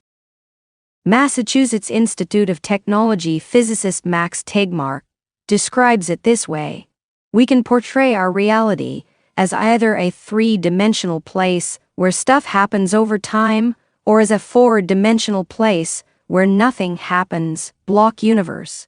And if it really is the second picture, then change really is an illusion. Because there's nothing that's changing. It's all just there, past, present, future. So life is like a movie, and space-time is like the DVD. There's nothing about the DVD itself that is changing in any way, even though there's all this drama unfolding in the movie. We have the illusion, at any given moment, that the past already happened and the future doesn't yet exist, and that things are changing. But all I'm ever aware of is my brain state right now. The only reason I feel like I have a past is that my brain contains memories. You can watch Dr. Tegmark explain this conception of time and reality at www.earthscholanswers.com/max/. Brian Greene, professor of physics and mathematics at Columbia University and co-founder of the World Science Festival, explains it like this: just as we think of all of space as being out there, we should think of all of time as being out there too. Everything that has ever happened or will happen, it all exists. You can watch Dr. Greene explain why that's true at www.earthscholanswers.com/green/. Quantum physics and the plane of possibility. Quantum physicists describe a plane of possibility. In this plane of possibility are all the potential objects and actions, but none can be said to exist. Daniel Siegel, a clinical professor of psychiatry at the UCLA School of Medicine and executive director of the MindSight Institute, explains, before anything arises, the plane of possibility is a source of potential energy, but there's no energy in the plane, but energy arises from it. The formless source of all form. It is a mathematical concept that is also called the sea of potential, the quantum vacuum, or cosmic field of potentiality. Lothar Scheifer, distinguished professor of physical chemistry at the University of Arkansas, describes the cosmic field of potentiality. Everything that exists in the visible world has first existed as a state in the cosmic field of potentiality. Nothing comes out of the blue. Everything emerges out of the cosmic potentiality. The Vedic ocean of pure consciousness. Maharishi Mahesh Yogi describes the Vedic view of this ocean of consciousness. The infinite diversity and dynamism of the creation is just the expression of the eternally silent, self-referral, self-sufficient, unbounded field of consciousness. All life emerges from and is sustained in consciousness. The whole universe is the expression of consciousness. The reality of the universe is one unbounded ocean of consciousness in motion. Mystics and seers describe a book of life. Mystics and seers have long referred to what they call the Akashic records, book of life and book of lives. It is traceable at least as far back as the ancient Assyrians, Phoenicians, and Babylonians. Their conceptions show their intuitive understanding that every experience that ever was or ever will be is accessible. The Hebrew scriptures in Psalm 139, David is purported to have said that God has written down everything about him and all the details of his life, even that which is imperfect, and those deeds which have yet to be performed. The Christian New Testament.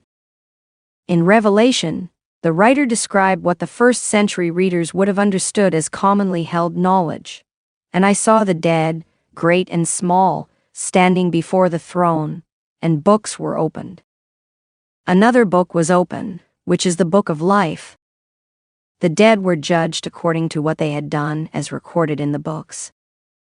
Revelation 20:12, NIV.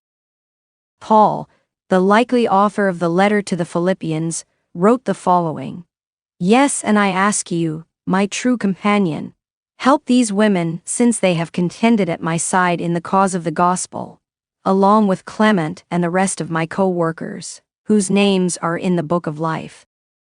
Philippians 4:3, NIV. Edgar Cayce said that he accessed information from the book of life or Akashic records. Upon time and space is written the thoughts, the deeds, the activities of an entity, as in relationships to its environs, its hereditary influence, as directed or judgment drawn by or according to what the entity's ideal is. Hence, as it has been oft called, the record is God's book of remembrance, and each entity, each soul, as the activities of a single day of an entity in the material world, either makes same good or bad or indifferent, depending upon the entity's application of self towards that which is the ideal manner for the use of time, opportunity, and the expression of that for which each soul enters a material manifestation. The interpretation then, as drawn here, is with the desire and hope that, in opening this for the entity, the experience may be one of helpfulness and hopefulness. Theosophists H.P. Blavatsky, founder of the Theosophical Society, wrote that the Akashic Chronicle is a vast memory that stores all events that occur throughout time which the paranormally gifted can tap into in order to know past and future events. Emanuel Swedenborg, the theologian, scientist, philosopher, and mystic, described the life review each person experiences after leaving Earth School. The life review is not a punishment.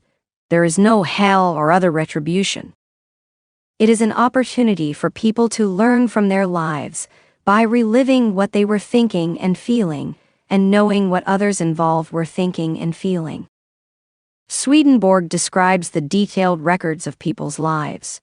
I should like to add to this something noteworthy about the memory that we keep after death, something that convinced me that not just the general contents, but even the smallest details that have entered our memory do last, and are never erased.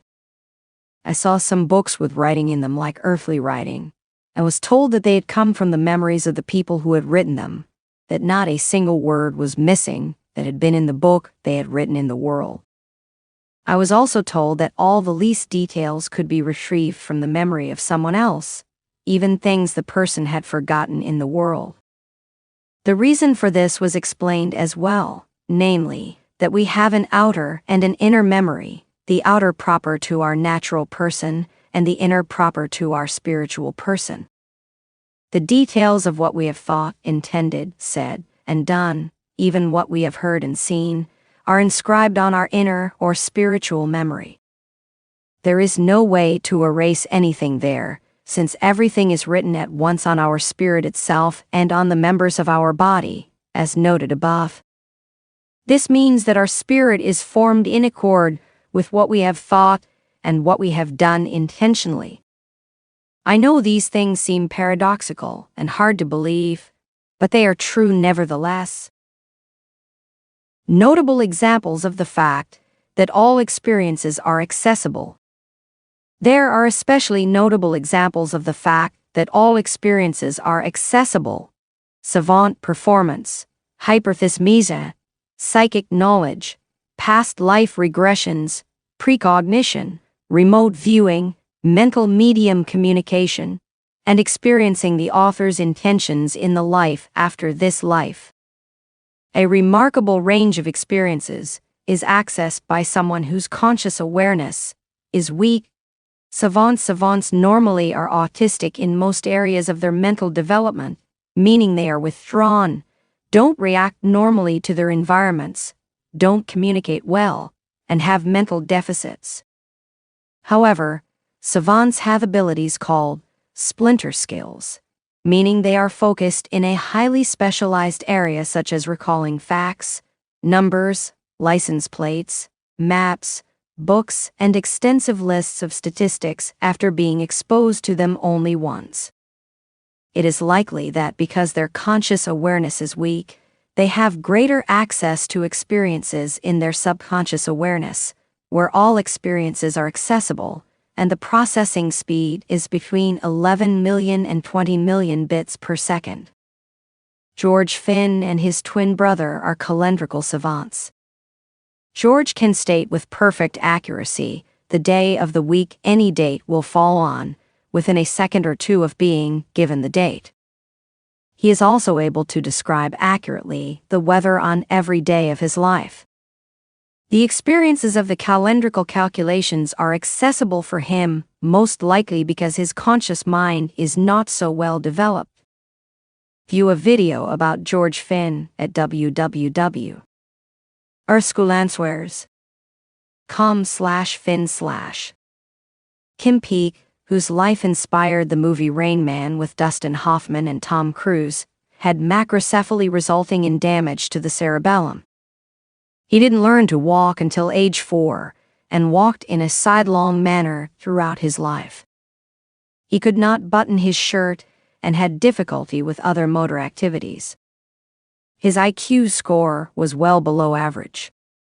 However, in spite of his deficiencies, he had remarkable memory recall. Kim memorized over 6,000 books and has encyclopedic knowledge of geography, music, literature, history, sports, and 9 other areas of expertise. He can name all the U.S. area codes and major city zip codes. He has also memorized the maps in the front of telephone books and can tell you precisely how to get from one U.S. city to another, and then how to get around in that city street by street. He also has calendar calculating abilities and rather advanced musical talent. Of unique interest is his ability to read extremely rapidly, simultaneously scanning one page with the left eye and the other page with the right eye. Magnetic resonance imaging (MRI) shows the absence of the corpus callosum, along with other substantial central nervous system (CNS) damage. A materialist might suggest that the brain simply has greater capabilities in a highly focused area when the other parts of the brain that should have developed are reallocated to that focused area. However, there is no research to indicate that other parts of the brain somehow become so dramatically converted to the focused skills, or how that is even materially possible. In fact, damage to the brain means parts of the brain simply don't work. The most reasonable explanation for the savant's unexplainable ability is that the savant's point of now awareness is not filled by experiences from the environment or experiences people generally have access to, such as conversing or tying a shoe. As a result, the savant has access to a great variety of other abilities and memories that come into the subconscious awareness from the universal intellect. Another objection to the suggestion that the savant's brain is able to hold the vast banks of data is the fact that the brain is not capable of holding much information. American computer science expert Simon Berkovich and Dutch brain researcher Herms Ramayan, working independently of one another, came to the same conclusion. It is impossible for even an ordinary person's brain to store everything we think and experience in our lifetimes. Simply watching an hour of television would already be too much for the normal brain. Another proof that this ability doesn't develop gradually as unused parts of the brain are dedicated to the unusual abilities is that the abilities can appear suddenly, without a period of time to develop. The person is called an acquired savant. That was the case with savant Orlando L. Serral. Orlando was an ordinary boy until at age 10, he was struck by a baseball on the left side of his head. He fell to the ground, but didn't report it to his parents or receive medical attention, although he suffered from a headache for a long time. However, he found that he was suddenly able to perform calendrical calculations of incredible complexity. If you ask Orlando what day of the week a date will fall on from any time in the past or future, he will state the day instantly, without calculating and with perfect accuracy. This ability to perform calendrical calculations results from being able to access calendrical experiences from the subconscious, which has access to all experiences and great processing speed. Watch a video about Orlando at www.earthscholanswears.com/Orlando/. Spontaneous artistic savants are able to have an experience of seeing something for a very short time and reproduce what they have seen in great detail. They continue to access the sight experience as they reproduce the complex details of what they are seeing. Stephen Wiltshire, a British artistic savant, has been called the artistic camera. He can look at a building for 10 minutes and sketch it from memory in less than an hour. He sketches the exact number of windows and floors, accurate position, and other details without error. In a test of Stephen's ability, he was taken on a 15-minute helicopter ride above London. From that one experience of the city, he was able to sketch every building in the city in perfect location and detail. Someone who watched Stephen work remarked, "He goes into another world." Absolute stillness is the word I would use to describe Stephen as he becomes the artist. He's just responding to something greater beyond himself. That other world is the world of experiences, where he is able to access the experience of seeing the City of London. Then he refers to that experience as needed to make his drawings. You can see a video of Stephen drawing the cities of London and Singapore at www.earthscholanswears.com/Wiltshire/. Alonzo Clemens is the animal sculptor and savant described earlier in this book. He suffered a severe brain injury as a child that left him with developmental disability, but he can create very accurate animal sculptures of clay from a single viewing of an animal's picture in as little as 20 minutes. View a video about Alonzo at www.earthscholanswears.com/Alonzo/. These savants are drawing their experiences from the universal intelligence's limitless resources that are accessible, though few people are able to access details as the savants are. All experiences are accessible. Experiences from an entire lifetime are accessible. Hyperthymesia, another demonstration that all experiences are accessible, is an ability called hyperthymesia. Some people, like actress, producer, and author Marilu Henner, have highly superior autobiographical memories. Marilu and at least 10 other identified people can bring into conscious awareness most of the memories of every day of her life. It isn't that they're stored in a brain. They are accessible, and she has the ability to access a wider range of memory experiences than other people can. She is bringing into conscious awareness the experiences the universal intelligence has available to anyone. She was just given the ability to access a great number of the ones in her sphere of contact. You can see a video of Marilu Henner and others demonstrating their ability at www.earthscholanswears.com/Henner/. As with the sudden appearance of calendrical calculation abilities, hyperthymesia can develop suddenly. In 2015, a woman explained how she had developed hyperthymesia after a ski accident in which she hit the ground hard. 2 days later, she was having symptoms of a head problem, so she saw a neurologist who determined she had a mild concussion. As she was recovering, she noticed odd occurrences in her mind.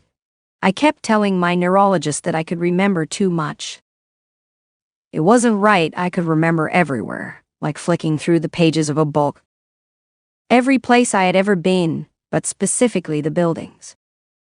As a result of her new ability to access experiences, the woman was able to draw incredibly accurate sketches of every building she had ever seen.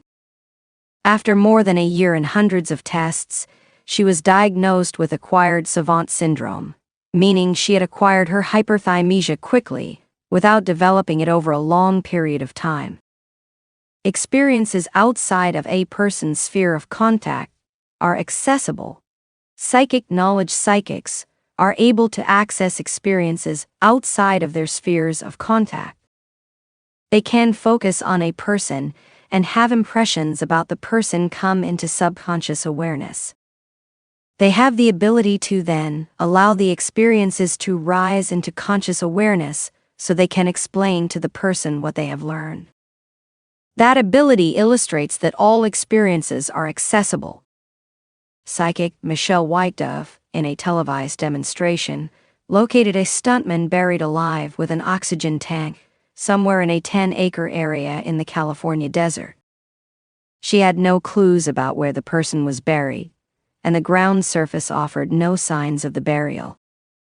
She walked into the empty area and within 30 minutes stood over the spot where the man was buried. She was correct.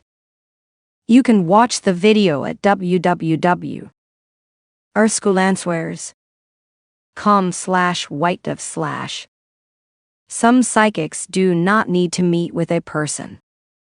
They can focus their attention on a situation and access experiences about the situation. Psychic detectives receive specific details about cases knowing nothing about the people involved or visiting the town where the crime took place. Their actions are corroborated by statements from credible witnesses, including the police officers involved in the cases. Psychic detectives are able to access the experiences of other people's lives because they focus their attention on the case or person, drawing the case into their sphere of contacts. There, all experiences are accessible. Catherine Ramsland, of Court TV's Crime Library, summarizes what we know about police use of psychic detectives. Although skeptics galore decry the use of psychics for anything but entertainment, police departments around the country call on certain psychics when all else fails. They've been doing that for more than a century, and when forbidden to do so, they sometimes use unofficial means. One such case was recorded in an Australian series on psychic detectives entitled Sensing Murder, which aired in 2002. In this case, the television producers and skeptics witnessed psychics Debbie Malone and Scott Russell Hill's attempt to provide details about a case, knowing only that it was a murder, nothing else. The psychics focused their intentions on accessing experiences having to do with the crime that are accessible in the universal intelligence. These are the details they identified. Every one was found to be correct. Asterisk, the victim was female. Asterisk, her name was Sarah. Asterisk, she was in her early 20s. Asterisk, her body was still missing. Asterisk, the victim had been dead around 13 years, it was actually 15 years. Asterisk, she was coming home from playing tennis. Asterisk, a car involved was a cream-colored early 80s Holden Commodore. Asterisk, the victim was attacked getting into her little red car. Asterisk, Frankston was the area. Asterisk, Kananook was the specific place of the murder. Asterisk, she was killed with a knife. Asterisk, the incident was at night. Asterisk, the killer was with a group. Asterisk, there was a female in the group. Asterisk, one member was nicknamed Dwarfy. Asterisk, the group leader was nicknamed Rathead. Asterisk, they identified the attacker by name. Asterisk, they identified the exact parking space used by the victim. Asterisk, they identified where there had been blood on the ground. Asterisk, they identified where a witness who hadn't come forward had stood. Asterisk, Scott drew a map, which was identical to the area concerned. The experiences the psychics were receiving were accessible. Psychics can bring experiences into their spheres of connections by intending to acquire experiences connected to a person. In another case, a psychic detective named Phil Jordan and detectives involved in a case appeared on a television show titled Nancy Grace on December 30, 2005. Jordan had been brought in on a case because two men had apparently drowned in a fast-moving stream in the Finger Lakes region of New York, but their bodies could not be found. He said that he accessed the experience of a red flower floating down the stream where the body of the larger of the two men would be found, but it was late winter, so it didn't seem possible to have flowers. He sat before a map and pinpointed a pool of water where he said the larger man's body would be found. The detectives went to the pool of water and found the larger man's body. There they also found red flowers floating down the stream. Friends of the deceased had dropped flowers into the water upstream where the man most likely fell in, as a memorial, with no knowledge of the psychic's words. The flowers had floated downstream to where the body actually was. That experience was accessible, even though access seemed unlikely. During the same Nancy Grace show, Jordan, the psychic, described what he told detectives when he was brought in on the case of a police officer killed in Akron, Ohio. He focused on the case and was able to access experiences. He described it as a robbery gone bad, felt there were 5 individuals involved, said that the murdered officer knew the killer through his drug unit police work, experienced the sight of a basketball hoop near the body, and felt the killer had the tip of his trigger finger missing. Jordan hadn't seen the crime scene, but there was in fact a basketball court there.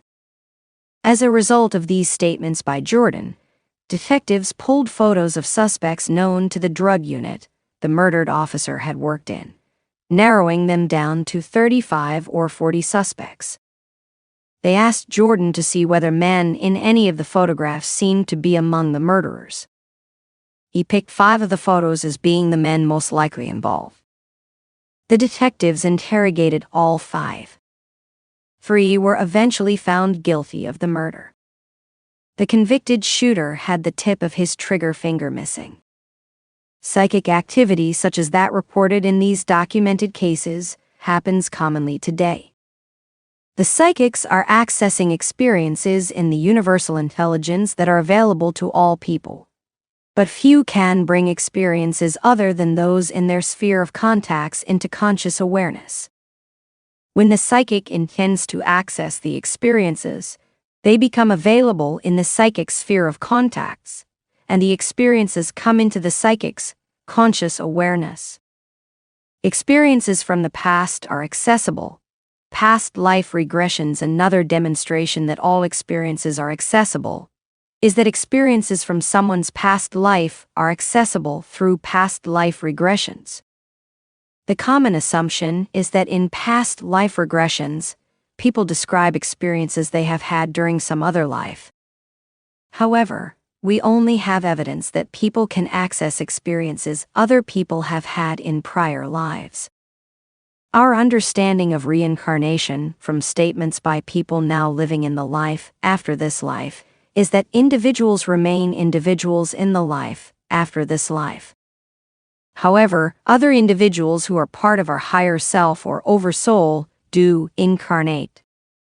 People who can access other people's lives from the past are accessing the experiences of another individual in the higher self, probably linked to the person experiencing the past life regression, resulting at times in body features connections. The following individuals were able to access experiences from the past that people experienced, illustrating that experiences from all places and all times are accessible. Dr. Damien Bertrand took a woman through the experiences of 2 past lives. The first person whose experiences she accessed was a woman who lived in Egypt in the 1500s and was barren. She described herself as being an outcast because of it. The woman having the past life regression had no way of knowing that during that time in Egypt, women who couldn't have children were outcasts. She spoke in Arabic while under hypnosis and told the doctor details about life in Egypt during that time that she had no way of knowing. In accounts of this woman's life, she was able to access experiences revealing verified facts about life in Egypt during that time. In a famous case described in the book, Looking for Carol Beckwith, Captain Robert Snow was able to describe accurate details of the life experiences of a man named Carol Beckwith who lived in the 19th century. Snow was in charge of the Department of Homicide and Robbery and the Department of Organized Crime in the Indianapolis Metropolitan Police Department. In a past life regression, Captain Snow accessed very clear, detailed experiences about people who had lived in the past. Captain Snow said his perceptions of the past life events were more clear than his perceptions during his waking consciousness. He accessed experiences from several different lifetimes, but the one that was most prominent was the life experiences of a portrait artist in what seemed to be the 19th century. Captain Snow accessed 30 specific experiences from this artist's lifetime. The details were so specific and lifelike that he was determined to find out if there was an artist in the 19th century whose life details matched what he experienced. The most unusual detail was highly specific. This artist had painted a portrait of a hunchback woman. During a trip to New Orleans with his wife, Snow chanced upon an art gallery and saw, to his great astonishment, the portrait of the hunchback woman he had seen in his past life regression. He learned the artist was an early 20th century portrait artist named Carroll Beckwith. Snow located information about the artist and verified all the details about Carroll Beckwith he had stated during his past life regression. 1. He painted a portrait of a hunchbacked woman. 2. He painted portraits to make money, but hated painting portraits. 3. He went by the name Jack. 4. He used a walking stick. 5. His wife, and he spent time in France. 6. His wife could not have children. 7. They were desperate for money. He argued with his wife about money. 8. Despite their problems with money and inability to have children, their marriage was happy. 9. He had an art studio with a bank of skylights and a row of windows. 10. He once stayed at an estate with large gardens. 11. A female relative died of a blood clot. 12. He died in a large city with tall buildings in the fall of 1917. You can view a video describing Captain Snow's experience at www.earthscholanswers.com/snow/. Experiences from people's pasts, including thoughts and sentiments, are accessible experiences in the universal intelligence that come into awareness when the person requests them. Experiences from the future are accessible. Precognition, all experiences from any time or place, are accessible. Scientists have convincing data showing that people access experiences from the future.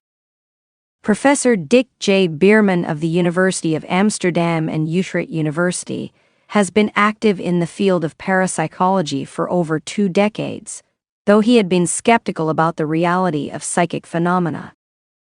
After receiving his PhD in experimental physics, he became involved in research in artificial intelligence, specifically intelligent tutoring systems. His decades of research into how people gain knowledge led him to change his viewpoint about psychic phenomena. This is his description of the conclusion he came to about people's ability to access future experiences. We're satisfied that people can sense the future before it happens. We'd now like to move on and see what kind of person is particularly good at it. Professor Brian Josephson, a Nobel Prize-winning physicist from Cambridge University, drew similar conclusions. So far, the evidence seems compelling. What seems to be happening is that information is coming from the future. A meta-analysis of all precognition experiments conducted at Stanford Research Institute from 1973 to 1988 was conducted by Edwin May, Ph.D., a researcher in low-energy, experimental nuclear physics, and his colleagues. The analysis was based on 154 experiments with more than 26,000 separate trials conducted over 16 years. They concluded that the studies showed that people are able to access experiences from the future, with the statistical results of this analysis showing odds against chance that were of more than 1 billion to 1. Studies performed by Dr. Dean Radin and others showed that many people reacted to pictures about to be shown at random on a computer monitor 6 or 7 seconds before the pictures were shown, even though the computer had not yet selected the pictures. The people insisted they didn't know in conscious awareness what the pictures would be. If the pictures that were to appear in 6 or 7 seconds were of disturbing images, the subjects' bodies would show tension. If the pictures to be shown were calming pictures, their bodies would show calm. The subjects accessed the future experience at the subconscious awareness level, even though the computer had not yet selected the image at random. Experiences are accessible across space. Remote viewing. Many people are able to access experiences without having the environment of the experiences present through an ability called remote viewing. This ability demonstrates that experiences from any location are accessible. The person sits quietly with his or her eyes closed and focuses on something that could be hundreds or thousands of miles away. The remote viewer is able to see it, hear it, smell it, feel its texture, sense movement, and sense emotions involved with it. In other words, the person is accessing sensory experiences given freely by the universal intelligence that are not within the person's current experiences of a location. For several decades at the end of the 20th century, the CIA had a remote viewing program named Operation Stargate that used remote viewers to spy on the Soviet Union. One of the most accomplished remote viewers was Joe McMoneagle. McMoneagle was tested by Edwin May, Ph.D. in nuclear physics, president and founder of the Laboratories for Fundamental Research. McMoneagle was to remote view a team of CIA researchers as a test of his ability. The team was hundreds of miles from McMoneagle's location. He sat in his office, warmed down by meditating for a while, and closed his eyes, focusing his thought on where the team was. After a short time, he produced this sketch of where they were. On the next page is a photograph of where the team actually was. The writing on the sketch describes the windmills, single power poles, many, moving electricity in the form of gridwork, high-low probably not visible to the eye. The sketches and descriptions exactly fit the location where the team was. Joe McMoneagle was able to access the experiences of sight from hundreds of miles away. The Princeton Engineering Anomalies Research Pair Laboratory at Princeton University performed the same test of remote viewers by having a person travel to some distant location undisclosed to the remote viewer and having the remote viewer attempt to identify details about the location. The remote viewers in 334 trials were able to describe details about where the person was with odds against guessing the details of the location of 100 billion to 1. Joe McMoneagle was also involved in a 6-year remote viewing project to identify whether the shaman empress of ancient Japan, named Himiko, was mythical or real. She was the subject of many stories about ancient Japan and was mentioned briefly in one ancient Chinese document. He conducted his remote viewings of Japan from his home in Virginia. McMoneagle was able to access the experiences of the ruins of an ancient mountaintop castle, 2 temples, and a royal tomb, all previously undiscovered. The ruins were found where he stated they were, in the configurations he described. These discoveries were the subject of a best-selling book on the subject, published in Japanese. You can see a video of Joe McMoneagle describing his remote viewing of Himiko's archaeological site at www.earthscholanswears.com/Joe/. As an experiment while working with the CIA, the remote viewer Ingo Swann remote viewed Jupiter and had the sight experience of rings around the planet, a supposition no astronomer had suggested. Years later, A satellite flyby revealed that, in fact, Jupiter has rings around it. No human being had ever been close to Jupiter. However, Ingo Swann was able to access the sight experience of the rings from the universal intelligence.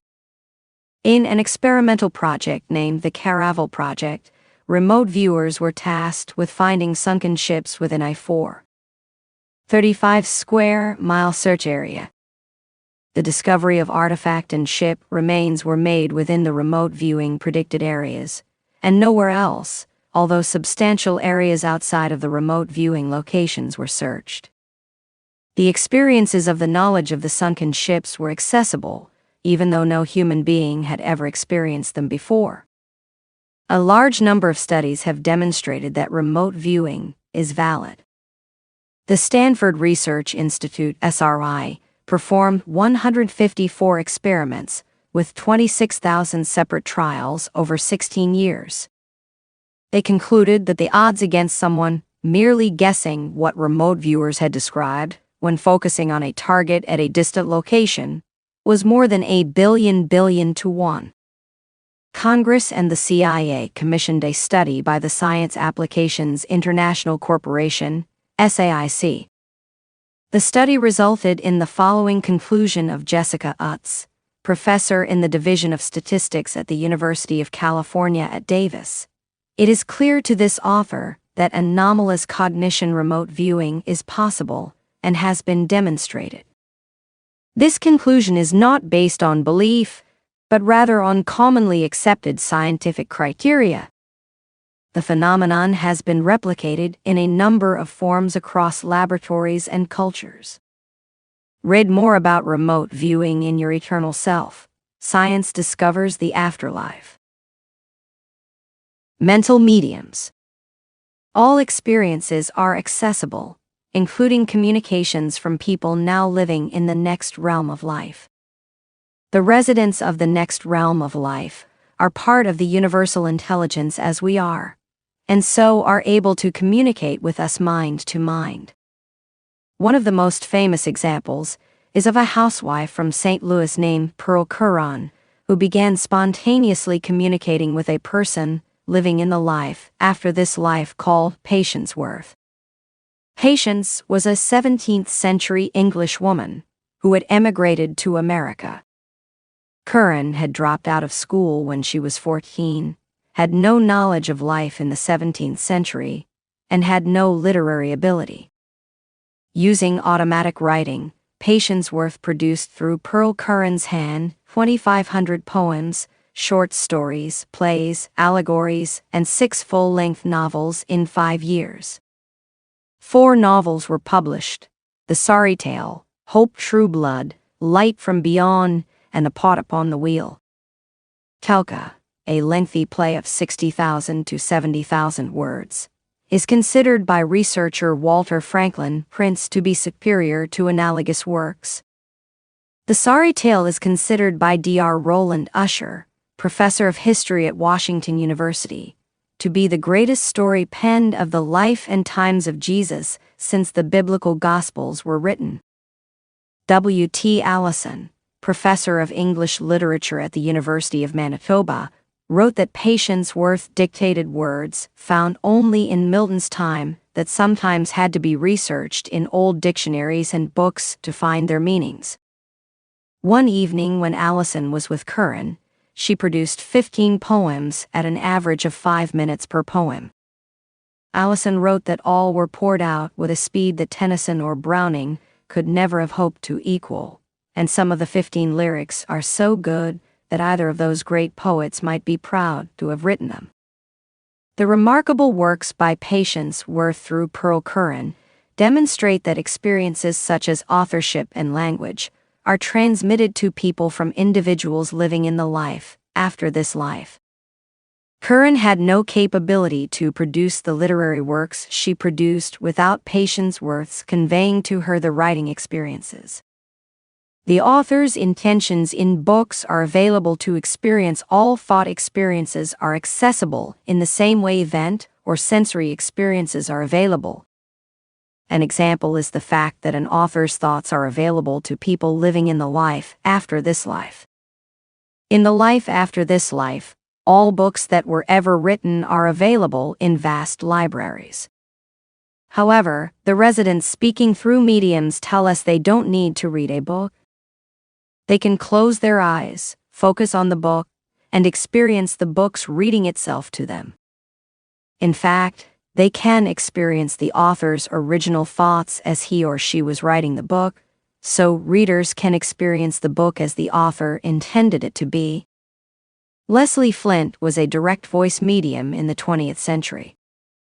People living in the life after this life came into sessions he led and spoke clearly about our Earth world and their world.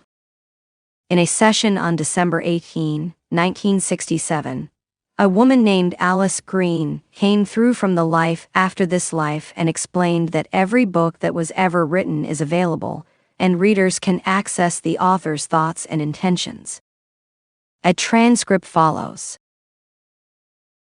You can listen to the recording at www.erscolanswears.com/Alice/.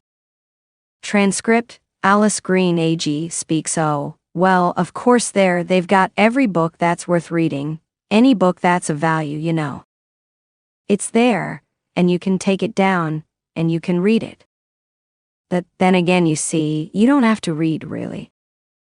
It's funny, isn't it?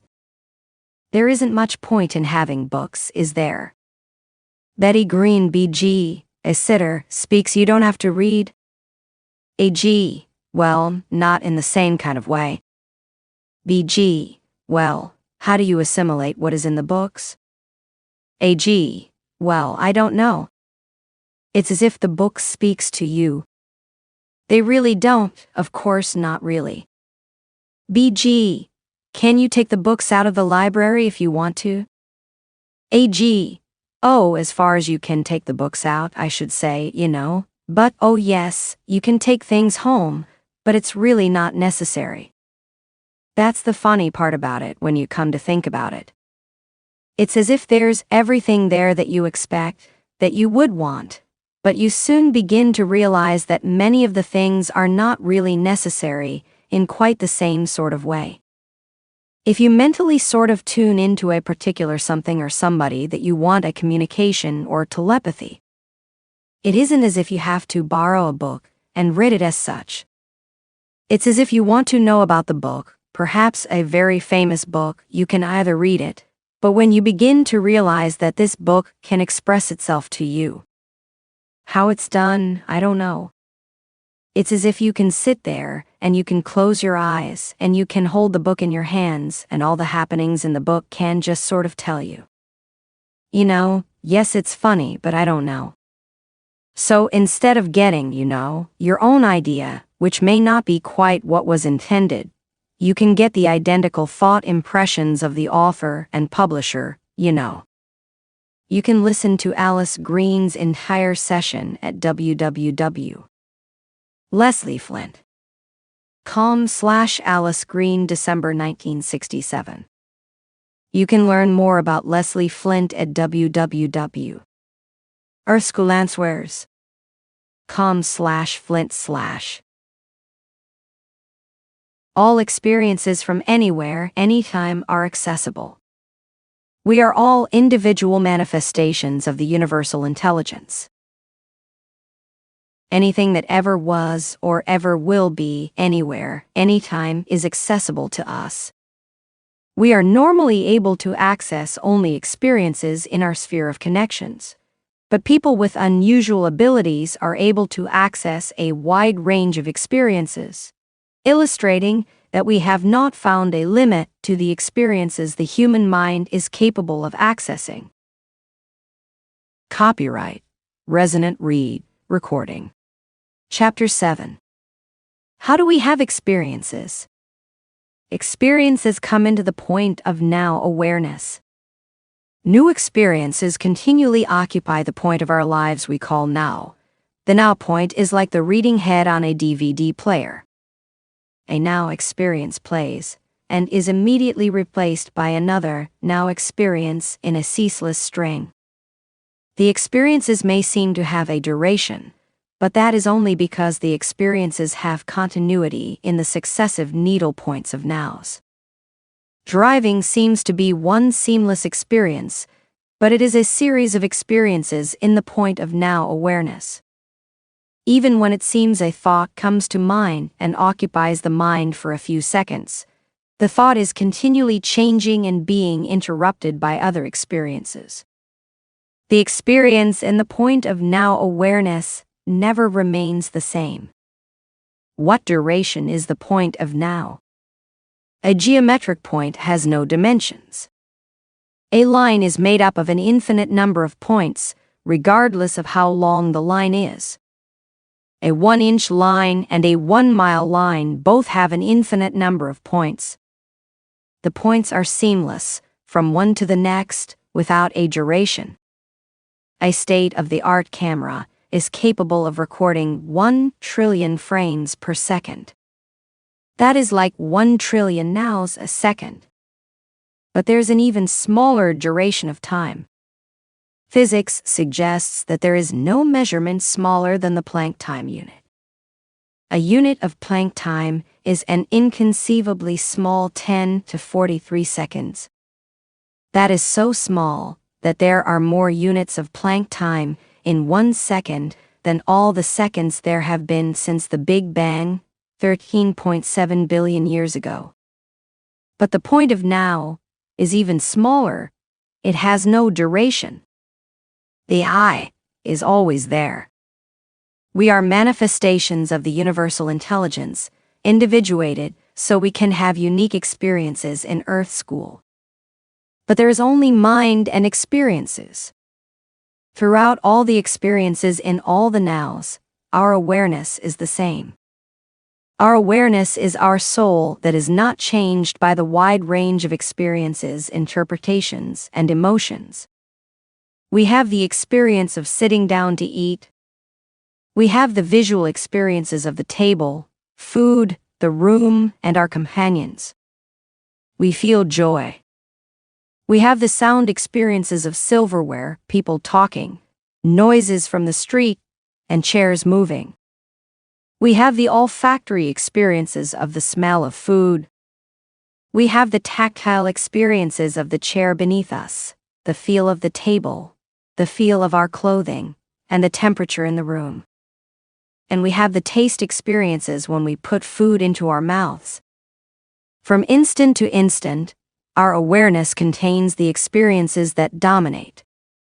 However, our awareness, the I that we are, always remains the same. The universal intelligence's creative power influences the experiences. Accessing the experiences is not mechanical, like accessing files from a hard drive. As experiences flood the mind from the subconscious, they are assisted by the creative power of the universal intelligence. This is an example. You must do a little work to understand this concept, but only by having the experience can you understand the creative power of the universal intelligence. In a moment, I want you to close your eyes and relax for 2 or 3 minutes so your mind is calmed down. Then I want you to imagine you are in a new city you have never been in before. You might choose a country you haven't visited in which to place the city, but don't identify a city. Walk down a street in this new city. If you are a visualizer, you will see images. If you think more in words and impressions, you are a verbalizer. You will see few or no images. Instead, you will have the impression you are in the city. Most people have cognitive styles between the two extremes. Give yourself a minute or two. If you're enjoying the process, let it go on longer. Stroll down the street of this imaginary city. Notice the buildings, street, storefronts, people, sounds, and smells. Interact with people or animals you come upon. Remember all the details of this city street and the events. Open your eyes after a few minutes and read on here. Close your eyes and stroll down the street now. You probably were able to envision or have the impression of the street, buildings, pavement, storefronts, and people. You may have heard sounds and smelled smells. You may have interacted with people. Where did all that come from? It didn't come from your conscious mind. You couldn't create fast enough to make all those details. You would have had the snail's pace slowness of creating a painting one brushstroke at a time. You had dozens of detailed memories created during your stroll that you now remember with all the details intact. You didn't think to yourself, I'm going to create a brown building with large windows and displays. I'm going to have a woman with blonde hair walking past the window wearing a business suit. You didn't create all the details. Where did the scene and events come from? They came from the creative power of the universal intelligence. It is the same creative power that creates the Earth School environment we take for granted, with all its detail and complexities. When we intend to bring an experience into our conscious awareness, such as a memory experience, it comes to us immediately. We are an individual manifestation of the universal intelligence, so we ask and are granted our request. However, we receive much more than we ask for. We receive a creation. When we want to imagine something unusual, we just ask the question differently. I want to walk through a marvelous castle. Give me the interior of the castle with people in it. Our universal intelligence creates the castle rooms, people, and events on the spot, without hesitation. We just allow it to come into conscious awareness as we tour the castle.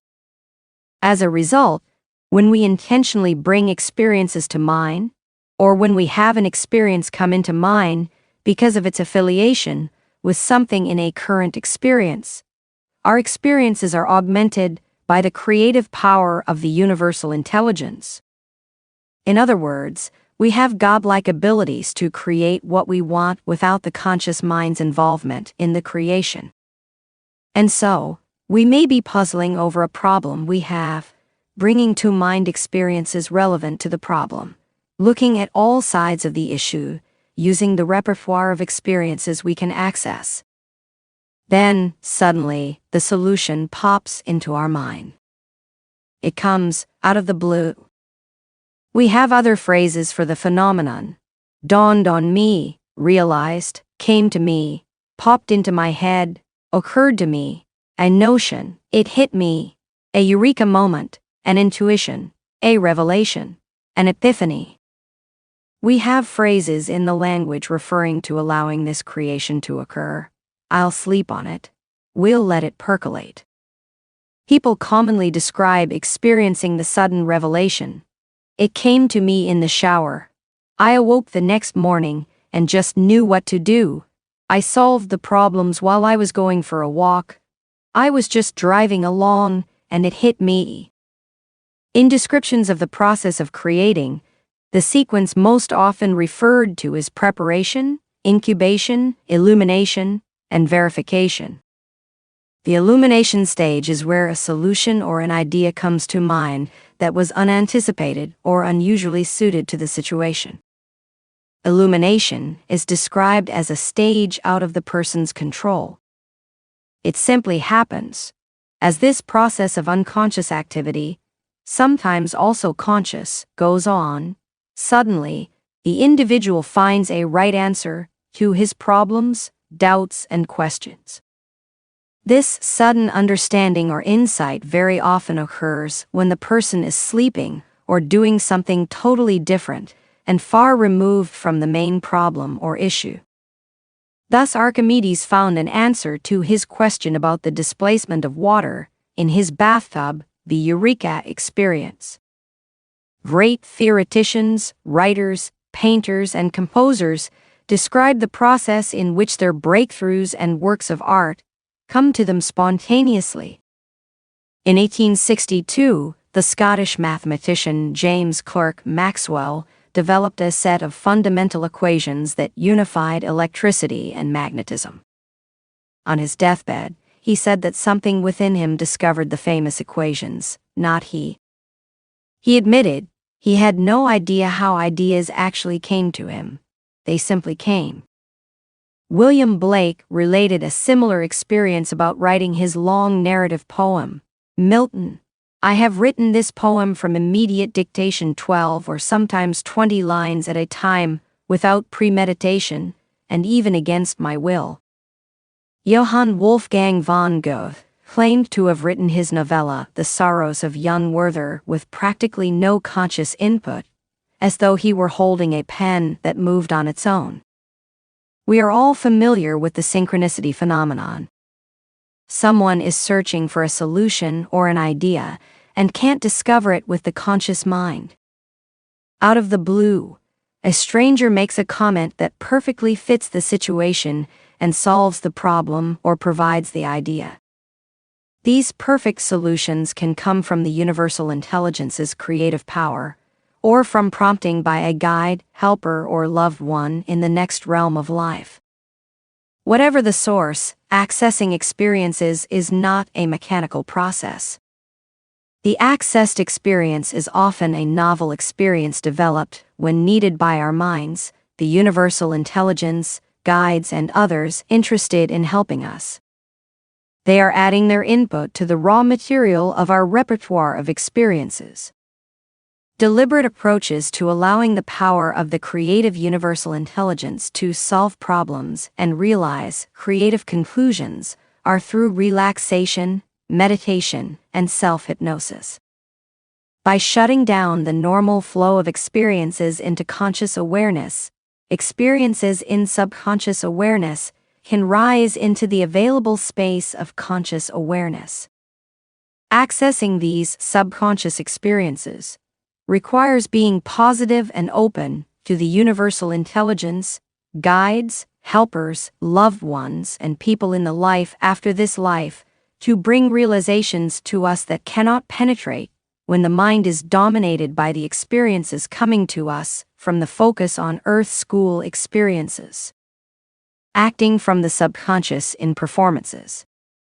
Relying on the subconscious for processing is especially important in complex skills such as speaking, sports, art, music, and other such performance activities. The person is acting from the subconscious, with agility and rapidity.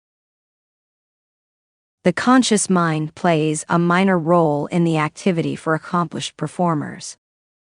The subconscious takes over processing to bring the desired results. In extreme cases for sports or performance arts, the conscious mind is bypassed, so the sports figure or performance artist can act entirely from the subconscious. The person is in the zone, on automatic pilot, or in the groove. The experiences the person has access to are sophisticated and skilled. The highest quality experiences have been developed over time with considerable practice. They are then executed with little intervention from the conscious mind. The performances are enhanced by the universal intelligence that gives us what we ask for. When we speak, play an instrument, perform in a presentation, or play a sport, we are acting from our subconscious with the universal intelligence assisting and guiding us through every thought, action, and reaction. That is what makes the fluid, adept performance possible. The skill is entirely in the mind, not in the muscles. All performances, regardless of how sophisticated or complex, are made up of strings of experiences brought into subconscious awareness, resulting in muscle activity. The experiences of striking the correct keys in the correct ways and correct sequences to play a piano concerto masterfully have been accumulated through practice over years that progressively creates new experiences the person then brings into subconscious awareness to perform. Feedback through hearing the correct sound and responses from others help the pianist acquire the experiences that strike the piano keys in the way that results in the virtuoso performance. The most recent correct experiences come into subconscious awareness to supersede the early, less accomplished experiences. At the same time, the universal intelligence is giving the performer what he or she is asking for, in greater measure than the performer could accomplish without the assistance. Performing is a creative act. The repertoire of experiences accumulated through practice is the basis for the performance, but the result when the person surrenders to the performance is greater than the person could have accomplished through conscious awareness alone. We can have any experiences not in our repertoire come into awareness.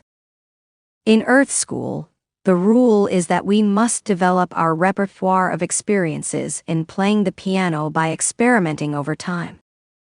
That takes practice. Normally, people are able to access only the experiences in their own repertoire of experiences, not in other people's repertoires. Someone who stopped taking piano lessons after 4 weeks will not have developed the repertoire of experiences to play adeptly. However, the experiences involved in activities such as playing a piano and speaking are accessible by anyone, even if the person has not acquired them through practice. There are validated cases of people suddenly accessing experiences that result in sophisticated performances, even though the experiences were not developed in their own repertoire through practice. The ability to access a wider range of experiences than the person previously had access to is called the acquired savant syndrome. Acquired savant syndrome, in the ability to play a piano, examples of the sudden acquisition of the ability to access experiences that result in proficient piano playing follow. Derek Amato was 40 years old when he hit his head hard after diving in a shallow pool. Prior to the accident, Derek had absolutely no musical training or ability. When he woke up after his accident, he immediately had the ability to play music with the proficiency of a trained professional. As I shut my eyes, I found these black and white structures moving from left to right, which in fact would represent in my mind a fluid and continuous stream of musical notation. My fingers began to scale the piano keys as if I had played all of my life. I can't explain the feeling of awe that overcame my entire being, although I can tell you the expression on my friend's face was enough to put us both in tears. These sophisticated experiences became accessible to Derek's subconscious awareness, from which piano playing comes. Their origin is not known, whether the experiences have a life of their own, or whether they were the experiences of a master pianist. We just know that any experiences from anywhere, anytime, and any person are accessible. Derek's accident enabled him to access the experiences of playing the correct notes suddenly. He said of his gift, "It's almost like the ghost of Beethoven jumped into my body, right, and took over and I just kind of went crazy." View a video of Derek describing his sudden abilities, www.earthscholanswers.com/Derek/. In another case of a man developing the ability to play the piano spontaneously, a 28-year-old man from Israel known as K.A. reported that prior to his spontaneous change, he could play only simple popular songs from rote memory on a piano. He described something unusual that happened one day when he came across a piano as he strolled through a mall. Suddenly at age 28, after what I can best describe as a just getting it moment, it all seemed so simple. I suddenly was playing like a well-educated pianist. I suddenly realized what the major scale and minor scale were, what their chords were, and where to put my fingers in order to play certain parts of the scale. I was instantly able to recognize harmonies of the scales in songs I knew, as well as the ability to play melody by interval recognition. He searched the internet for information on music theory and read it with great interest. To his amazement, most of what they had to teach I already knew, which baffled me as to how could I know something I had never studied. K.A. had access to the experiences he needed to be able to play adeptly and to have the knowledge of music theory. All of it came from the universal intelligence that made the experiences he had not created in daily life available to him to access when he played the piano. In another case of spontaneous knowledge of how to play the piano, a man named Lachlan Connors explained that he was so musically incapable that he couldn't even remember the melody and lyrics for nursery rhymes like Twinkle, Twinkle, Little Star. His mother, Elsie Hamilton, corroborated this. He really had no talent. I would say, "Can't you hear what's next?" with something like "Mary had a little lamb" or "Twinkle, Twinkle, Little Star," and he'd say no. However, in 6th grade he suffered several injuries to his head while playing lacrosse. He began to experience serious epileptic seizures and hallucinations. The seizures and hallucinations eventually subsided, but he had spontaneously developed the ability to play musical instruments. Without lessons, he could effortlessly play 13 instruments, including piano, guitar, mandolin, ukulele, harmonica, African karimba, and bagpipes.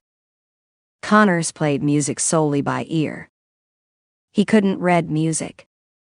The ability to play came in experiences he accessed in subconscious awareness from the universal intelligence. View a video about Lachlan Connors at www.erscolanswears.com/Lachlan/. Another savant who developed his piano-playing talent with no training or practice was Leslie Lamp.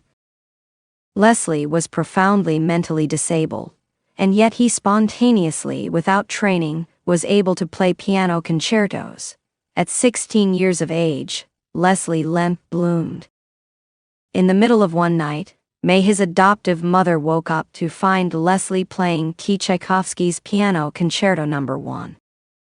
Leslie, who has no classical music training, was playing the piece flawlessly after hearing it just once earlier on the television. From then on, Leslie began playing all styles of music from ragtime to classical. Like the Tchaikovsky piece, he only has to hear the music once in order to play it again perfectly. He became famous after being portrayed in national television shows. Before his health started to deteriorate, Leslie gave many concerts around the world. Leslie would play the piano and sing perfectly, but had not learned how to speak. A video of Leslie Lamp is at www.erscolanswears.com/Lemk/. These examples demonstrate that the experiences of manipulating the keys on a piano to play adeptly are accessible, as all experiences are accessible, whether they were developed in the repertoire of experiences or not. The person just has to be able to access them. Sudden acquisition of the abilities to speak a language. Speaking a language also results from access by subconscious awareness to a language's words, pronunciations, and syntax to adeptly speak or write a language. Strings of individual experiences with the language are accessed to form complex streams of recalled experiences with language that enable the person to perform the motor activities of speaking or writing the language. Being able to speak and write a language normally results from being brought up in an environment in which the person experiences use of the language and develops the abilities in his or her repertoire of experiences. However, the language abilities also can develop spontaneously. All experiences are accessible, including the complex experiences required to speak and write a language. When someone suddenly is able to speak a language unfamiliar to him or her, the phenomenon is called xenoglossy. In 1977, doctors at a state penitentiary in Ohio discovered that a convicted rapist named Billy Mulligan had become possessed by two new personalities, both of whom communicated in different languages. Mulligan was born and raised in the USA and spoke no foreign languages. But when taken over by Abdul, Mulligan could read and write perfect Arabic. As Rujan, he spoke perfect Serbo-Croat with a thick Slavic accent. In another case Ian Stevenson described, In the July 1980 edition of the Journal of the American Society for Psychical Research, an Indian woman named Uttar Huddar, who at aged 32 spontaneously took on the personality of a housewife of West Bengal who lived in the early 1800s. She began speaking Bengali instead of her own language, Marathi. For weeks, speakers of Bengali had to be brought in to enable her to communicate with her own family. In 1931, a young English girl from Blackpool, known as Rosemary in the files of the Society for Psychical Research, began to speak in an ancient Egyptian dialect under the influence of the personality of Telekaventu, who had lived in approximately 1400 BCE. In front of Egyptologist Howard Hume, she wrote 66 accurate phrases in the lost language of hieroglyphs, and spoke in a tongue unheard outside academic circles for thousands of years. In two other cases, the individuals did have rudimentary knowledge of the language they accessed, but after a trauma accessed the experiences to be fluent in the language. Ruben Nsemo, an English-speaking high school soccer player, suffered a head injury, and when he awoke could speak only Spanish, like a native. He could not speak English. Previous to the injury, he knew some basic Spanish but was not fluent. Madej Kas, a Czech motorcycle racer, was in an accident and knocked unconscious. When he awoke, he was able to speak English fluently with a British accent. Prior to the accident, he had some knowledge of basic English phrases but spoke broken English. After a few days, he returned to speaking Croatian. In these cases, the experiences of vocabulary, pronunciation, and syntax were accessible to these individuals, even though they did not have the language abilities in their repertoires of experiences.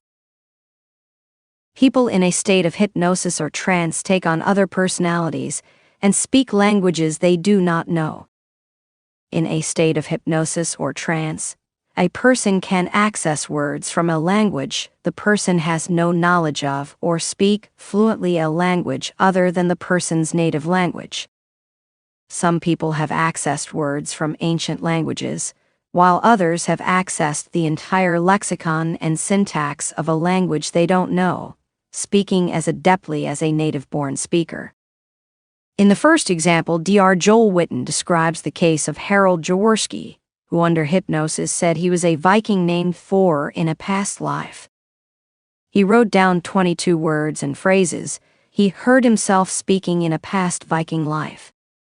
Working independently, linguists identified the words as the extinct language Old Norse and translated 10 of them.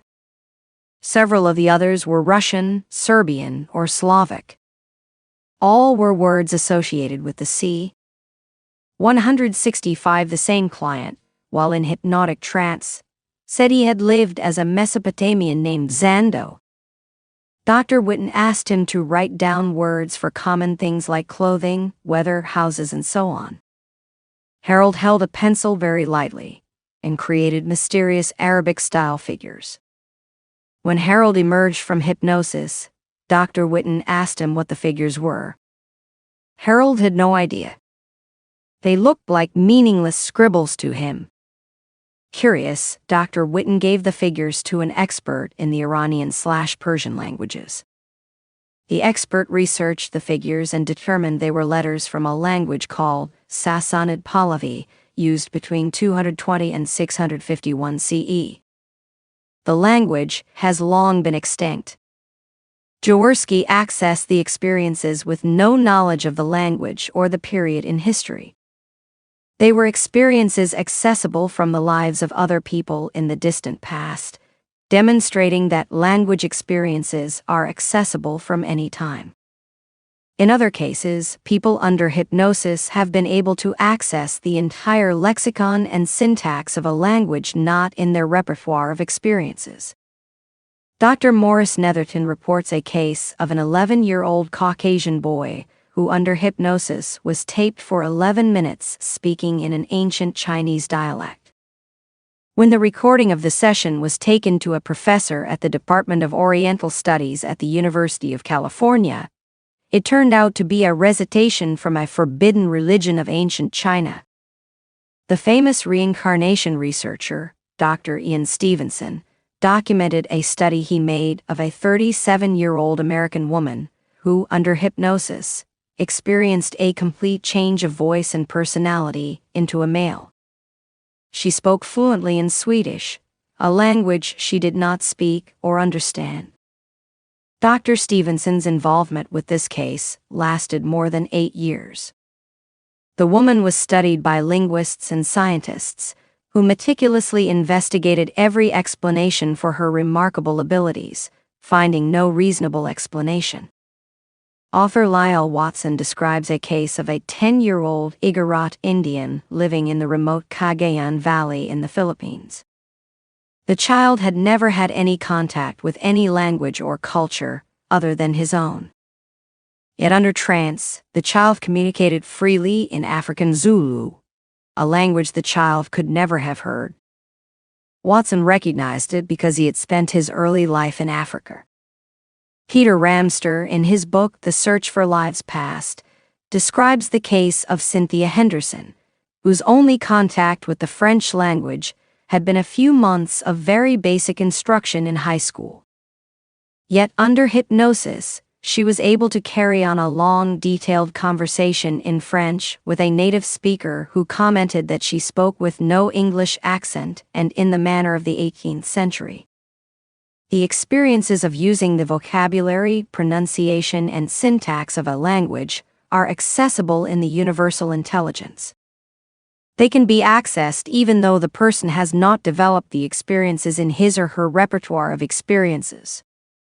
Mediums have been able to speak languages they do not know.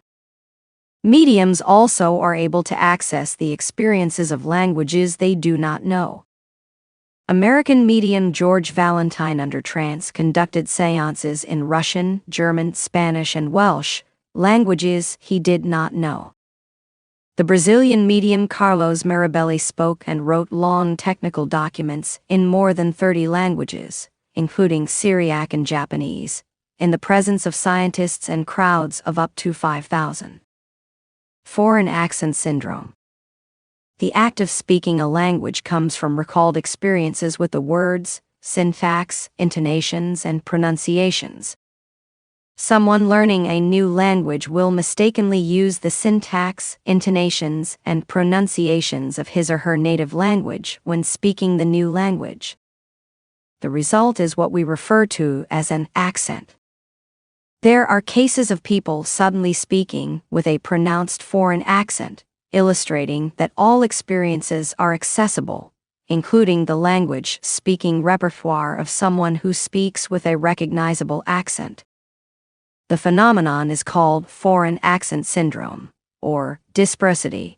One study identified and studied 62 subjects experiencing spontaneous foreign accent syndrome.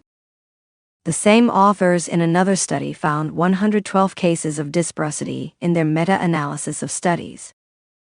These subjects were suddenly accessing a different repertoire of language experiences because all experiences are accessible, including the experiences of vocalizing a language with the accent of a non-native speaker. You can see a video of 3 people with foreign accent syndrome at www.erskulandswares.com/accent/ Acquired savant syndrome in mathematics. Performing mathematical calculations with dexterity requires acquiring the experiences in the mathematician's experience repertoire that result in proficient mathematics performance. However, as with the other spontaneous savant examples, mathematics ability can be suddenly acquired. All experiences are accessible. Jason Paget received a concussion from a brutal beating. When he recovered, he found that he was able to visualize complicated mathematical and physics concepts. I see shapes and angles everywhere in real life. It's just really beautiful. He was encouraged by a physicist to take up math studies and is now becoming a number theorist. Various neuroscientists have expressed an interest in studying his brain to understand how he acquired his new expertise. You can see a video of Jason Paget describing his abilities at www.earthschoolandswears.com/Jason/.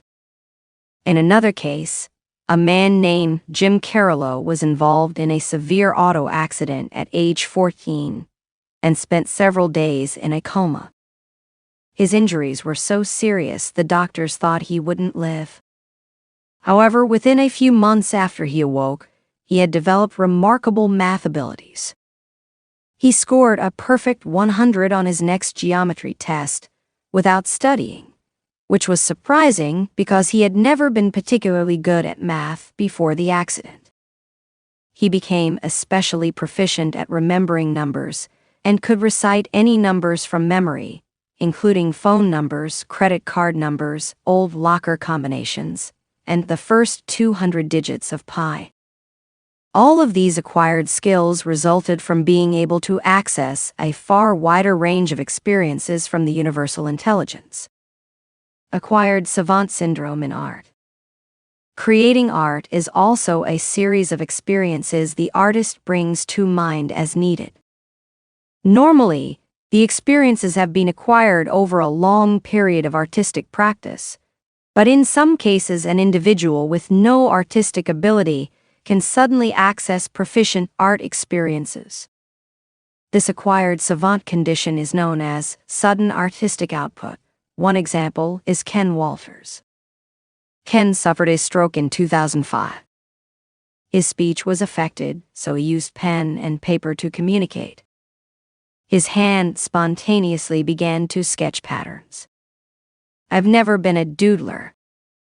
The closest I'd come was copying a cartoon as a child, and I hadn't drawn since. That's why it was so strange. The act was unconscious. Only when a nurse asked me what I was doing did I look down to see patterns all over the paper. Ken used his newfound talent to become a professional artist. His work has been featured in numerous art magazines and displayed in various galleries.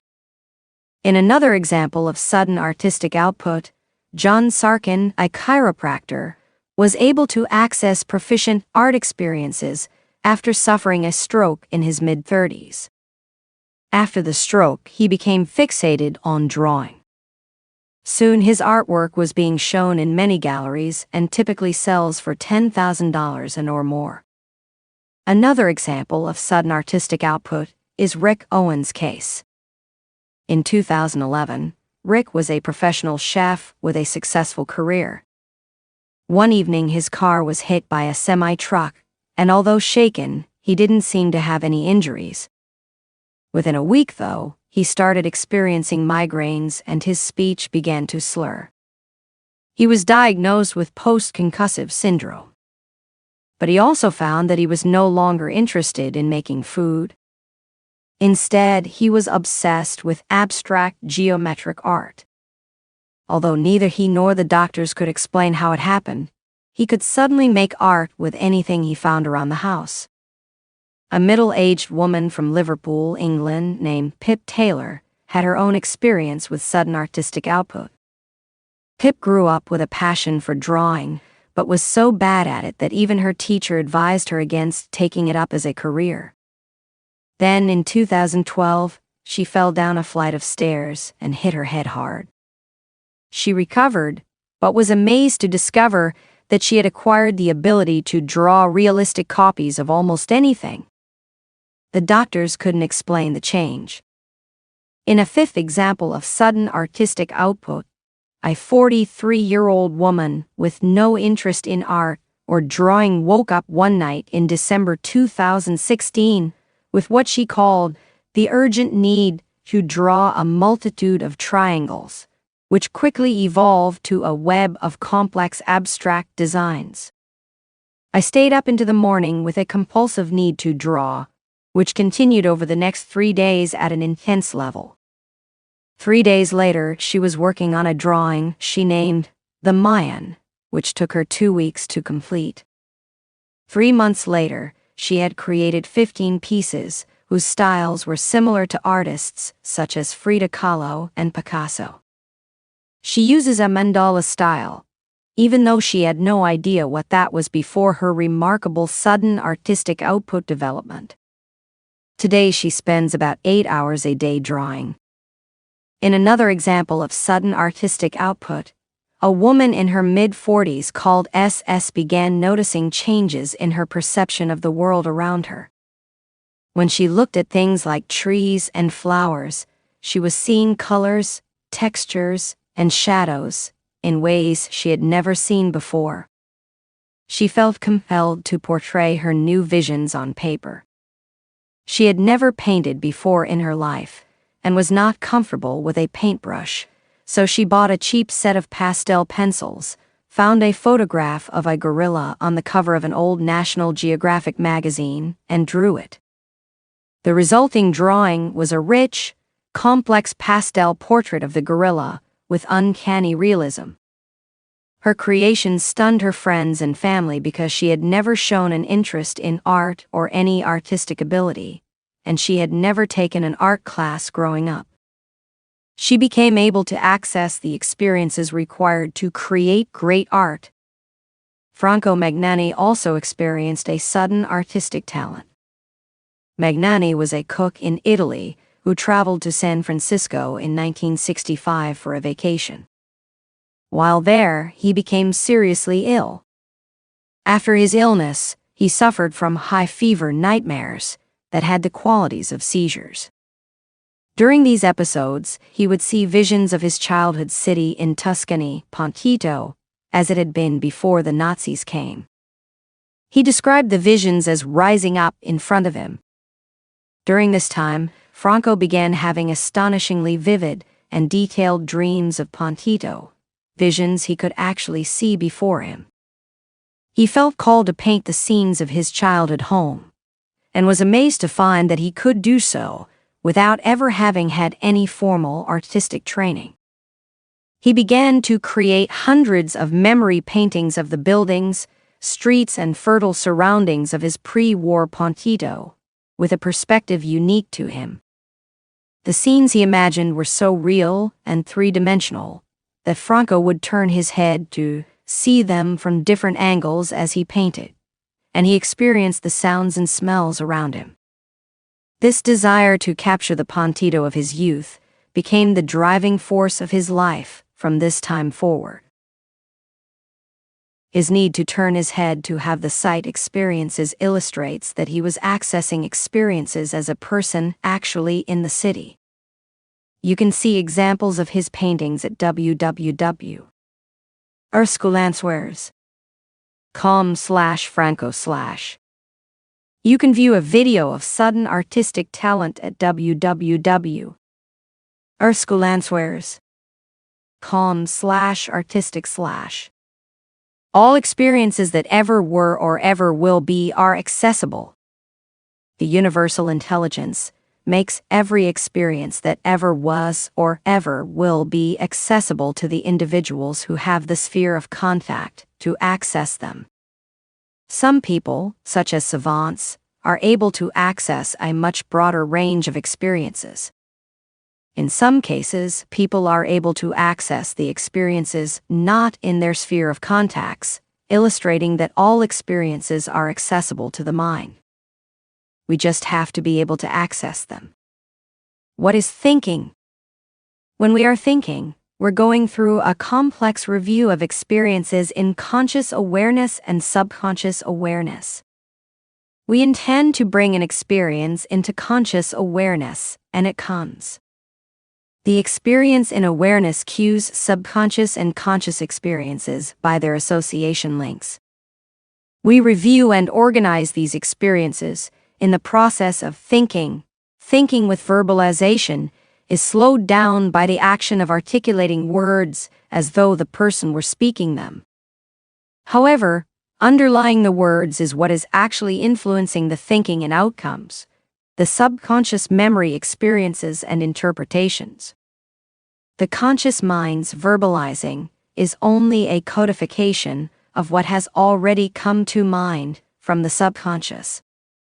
And so, in the case of someone who must decide whether to spend an extra $200 and on a computer to get a touch screen, when she thinks of spending the $200 and her subconscious awareness is flooded with cute concerns over money amounts, feelings that she doesn't need such a luxury, recalling that the rent is due in a week, and on and on.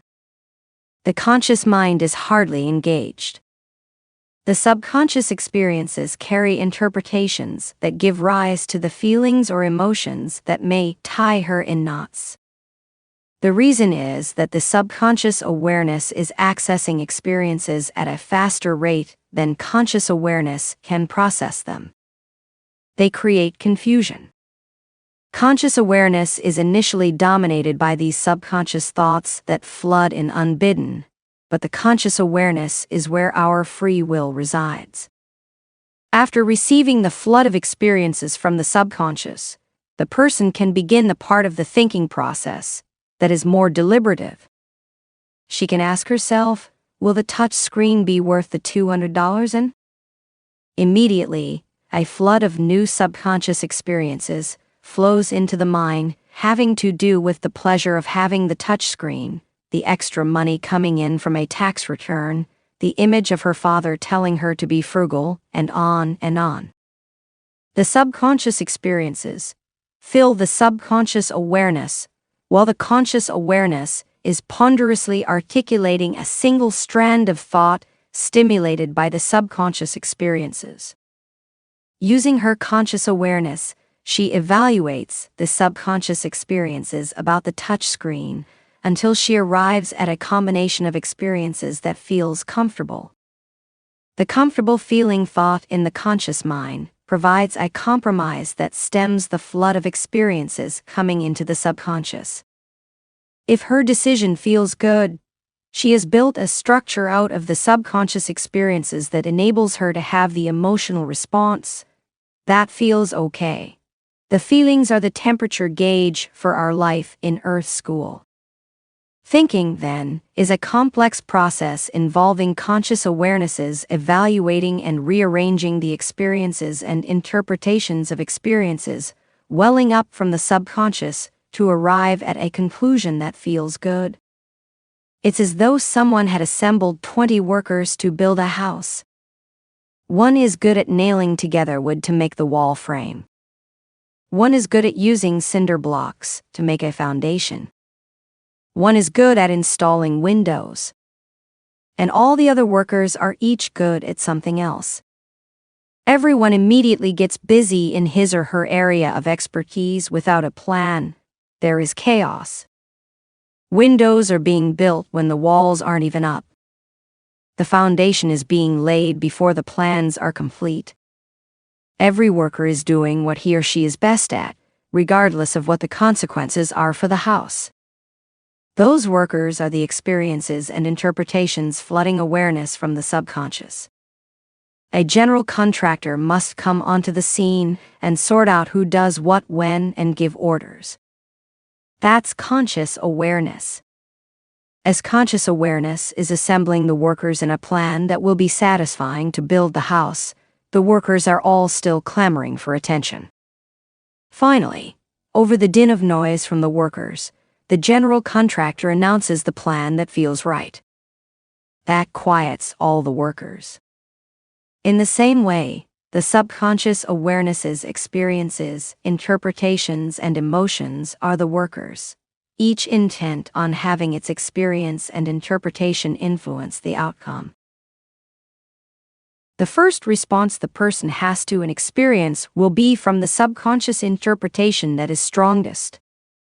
What comes to us through subconscious awareness is very fast, at 11 or 20 million bits per second, so conscious awareness, processing information at 60 or 120 bits per second, is not involved until the subconscious experiences have made their entrance. Someone who is impetuous or closed-minded will respond based on that first subconscious experience and interpretation, without considering the other experiences in the repertoire of experiences. Another person who realizes the need to examine the other experiences in the repertoire might say, "I have to think about this." The thinking will be allowing the other experiences in the person's repertoire to come into awareness where the person can feel how they fit.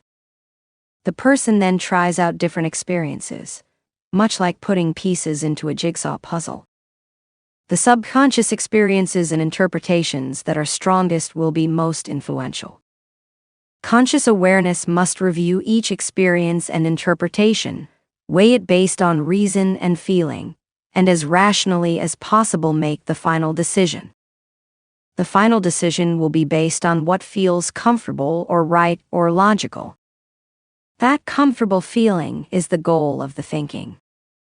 The experiences in subconscious awareness are felt more than rationally considered because of the speed with which they come into awareness. The roles of conscious awareness are to realize the decisions already framed by the combination of experiences and interpretations in subconscious awareness that result in the most comfortable feeling, then articulate the decisions as rational, carefully considered conclusions. However, the rational explanations come after the feelings about the alternatives have already made the decision. Even a quantum physicist, puzzling through the notion of quantum gravity or string theory, is having experiences flood awareness from the subconscious with theories, data, knowledge, feelings about what colleagues might think, and a host of other subconscious experiences. The technical, evidence-based nature of the thinking affects the content, but the process is the same as less technical deliberations. The quantum physicist is comparing, combining, weighing, reconstituting, and eliminating the very technical subconscious experiences at great speed. Conscious awareness is slowing the process to corral the subconscious experiences and bring them into some order. A conclusion, then, is made up of the 95% subconscious experiences articulated by the 5% of the rationalizing that is conscious awareness, whether the thinker is a mother making a decision about what to make for her child's lunch or a quantum physicist writing a paragraph about quantum gravity. The resulting decision or solution fits with the feelings about the subconscious and conscious experiences. This decision about my child's lunch feels okay. This conclusion about my writing on quantum gravity feels okay. The process is the same. Only the content is different. Scientists like to think of themselves as objective and thoroughly rational, but the truth is that they rely on the same, "it feels okay" decision as anyone does. And in areas not in their technical area of expertise, they are as emotional and biased as every other human being is. Witness their attitude towards all things having to do with psychic abilities in the face of overwhelming evidence of the validity of psychic phenomena. Their subconscious experiences dominate, so they lose their rationality about data outside the boundaries of the experiences that make them feel okay. However, among the subconscious experiences coming to the scientist are insights and guidance from scientists living in the next realm of life who are dedicated to helping humankind advance in its knowledge of the world. They are inspiring the aha moments. The scientist just has to be open to having them come into conscious awareness as possibilities for consideration. How do we use experiences in speaking? These experiences that come into subconscious awareness result in automatic activities, such as speaking. Speaking is a complex set of experiences that come into subconscious awareness and result in vocalizations. When we see a dog, the sight triggers subconscious experiences and interpretations that come into awareness in a flurry: cute, pet it, come to me, friendly, hurt me, and a variety of other interpretations. These experiences are not related to language. They are experiences and interpretations that enter the now point of awareness and cue other experiences that come into subconscious awareness. Words are coming to mind continually as we go through our day, but virtually all of what we experience is not accompanied by words. The words are just codifications of a small part of what is coming into our awareness. At some point, the person may intend to have the experience of speaking. We have a concept we want to state that is in awareness, but the totality of the vocalized explanation happens in subconscious awareness. If we dragged the explanation into conscious awareness to assemble it, we would dither for hours to voice a simple concept. Instead, we have a concept we access from our memory experiences and rely on the subconscious to give us words and syntax in an instant to match the message we want to communicate. We begin sentences, assemble the words using language syntax, and vocalize adeptly without being consciously aware of the process. It just happens. When we begin a sentence, we don't know in conscious awareness how it will end, but subconscious awareness has it all mapped out. An important component in the freewheeling activity of speaking is the inspiration of the universal intelligence. The universal intelligence is the creative energy that brings experiences into being. It is always available to give us the capabilities that go beyond our own experiences to create what we ask to be created. The complexities of speaking and writing are augmented by the universal intelligence. That is why we can make such complex combinations of words using correct syntax quickly. Skills such as speaking, playing an instrument, and playing tennis are made up of these complex, rapidly assembled sequences of experiences, brought into action without conscious awareness being much involved. Conscious awareness then uses its slow, ponderous rationalizing to realize what subconscious awareness has already determined and has already performed. Copyright Resonant Read Recording. Chapter 8. What determines the experiences we bring into awareness? The infinite points of now awareness are continually being filled with experiences. The experiences that can come to us are those in which we have a personal investment. They are in our sphere of contacts. They can be experiences we are having in Earth School, experiences we have had in Earth School that are now accessible as memories, experiences we create through imagination, experiences coming through psychic knowing, and experiences brought into our individual minds by sources such as guides, helpers, people interested in us living in other realms, and our loved ones living in this life after this life. To have them enter our awareness, we must be able to access them. We are not able to bring into mind the feel of a rock on Mars or a song sung by an ancient Egyptian. However, those experiences are accessible. No experiences are lost, including thoughts and events, and including experiences no human has ever experienced. But to access any experience, we must have some connection to it, and the ability to access it.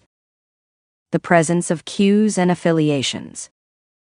The experiences come from our activities during our days in Earth School and from cues that bring experiences into awareness from what we call memory.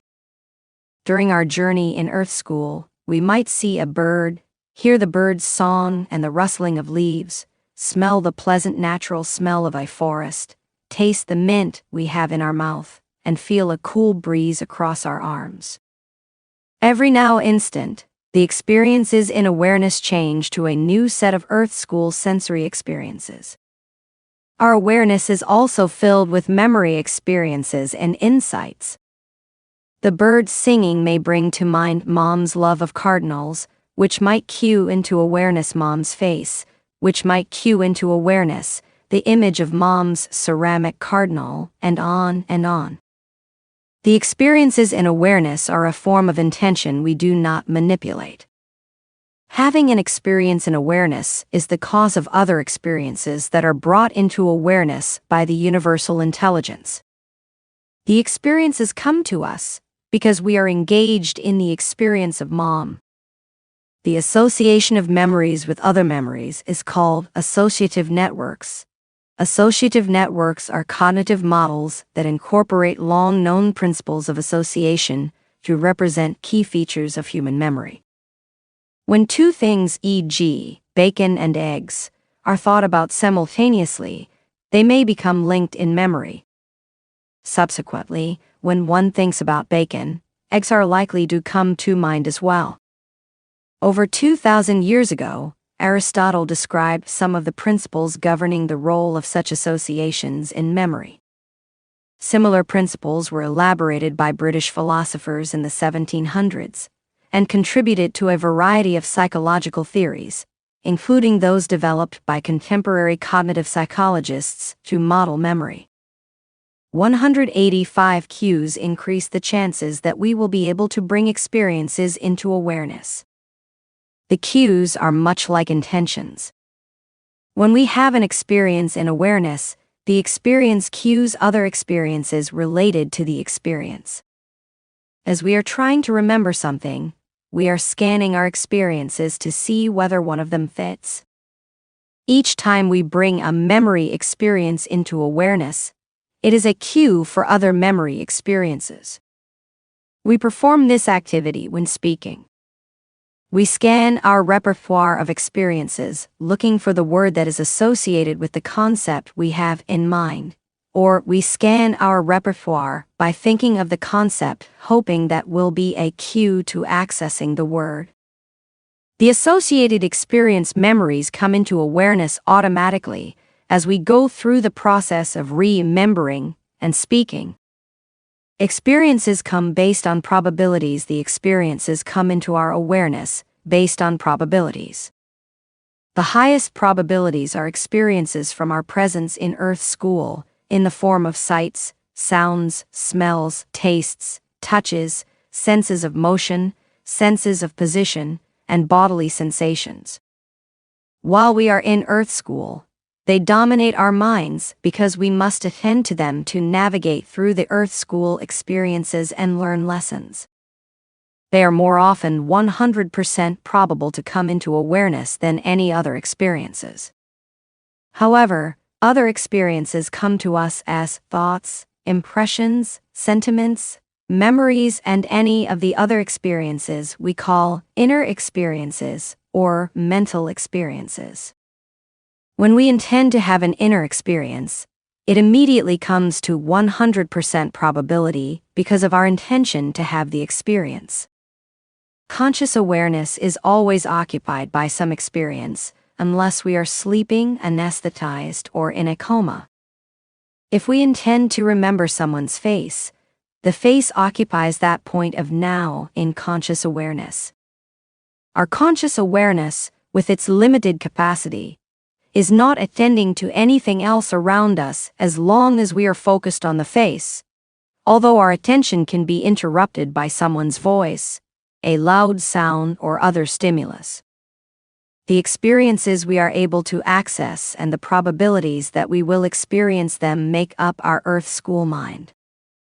The experience memories with highest probabilities for being accessed will come to mind when we're thinking, solving a problem, interpreting what someone has said, making a decision, and every other normal daily activity. When we see our spouse or child, there is a 100% probability we'll have the experience of the person's name come to mind. When we see a person who looks familiar, but we can't remember who that person is, the probability of experiencing the person's name drops to 10% or some other lower percentage. Other higher probability experiences will come into awareness. I think her name is Joan, or maybe Jane. We then must go to some 100% probable experiences to recall the name, such as scanning our repertoire of experiences about places we might have seen the person. A cue from one of the experience will result in the person's name coming into 100% probability. We will remember it. People with hyperthymesia, who remember virtually every event on every day of their lives, have high probabilities for a huge number of memory experiences.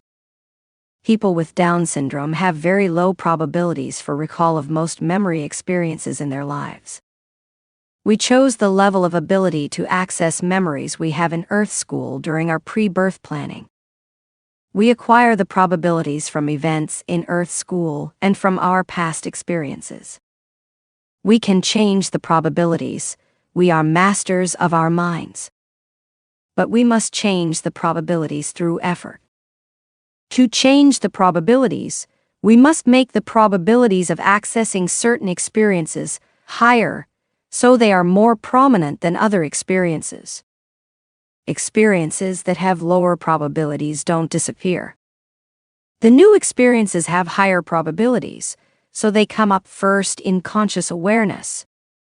When we feel we have forgotten something, it isn't that the memory isn't accessible. It's just that when we try to access it, other experiences interfere with the access. So we practice the piano to develop adept experiences that have 100% probability of coming into subconscious awareness while we're playing a concerto. Developing these experiences takes time and repeated trial and error. Once experienced, however, all the 100% probable experiences of the correct notes, sequencing, posture, timing, pressure on keys, pressure on foot pedals, and all the other experiences involved in playing result in a virtuoso performance. The performance is just a complex recall of the 100% probable experiences, aided by the creativity of the universal intelligence. Interference and forgetting.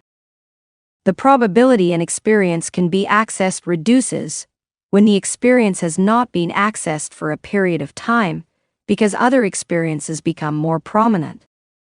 Experiences do not cease to exist. They are just less likely to be experienced than our other experiences. This is called the displacement explanation of why people forget, or why memories lose their potency. Another related explanation is termed the interference explanation, suggesting that new memories interfere with remembering old memories.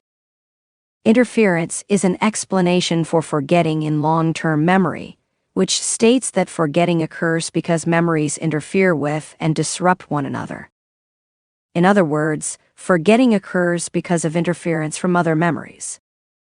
186. There are two types of interference with accessing memory experiences: proactive interference and retroactive interference. Proactive interference occurs when we have difficulty bringing new experiences into awareness because old memory experiences interfere. They have a higher probability of being experienced. When we intend to remember something, or when our minds are searching subconsciously for the next experience to bring into play, during automatic activities such as playing sports or speaking, we may keep bringing old experiences into awareness, because as we attempt to access the newly learned experiences, the old experiences have a higher probability of being accessed. They are stronger. So the old memory experiences come into awareness before the new memory experiences and block the new memories. I can't recall the restaurant's name. I keep remembering the restaurant on the other side of town. I know I have an appointment Thursday, but I keep remembering the appointment Wednesday when I try to recall what's going on Thursday. Retroactive interference occurs when we intend to bring into awareness an old experience, and a new experience with a higher probability of being accessed keeps filling conscious awareness, blocking the older memory experience. Where was that festival in 2018? All I can think of is where it was this year.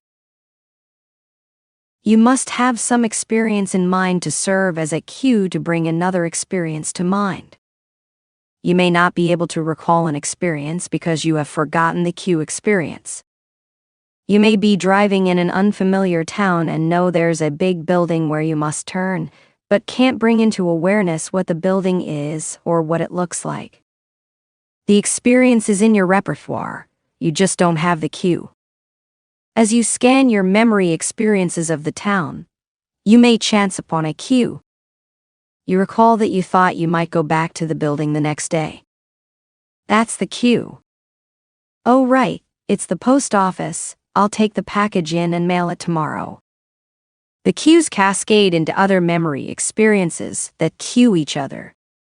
The highest probability experiences are Earth School experiences we encounter continually as we live in the Earth School environment. Next are experiences in memory. When we recall an experience into awareness, we are creating a new experience that will acquire a higher probability. When we scan our experiences, the new experience will more likely come into awareness. However, both the new experience we just had in awareness and the old experience are accessible. It's just that we will usually have retroactive interference when we attempt to bring into awareness the old experience. The new experience will keep interfering. You may recall that earlier in this book I wrote about accessing experiences with a room you lived in during your childhood. If someone were with you experiencing your room at the same time, the two of you would each have unique experiences of the room, but neither set of experiences would be a facsimile of a room external to your mind. There is nothing external to your mind.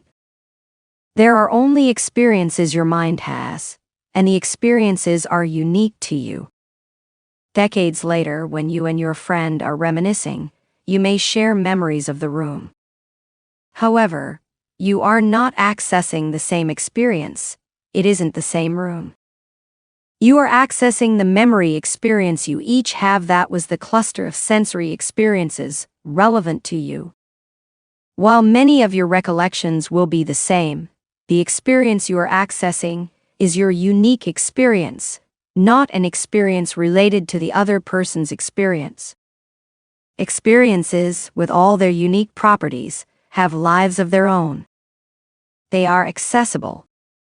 We have access to innumerable sensory experiences in each environment, available from the universal intelligence, but we perceive only those important to us. In the same way, when you access the experience of the room now, you will access the experiences that fit for you now. You will not bring into conscious awareness experience memories that don't fit. That is why we know memories of events change over time. There is not a single memory experience. There is a new memory experience every time an old memory experience is accessed. We may have earlier memory experiences that are superseded by later memory experiences of the same thing, but when we're intending to recall the earlier experience, retroactive interference may keep us from cueing it into awareness. Also, living in your room for years, you would have had many daily experiences with the room. Today, you could sit quietly and reminisce about your room's walls, windows, floor, furniture, and other features of the room.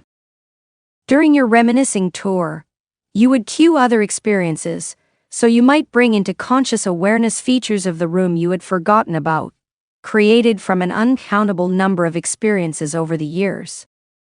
Re-experiencing experiences. When someone brings to mind an experience, the person is experiencing the experience anew.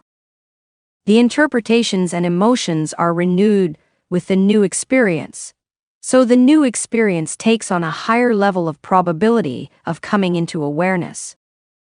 Each time an experience is re-experienced, it generates the same interpretation and emotional response the experience originally had, so it increases the probability it will be experienced again. Each new experience becomes a different, fresh experience and takes on a higher probability of coming into the subconscious awareness. Time hasn't healed that wound. It's been revived in a new wound that has the same potency as the old wound. In deep grief, the person re-experiences the trauma of loss and images connected with a tragic event such as a death, renewing the experience.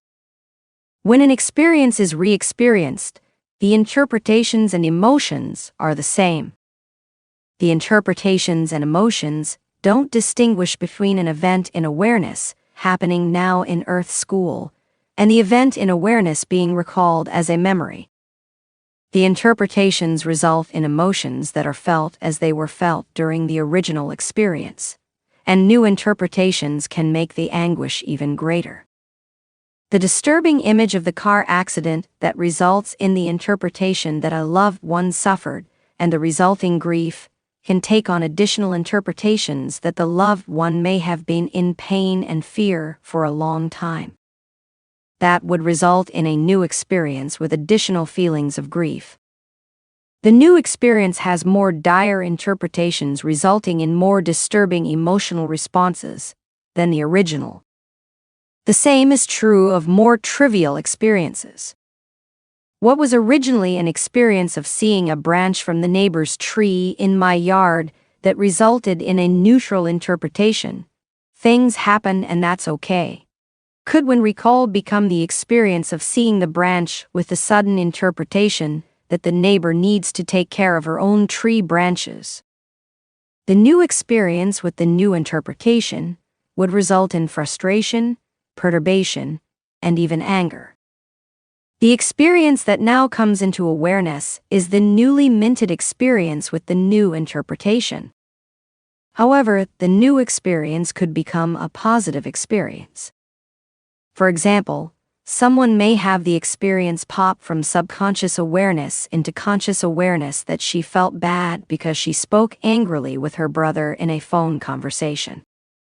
She would interpret it as feeling a separation and loss of love and sadness. Then she might later remember that conversation experience, but recall that he ended it by saying he loved her, and knew she didn't mean anything. She would interpret that as loving and would feel happy. The next day she might spontaneously remember the anger again, but quickly recall the loving ending. Both experiences are accessible.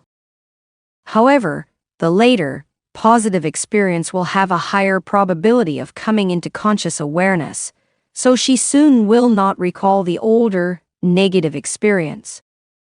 What we call memories are not stable facsimiles of a situation. Re-experiencing the memories results in the same selections of details people go through when first experiencing something in Earth School. Among all the details in the total experience, 5 may be missing when it is re-experienced and 2 may be added. The interpretations may change because of a perspective on the experience. The re-experienced experience then would be recalled differently and interpreted differently. It could be a false memory or a distorted memory, like the change in a story that happens when you whisper a story down the line from one person to the next until the last person vocalizes a version that is vastly different from the story articulated by the first person in the line. Re-experiencing can create new experiences that are increasingly different from the original experience. However, all the experiences still are accessible, both all the old and all the later re-experiences. The later experiences just have a higher probability of being accessed when cued. A dramatic example of the change in a re-experience and the resulting change in interpretation is in the book Induced After Death Communication I co-authored with psychotherapist Dr. Al Botkin. The IADC procedure brings the client into a state of mind in which an after-death communication occurs with the person for whom the client is grieving. The method dramatically reduces grief and changes lives. One case in the book describes a Vietnam War veteran who saw a Viet Cong enemy soldier running toward him, so he saw the young man's face clearly. The veteran raised his gun and shot the young man dead. Years later, the veteran came to Dr. Botkin, profoundly disturbed by the memory. He thought of the young man's family and his suffering on the battlefield. He said he had nightmares in which he saw the young man's face as he had seen it before he shot him. This is the account of what happened. The veteran was put into the state of mind to have an afterlife connection and closed his eyes to allow the connection to occur. With the veteran's eyes still closed on the second induction, he began to describe what he saw. I can see him, the guy I killed, but it doesn't look like the face I saw in Nam and what I see in my nightmares. I see him smiling and happy. Mike sat quietly for a moment, then opened his eyes.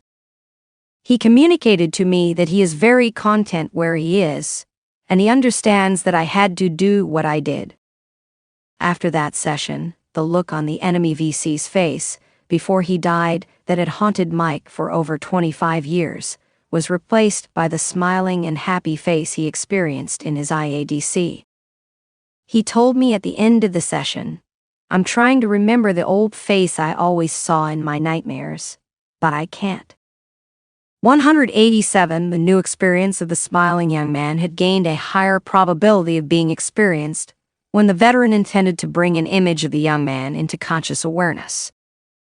The old experience of the face in his nightmares was still accessible, but had faded in its probability of being experienced to the point that only the new experience came to the veteran. The probabilities change with different states of mind. We have been given the ability to enter different states of mind.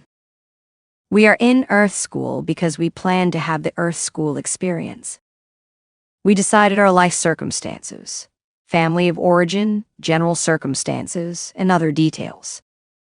We then entered a state of mind to have the Earth School experience. We might call it the Earth School state of mind. Some have likened the state of mind to tuning a radio to a frequency. We can listen to the radio shows on that frequency, but cannot listen to the radio shows on another frequency as long as we're tuned into that frequency. The other frequencies are accessible in our radio now. We've just decided to tune to one set of radio experiences. The same is true of the Earth School state of mind. All the other states of mind that are other realms are here and available, but we're not choosing to be in those states of mind. We're not tuned to their experiences. We are constrained from stepping out of the Earth School state of mind by our own free will choice before we entered Earth School, so we spend this time loving, learning, and enjoying the journey. While we are in the Earth School state of mind, we have access to the experiences others are having in the Earth School state of mind. We all have the experiences of tables, buildings, scents, sounds, tastes, rivers, mountains, a moon, and stars, because we are in the same state of mind.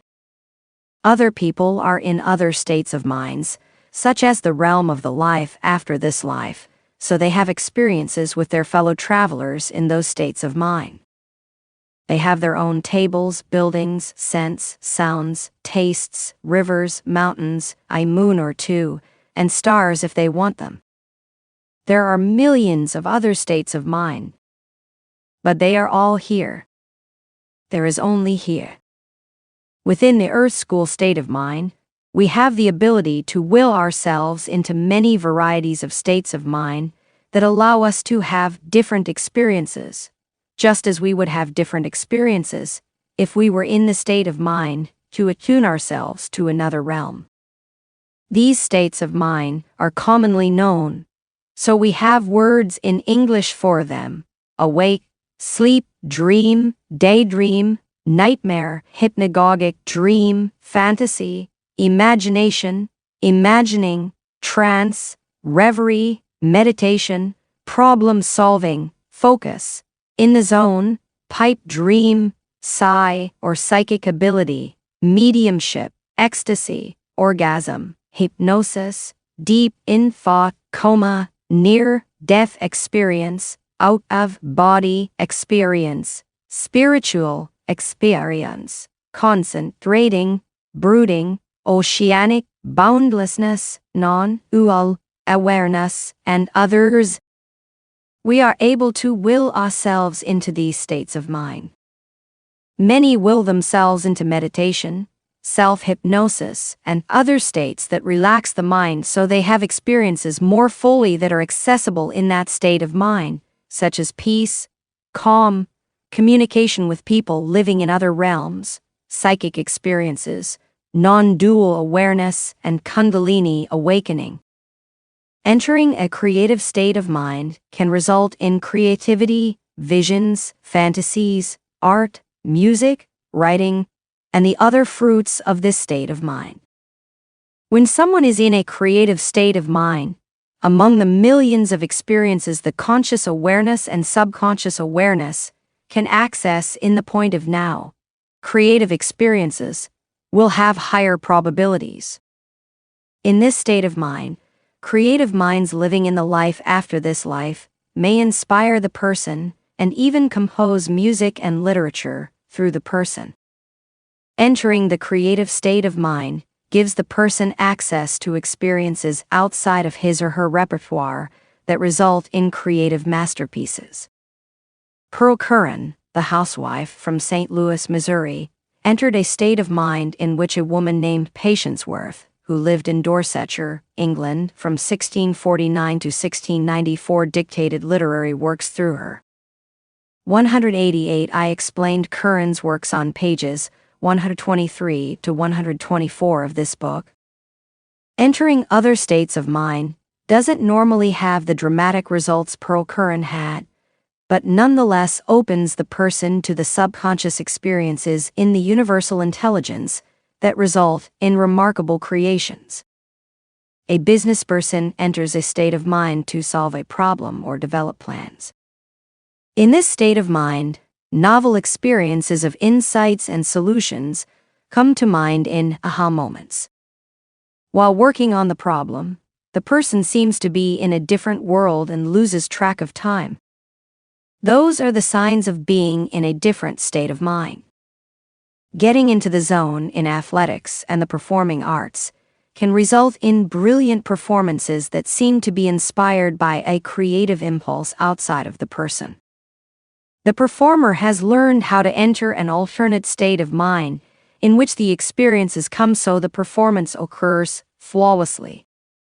Out-of-body experiences allow people to enter a state of mind in which they experience other locations, even in other dimensions and in the life after this life realm. Most of the states of mind have in common that the person intends to enter the state of mind and loses track of time, the surroundings, and normal Earth school functioning. The person may be difficult to reach even for someone who is with the person. The person is experiencing in a microcosm what we are experiencing when we immerse ourselves in the Earth school state of mind and lose ourselves in it. We are living in a reality created by those who came before us, and we are evolving that reality ourselves by creating new experiences. There is nothing but mind and experiences. We are the universal intelligence living as the individual minds we have chosen to become to participate in Earth school experiences, so we can love, learn, and enjoy life. My Earth school experience repertoire is unique to me.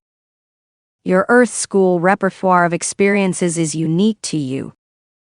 These Earth school experiences in our repertoires became accessible when we were participating in Earth school experiences together. When we had the sight experience of the Grand Canyon, we were each having our own experience of the Grand Canyon, with details chosen from all those available to all of us in the universal intelligence. We chose the details of the shared experiences that became our unique experience of the Grand Canyon. The universal intelligence had, say, 4,000 sight details, many accumulated through other people's experiences with the Grand Canyon. I chose to notice 215. You chose to notice 186. We had 93 in common. So from the totality of all sight experiences ever experienced, the highest probabilities for us were experiences that fit our time of having sight experiences of the Grand Canyon. Each of us came away with a unique set of details that was our sight experience of the Grand Canyon. When we reminisce later, we would each describe our different set of experiences, but would agree we had a shared experience of sights of the Grand Canyon. When we saw a portion of the wall of the Grand Canyon collapse, the sight experience of the rocks in a pile on the canyon floor became a sight experience in the universal intelligence.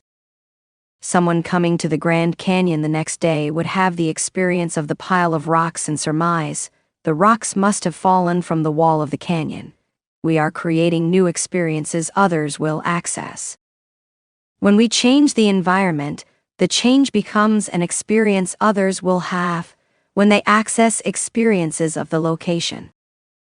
When we look at our house, we experience the house as it is now in our common set of experiences. However, the experiences of our house include all the experiences had by the builders and previous owners of the house.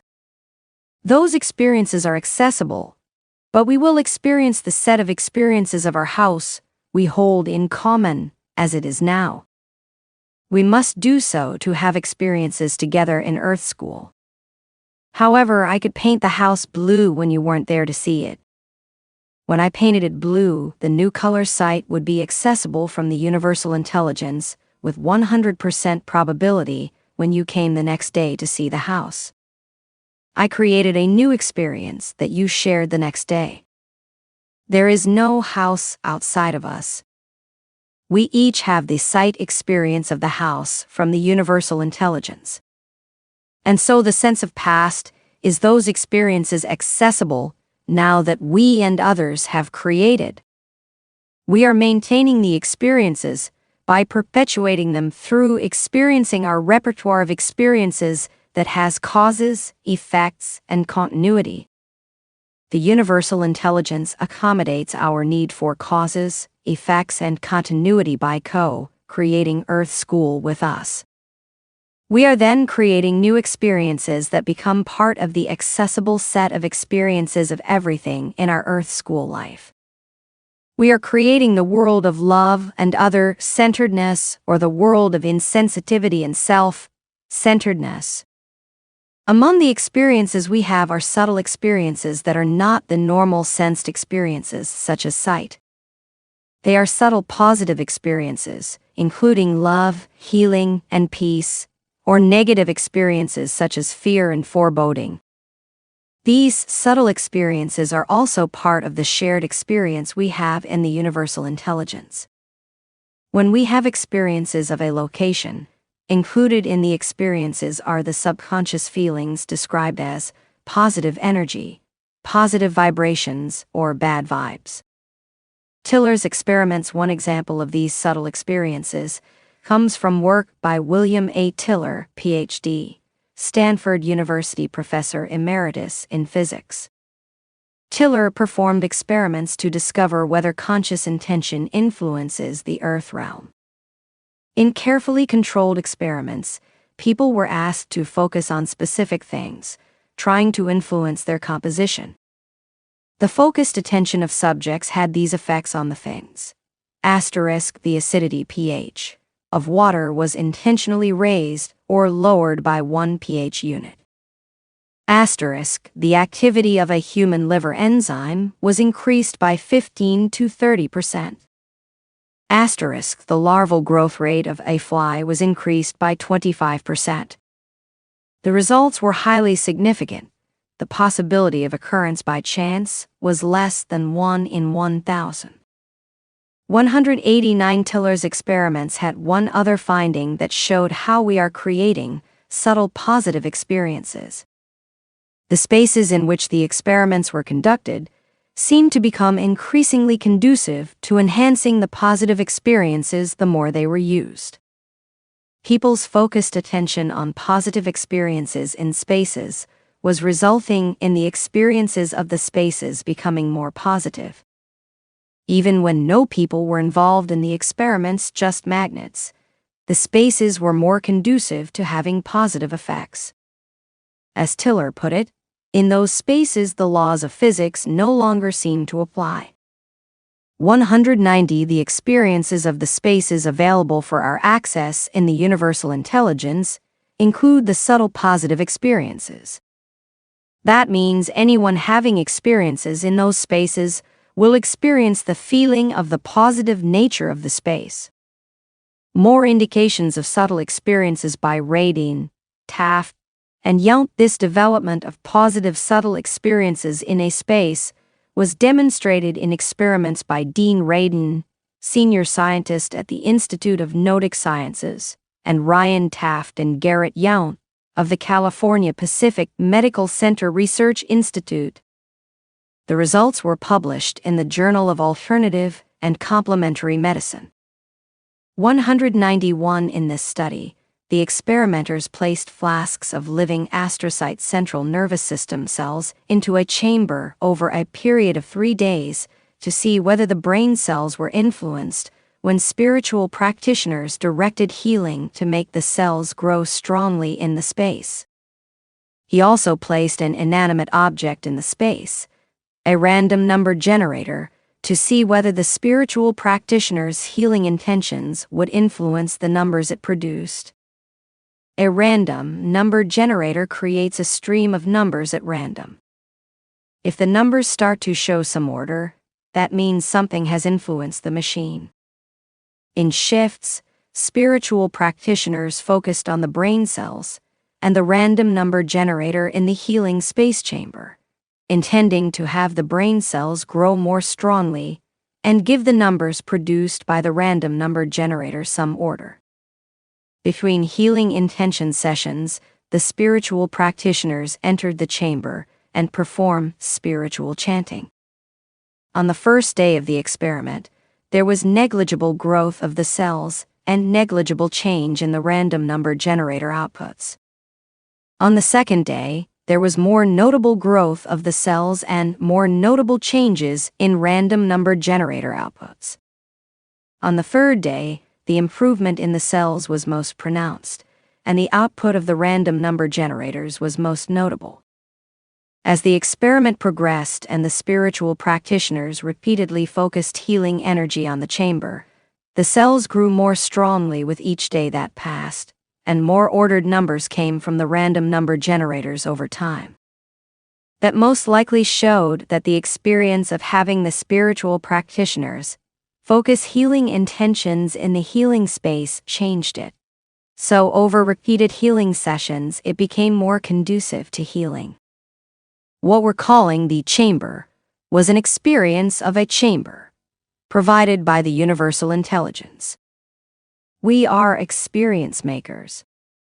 As we live our lives in Earth School, we are creating experiences that modify and add to the experiences the universal intelligence has that are then accessible by all other minds. As the minds of the spiritual practitioners sent loving, caring, healing thoughts and intentions, the experience of the chamber gained the subtle experiences of loving, caring, and healing. The sentiments of loving, caring, and healing modified the experience of the chamber being accessed from the universal intelligence. The re-experiencing over 3 days resulted in the chamber experiences becoming more strongly loving, caring, and healing. The experience of the chamber was not wood, plaster, and fixtures in a material world outside of our minds. It was an experience that affected each person's sentiments when the chamber was experienced. The subtle loving, caring, healing experiences in the chamber also affected every other part of the experience, including the cells and random number generators. Loving, caring, and healing feelings and intentions create a world of experiences that are more loving, caring, and healing. Loving, caring, and healing feelings and intentions influence the reality we are creating together. Masaru Emoto's experiments demonstrating subtle experiences. Another well-known set of experiments demonstrates that subtle positive experiences, including love, caring, and healing, become part of the shared experience associated with something that is then accessible to our minds from the universal intelligence.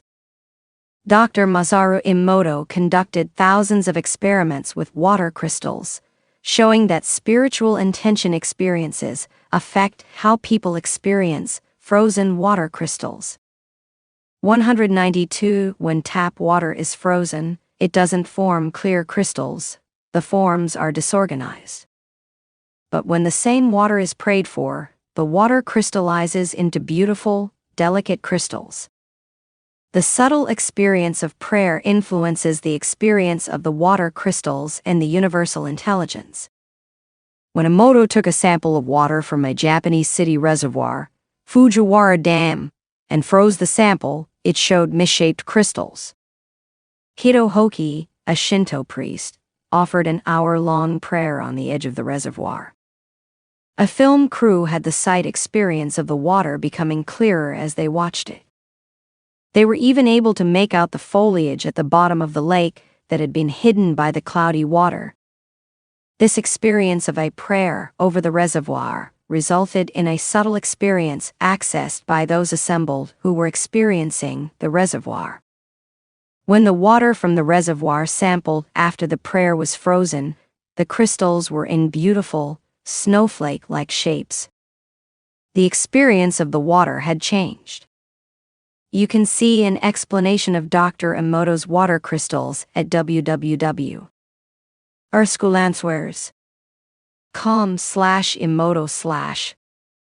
Dr. Emoto's results were replicated by Dean Radine, senior scientist at the Institute of Neurosciences, in double-blind experiments performed by a team that included Dr. Emoto. 193. The Maharishi effect. Another example of the subtle positive experiences of love, caring, and healing is the Maharishi effect. Large groups engaged in the Advanced Transcendental Meditation program were associated with significant reductions in U.S. homicide and urban violent crime rates during an intervention period of 2007 to 2010.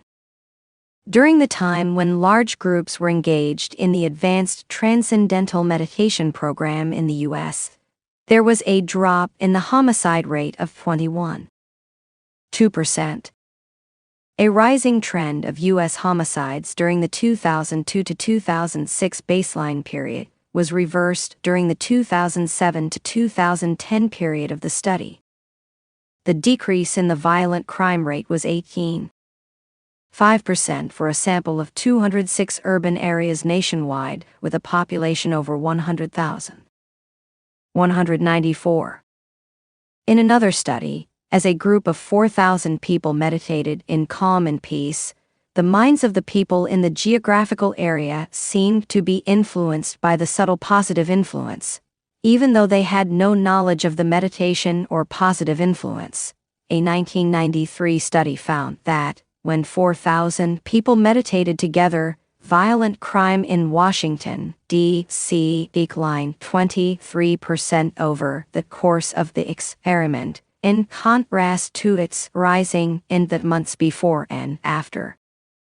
The results were shown not to be due to other variables, such as whether the police or anti-crime campaigns. The predicted effect had been posited with an independent review board, which had participated in the study design and monitored its conduct. 195. The findings were replicated in a study of 24 U.S. cities. A similar effect was shown in a study of 24 U.S. cities, in which 1% of the urban population regularly practiced TM transcendental meditation. A follow-up study demonstrated that the 24 cities saw drops of 22% in crime and 89% in the crime trend, compared to increases of 2% and 53%, respectively, in the control cities. Another study was performed in Israel using a transcendental meditation group during a 2-month period in 1983 in Israel, on days when a TM Siddhi meditation group equaling the square root of 1% of the surrounding population meditated. Independently published data showed that war-related deaths in Lebanon dropped 76% and conflict, traffic fatalities, fires, and crime decreased. In Israel, the national mood increased, as measured by a blinded content analysis of the emotional tone of the lead, front page picture story in the Jerusalem Post, and the stock market increased. Other potential causal variables were controlled for. 197. The subtle experiences of the meditator's intentions and sentiments became part of the experiences accessible from the universal intellect. People in the geographical area were accessing experiences at the subconscious awareness level that affected their interpretations and behavior. It illustrates the fact that we are influenced by experiences at several levels, like the instruments in an orchestra, and these subconscious experiences come without our intent or detection.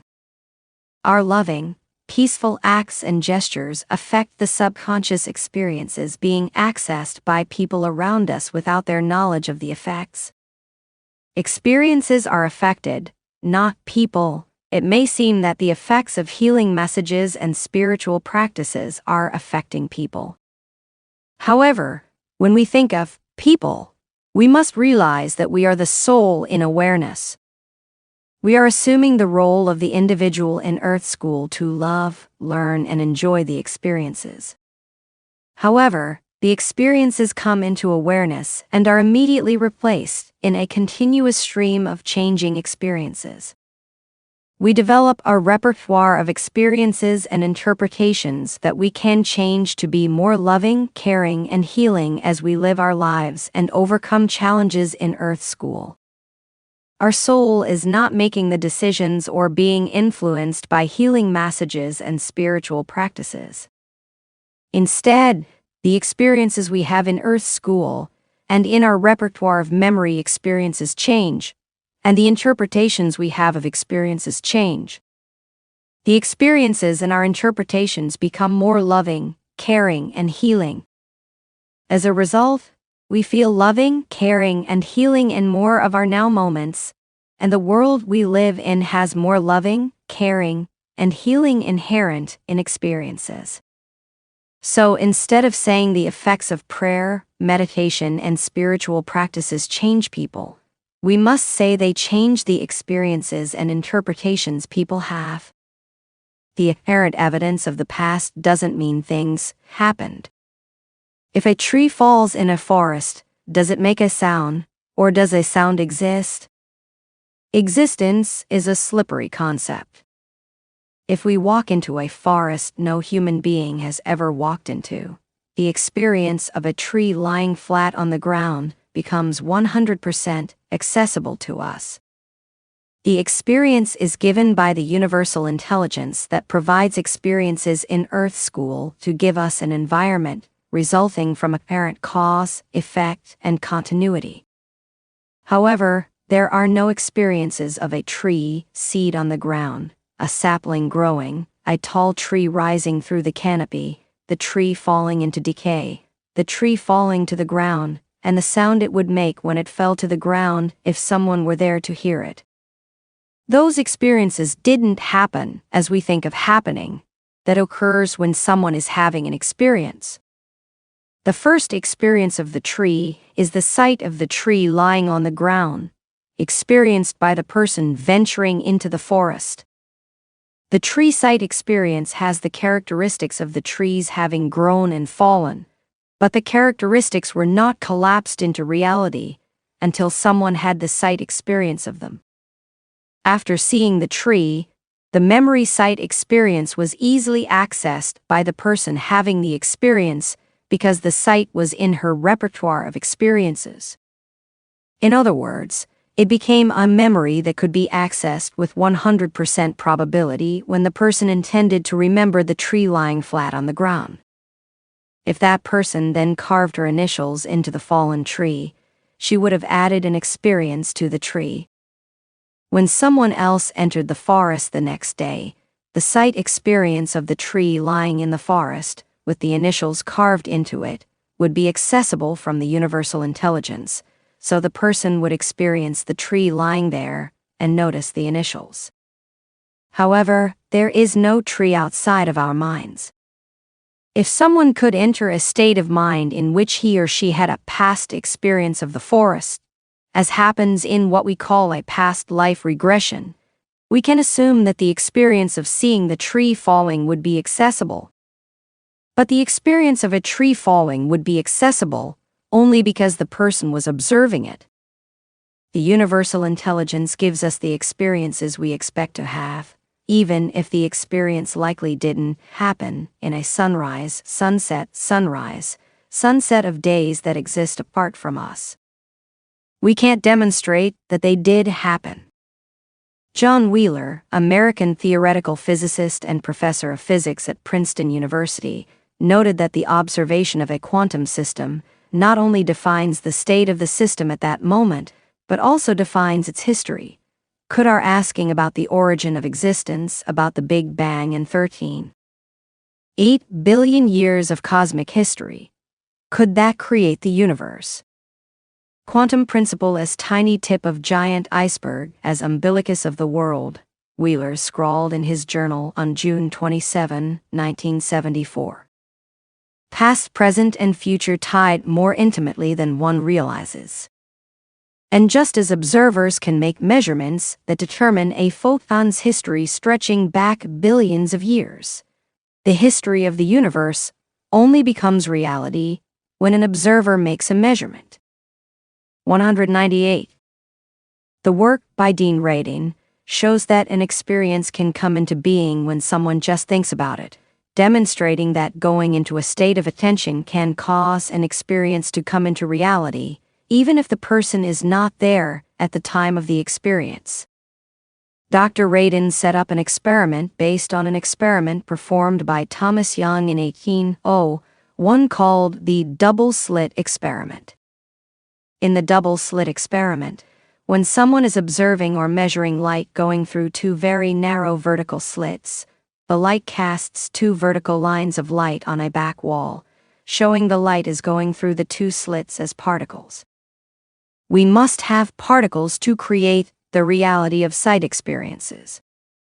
However, when no one is observing or measuring the light going through two slits, the light casts several light and dark vertical bands on the wall, showing that the light went through the slits as waves, like ripples going out from a pebble dropped into a pond. Since there are two slits, the light going through each slit acts as though a pebble had been dropped in water at each slit. The waves travel out from each slit. Since there are two sets of waves, they meet and interfere with each other. The result is the alternating dark and light bands on the wall. There are light bands where the crests of two of the interfering waves come together. There are dark bands where the troughs of two waves come together. The alternating light and dark bands show the light must have gone through the slits as a wave. If there are two vertical columns of light, it shows the light must have gone through the slits as particles. How can the light be going through the slits as particles making two vertical light columns at one moment, and then go through the same slits as waves, making dark and light wave bands at the next moment? Quantum physicists suggested that observing or measuring the light causes it to change. When the light is observed or measured, it turns into particles that give us the sight experiences we have.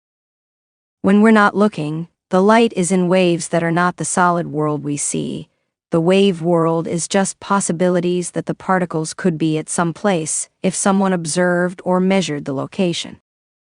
The world in waves doesn't exist. It's just possibilities that one experience could exist if the wave collapsed into particles because someone experienced it. It sounds crazy, but that's the weird world of quantum mechanics. Dean Radin set up an experiment in which light particles were sent through two slits and shined on the back wall as Young had done. If someone observed or measured the lights going through the slits, there would be two vertical lighted columns on the back wall. The light would be particles. If no one was observing or measuring the lights, there would be several vertical bands of light and dark on the back wall, showing the light was going through the slits as waves. In a clever experiment, Dr. Radin had meditators in other locations focus on the two slits. The results were that just meditating on the slits resulted in the lights becoming particles and showing on the back wall as two vertical light columns. When the meditators stopped focusing on the two slits, the light on the back wall turned back into bands created by interfering waves. The meditators had caused the light that was just possible experiences in a wave to become particles necessary to have one experience. The meditators had created reality even though they weren't at the location. 199 The finding suggests that any potential experience from any time could become a real experience if a person intended to have the experience and had it, even though the experience may not have happened as we think of things happening. When we experience something, it becomes a reality at that moment. Schrödinger's cat is an example of the fact that the history is written when a person has the experience. Erwin Schrödinger, the Nobel Prize-winning Austrian-Irish physicist who developed a number of fundamental principles of quantum mechanics, couldn't accept the assertion by the pioneers in quantum mechanics that things don't come into existence until they are observed or measured, as the double-slit experiment showed. Until they are observed or measured, quantum mechanics states that they are in superposition waves, which means all states of the object are possibilities, but none exists. One of the states becomes the experienced state in particles when an observer has the experience, then it exists. Schrödinger created a thought experiment to show how absurd, in his estimation, that is. Imagine a cat is in a sealed box. In the box is a flask of poison, a radioactive source, and a Geiger counter. The radioactive source could have an atom decay and fly off it at any time, or have no decay and no atom fly off during the time the cat was in the box. If the Geiger counter detected a single atom decaying from the radioactive source, the flask would be shattered, and the poison would kill the cat. Fast forward into the future. The cat has been in the box for some time. Quantum mechanics asserts that whether the cat is alive or dead will only be determined when someone opens the box and observes the cat. Until that time, the cat is in the superposition of both aliveness and deadness, but is neither alive nor dead. When the box is open, the experience of seeing the cat collapses the alternatives into one: the cat is dead or alive. Reality doesn't exist for the cat's status until sight of the cat is experienced. However, at that moment when the cat is experienced, so reality is created. A whole history of the cat's being dead or alive is created. If the cat is alive, the sight experiences of being alive will appear. The food bowl is empty. There are excrements. There are scratches on the sides of the box in its attempt to get out. If the cat died quickly, the sight experiences of a quick death will appear. The food bowl has food in it. There are no scratches on the sides of the box. The body is cold, and there are no excrements. Did either set of events happen before the box was opened? Happen is another slippery concept. Nothing happened as we think of it. All we know is that the experience of seeing the cat alive or dead in the box and the experiences that accompany a cat's dying quickly or the experiences that accompany a cat's being in the box for a while become accessible at that moment. Thus, the historical events that have not been observed are simply part of the story the observer surmises happened based on the conditions in the experience of the world when observed. The evidence that something happened, such as an empty food bowl, could as easily be part of the creation by the universal intelligence to give us the cause and effect relationship we expect in Earth School. If the cat is alive, we expect to see signs of a period of aliveness. If the cat is dead, we expect to see no signs of a period of aliveness. The universal intelligence gives us causes, effects, and continuity. View a video about Schrödinger's cat at www.earthschoolandswers.com/cat/. Another demonstration that the appearance of a history is made part of the experience when reality is accessed through observation is the delayed choice experiment. The experiment is based on the experiment by Thomas Young described earlier, called the double-slit experiment. The experiment showed that light is a wave or probabilities if we're not observing it, and a particle if we're observing it. For us to have the world we experience, the light must be particles. When the world is a wave, it isn't being experienced. It just has the potential to be experienced when it collapses into reality. We must observe the light for it to collapse into the real world. The observation results in the experience. Scientists thought they would fool the light and trick it into staying a wave even when it was observed before it hit the back wall. They would allow the light go through the slits when no one was observing, then quickly look at the slits before the light hit the back wall. That way, the light would already have gone through the slits as waves since it wasn't being observed at that time, and would show up on the back wall as the light and dark bands of interference patterns, even though there was an observer looking at the light before it hit the back wall. The experiment is called the quantum eraser experiment. It didn't work. If the scientists let the light go through the slits and quickly observed the light before it hit the back wall, the light produced two vertical columns, showing the light was in particles. If they didn't observe the slits at any time, the wall showed the light and dark vertical bands made by waves. How could that be? It's as though the light foretold the future and knew whether an observer would look at it before it hit the back wall. What happened was that the history of whether the light was going through the slits as a wave or as a particle was written into the experience of what appeared on the back wall. Bands of light, dark created a history of the light coming through the slits as a wave. Two vertical columns of light created a history of the light coming through the slits as particles. The history was created at the moment of the sight experience of the back wall. Another indication that the evidence of a history of experiences unobserved is created when a person has the experiences in studies by Helmut Schmidt, a German physicist.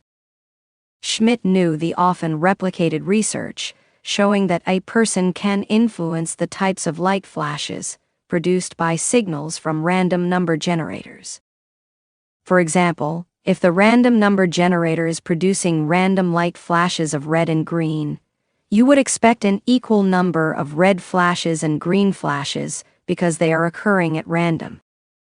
When a person intends for there to be more red flashes or more green flashes, the intention consistently results in more of the intended color flashes. 200 It is an example of what is commonly called mental influencing or psychokinesis. Schmidt wondered whether the same mental influencing would occur if someone observed flashes from a previously recorded session that created a recording of the signals to produce the flashes.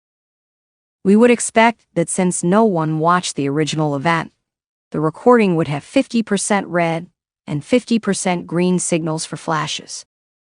Schmidt created two sets of recordings, a control set and an experimental set. 2 days after making the recordings of signals from the random number generators, Schmidt had a volunteer watch the experimental recording and consciously focus on having more red or more green signals as the recording played. Consistently, the experimental recordings influenced by the volunteer had more flashes of the color the volunteer intended to have occur, in spite of the fact that the recordings had been made 2 days earlier. The control recordings were also played with no effort to have more red or green flashes. The number of flashes of each color in the control recording was consistently equal, 50% of one and 50% of the other. 201 This phenomenon is called retrocausality. The description of retrocausality in the literature implies that the future observation causes a change in the past event. However, what is actually happening is that the experience is not created until an observer performs the observation. Until then, the recordings were in superposition, meaning all the possible outcomes were possibilities that didn't exist as we think of existence. Existence was created when the volunteer attempted to influence the number of red or green flashes. That means that someone seeing the resulting data would assume there had been a history in which someone attempted to influence the number of flashes of one or the other color. There was no such history. The evidence of such a history was created when the flashes were experienced, but such an event did not happen. Schrödinger's thought experiment, the delayed choice erasure experiment, and Schmidt's mental influencing effects show that all the signs of a history in characteristics present in the experience may suggest a history, but since no one was observing the history to collapse it into reality, we can't say the history happened.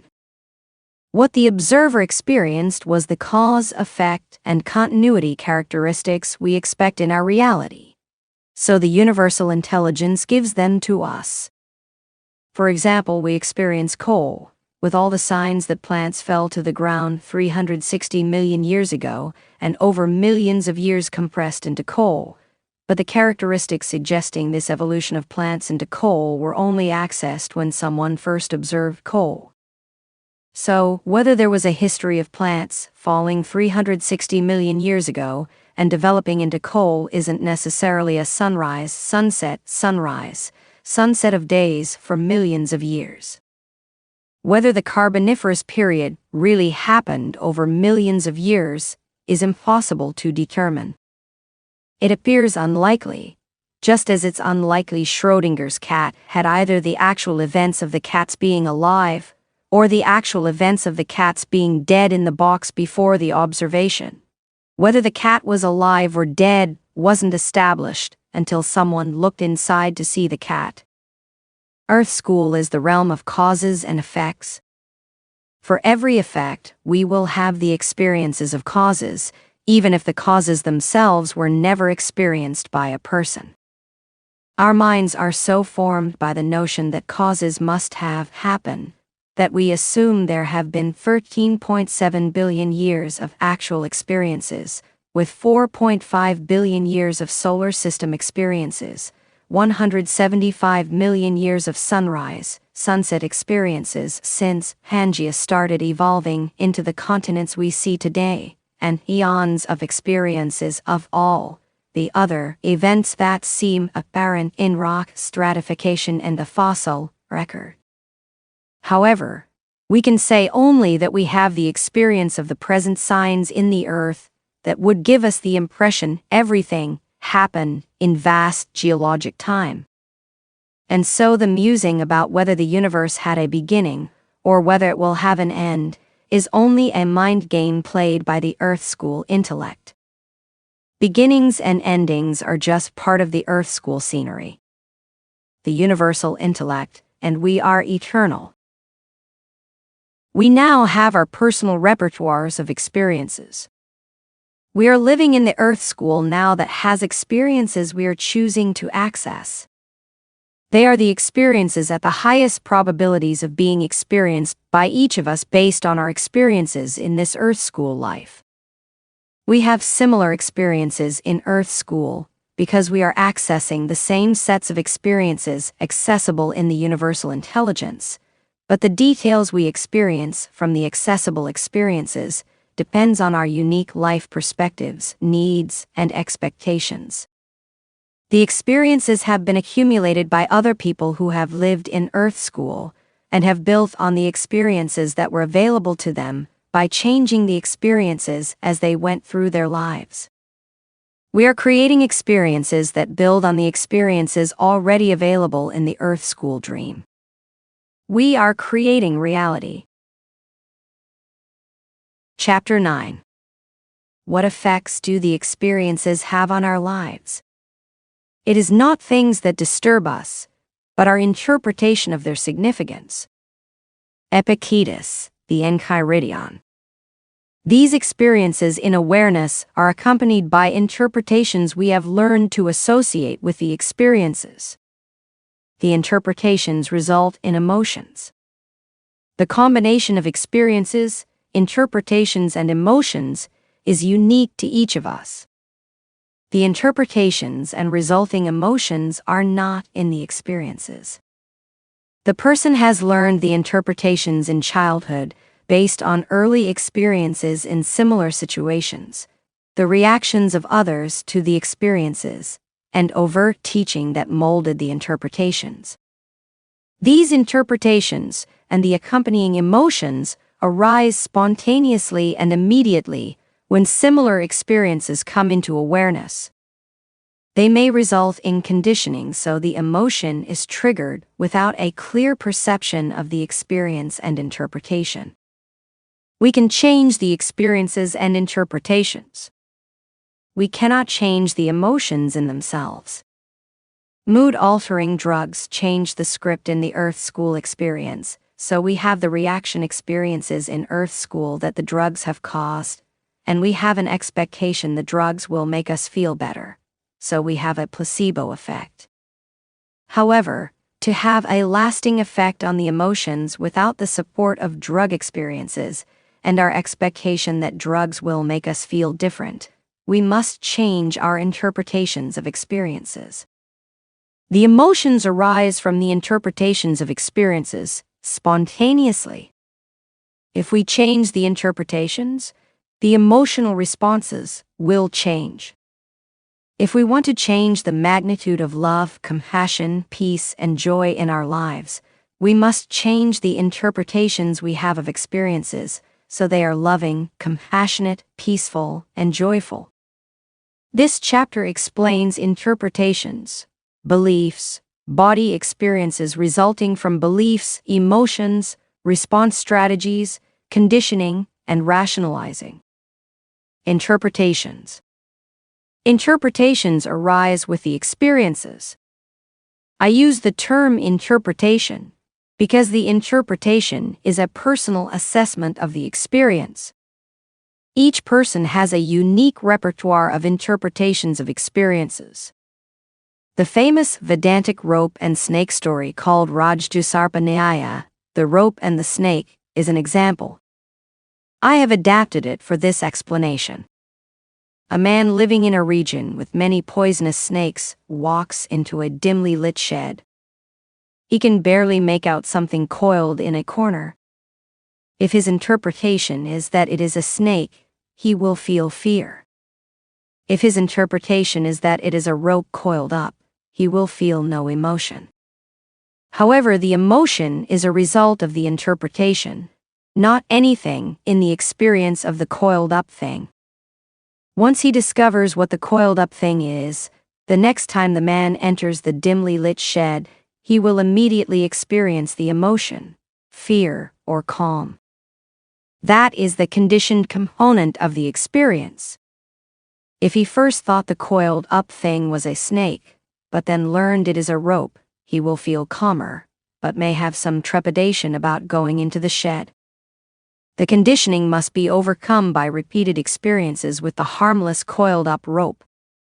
These interpretations can be social and interpersonal. A woman sees a friend turn away when she approaches. Her interpretation is she doesn't like me. The result is feeling rejected and sad. She could have had the interpretation she didn't see me, with neutral or loving emotions and a response of going to the woman to have a friendly interchange. The interpretation came from similar experiences with people in the woman's past or similar experiences with this friend in the past. Interpretations are learned. The experiences coming into conscious awareness and subconscious awareness trigger the person's unique interpretation, resulting in the emotions the person feels in situations.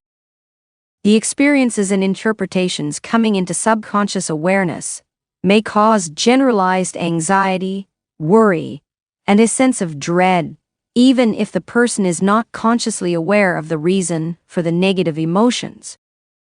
The interpretations indicate how much our lives are characterized by love, compassion, empathy, sympathy, other-centeredness, kindness and altruism on one hand, and fear, self-absorption, disdain, envy, greed, insensitivity, lack of sympathy, lack of remorse, and lack of guilt on the other hand.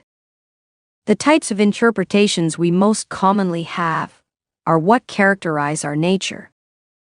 We use a form of to be to describe this nature. He is loving. She is self-absorbed. However, no one is something.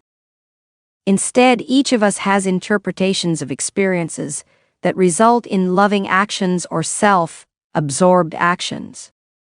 Some have more interpretations of one or the other.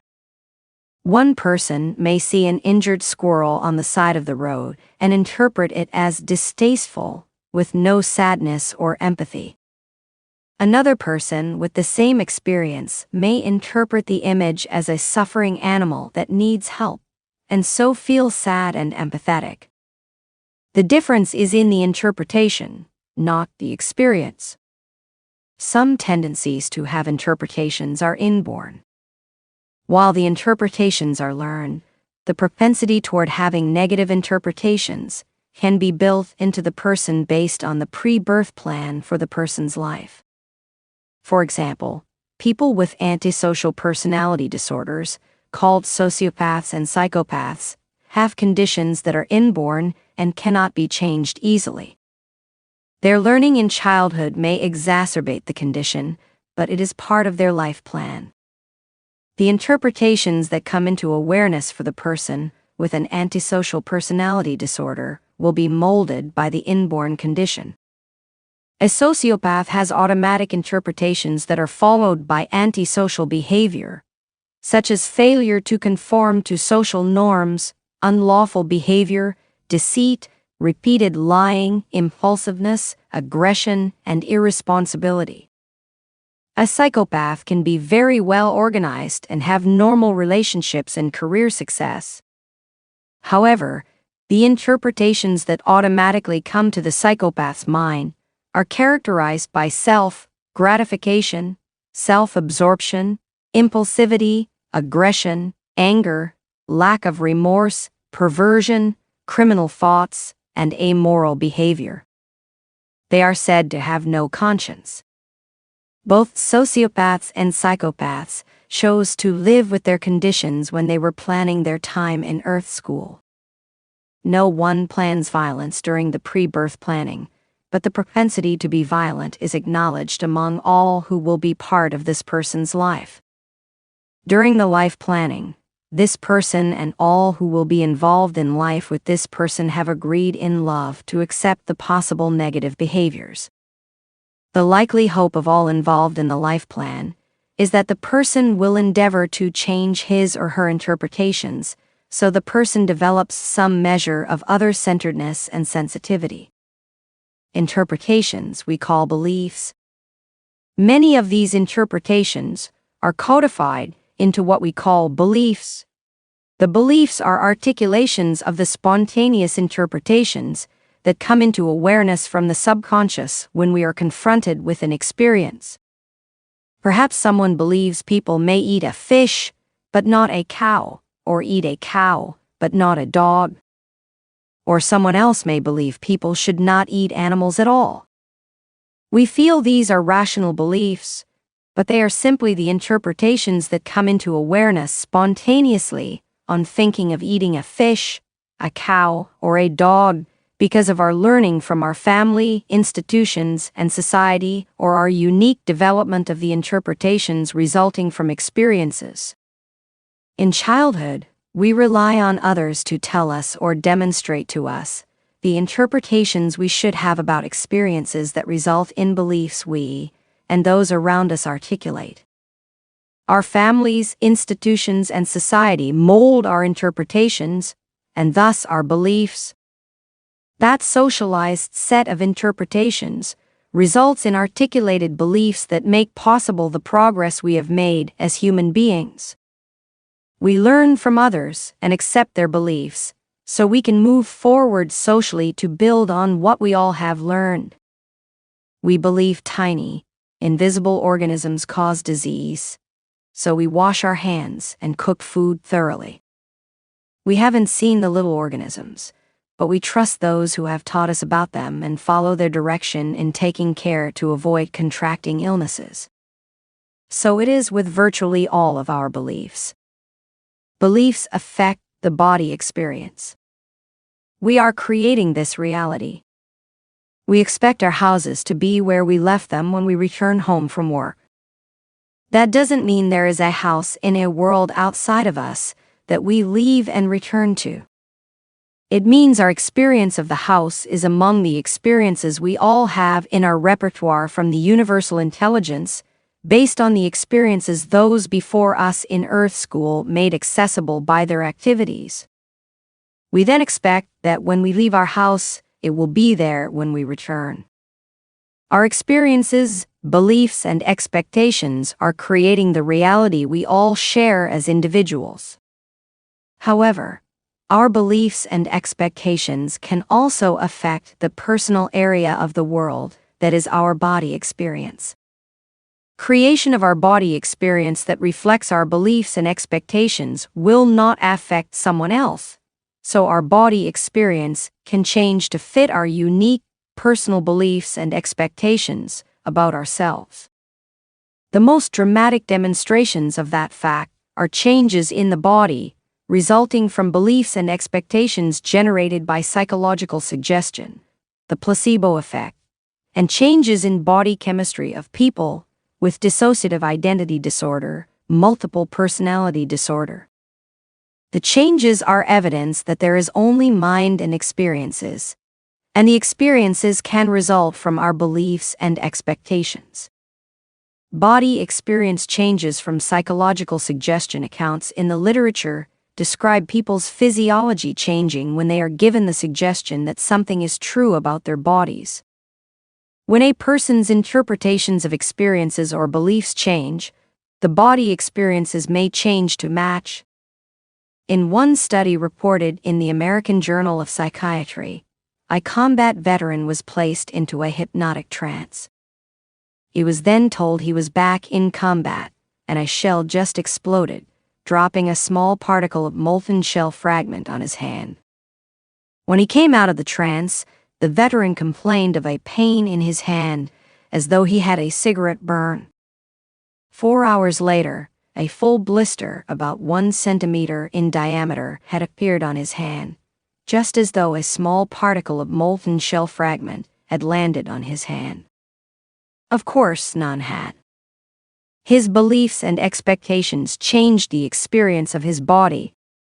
On the day after the burn had healed, he was again taken into a hypnotic trance and told his right hand was perfectly normal, but his left hand was anesthetized and drained of blood. When he was brought out of the hypnotic trance, a finger on his right hand was pricked with a needle. He winced and bled. A finger on his left hand was pricked. He felt nothing and no blood emerged from the wound. 202 The beliefs resulting from interpretations changed the combat veteran's body experience. The body experience is in the mind, as are all experiences, not in a world outside of the person. There are no bodies in worlds outside of the mind. Since the body experience is in the mind, changes in beliefs and expectations can result in changes in the body experience. In this instance, the person believed he had a burn and believed he had no blood in his left hand, so his body experiences fit his beliefs and expectations. Body experience changes from the placebo effect. In the placebo effect, a person can be convinced something is true, and the body experiences will reflect whatever the suggestion is. People's body experiences can change to fit their beliefs about experiences. In a Baylor School of Medicine study reported in the New England Journal of Medicine, patients with severe and debilitating knee pain were divided into 3 groups. Surgeons shaved the damaged cartilage in the knee of group. 1. Surgeons flushed out the knee joint for Group 2. Group 3 received a fake surgery. Surgeons made incisions and bandaged the knees, but performed no surgery. The 3 groups had no knowledge of the procedure that happened to them.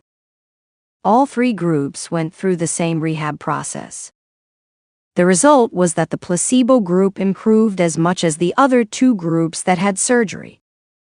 The authors concluded the following: the new findings could transform the treatment of osteoarthritis. This study has important policy implications, remarks lead investigator Nelda Ray of the Houston VA Medical Center and Baylor College of Medicine. We have shown that the entire driving force behind this billion-dollar industry is the placebo effect. The healthcare industry should rethink how to test whether surgical procedures, done purely for the relief of subjective symptoms, are more efficacious than a placebo. 203. In another example of beliefs affecting the body experience, psychologist Dr. Bruno Klopfer describes a patient named Mr. Wright with an advanced lymph node cancer called lymphosarcoma. Wright's neck, armpits, chest, abdomen, and groin were filled with tumors the size of oranges, and his spleen and liver were so enlarged that 2 quarts of milky fluid had to be drained out of his chest every day. Mr. Wright learned about a drug called cribiosin that was being used to treat this specific type of cancer. He begged his physician, Dr. West, to give him the drug. Dr. West reluctantly injected him with cribiosin. 10 days after the first dose of cribiosin, Mr. Wright left the hospital, apparently cancer-free. 2 months later, Mr. Wright chanced upon a copy of a study reporting that cribiosin is worthless for the treatment of cancer. Upon reading it, his cancer quickly returned in full force. Dr. West knew his patient was failing, so he tried an experiment. He announced to Mr. Wright that he was giving him a new variant of cribiosin called ultra-pure cribiosin. Actually, he injected Mr. Wright with harmless saline solution. Sure enough, the tumors melted away, and the fluid in his chest disappeared. He was once again cancer-free. A short time later, the American Medical Association announced without a doubt that cribiosin was utterly worthless. Mr. Wright saw the study and his cancer returned. He died 2 days later. 204. Mr. Wright's interpretations of the experience of being injected with cribiosin changed him physiologically. Such is the power of our beliefs and expectations resulting from our interpretations of experiences. The bodies of people with dissociative identity disorder, multiple personality disorder, change. When they change personalities, people's beliefs and expectations create their reality. Physiological changes occur when people with multiple personality disorder, now called dissociative identity disorder, believe they are another personality with a different physiology. Dr. Pamela J. Moraldo describes the result of her research into the changes that result when a dissociative identity disorder patient changes personalities. By changing personalities, a drunk person can instantly become sober, and different personalities within someone with multiple personality disorder also respond differently to various drugs. Braun records a case in which 5 milligrams of Valium sedated one personality, while 100 milligrams had little or no effect on another. Often one or more personalities of a multiple are children. While an adult personality is in the fore and takes an adult dose of medicine, he or she is fine, but if one of the child personalities abruptly takes over, he or she may overdose. With a change of personalities in multiples, scars appear and disappear. Burn marks and cysts do the same. The multiple can change from being right-handed to being left-handed with ease and agility. Visual acuity can differ so that some multiples have to carry 2 or 3 different pairs of glasses. One personality can be colorblind and the other not. Even eye color can change. Speech pathologist Christy Ludlow has found that the voice pattern for each of a multiple's personalities is different, a feat that requires such a deep physiological change that even the most accomplished actor cannot alter his voice enough to distinguish his voice pattern. Robert A. Phillips, Jr., a psychologist, reports that he has even seen tumors appear and disappear. Multiples tend to heal faster. For example, there are several cases on record of third-degree burns healing with amazing rapidity.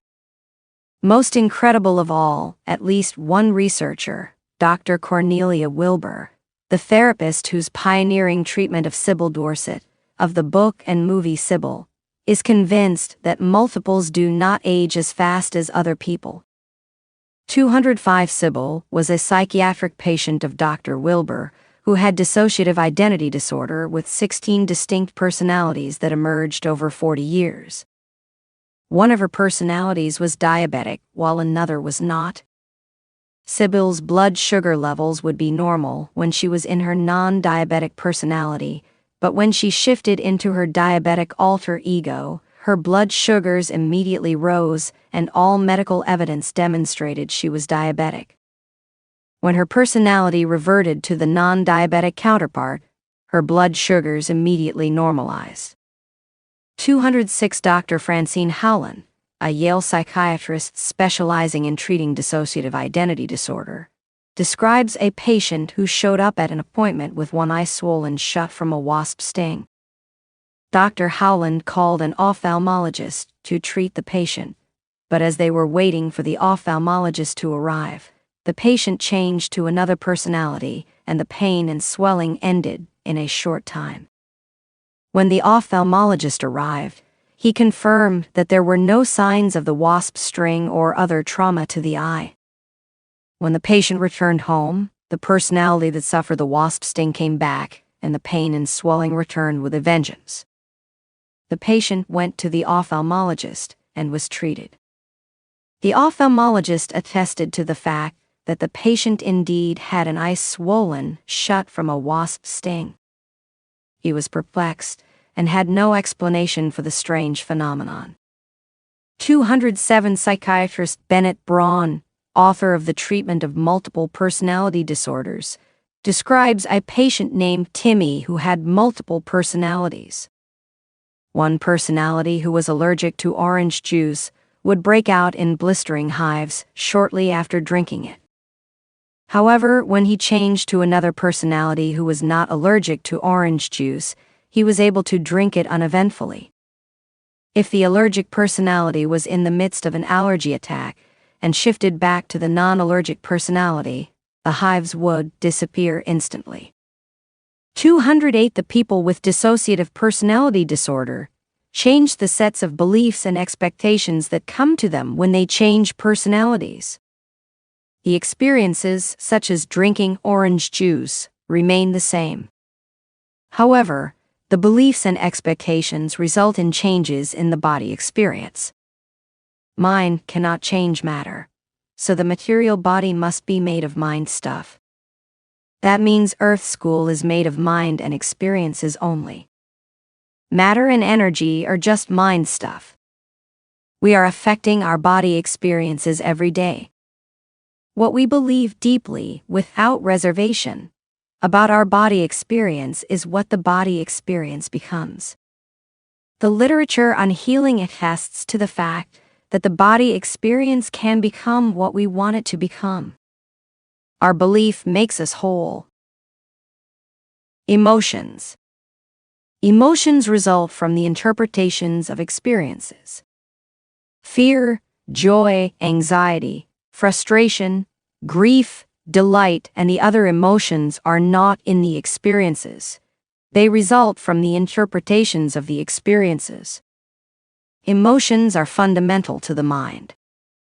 We cannot dissect emotions to identify what they are made of. There are body experiences that correlate with emotions, but the physical correlates result from the emotion. The emotion doesn't result from the physical correlates. A feeling is entirely subjective and can be described only as itself. I feel sad. I feel happy. Some emotions feel pleasant and comfortable.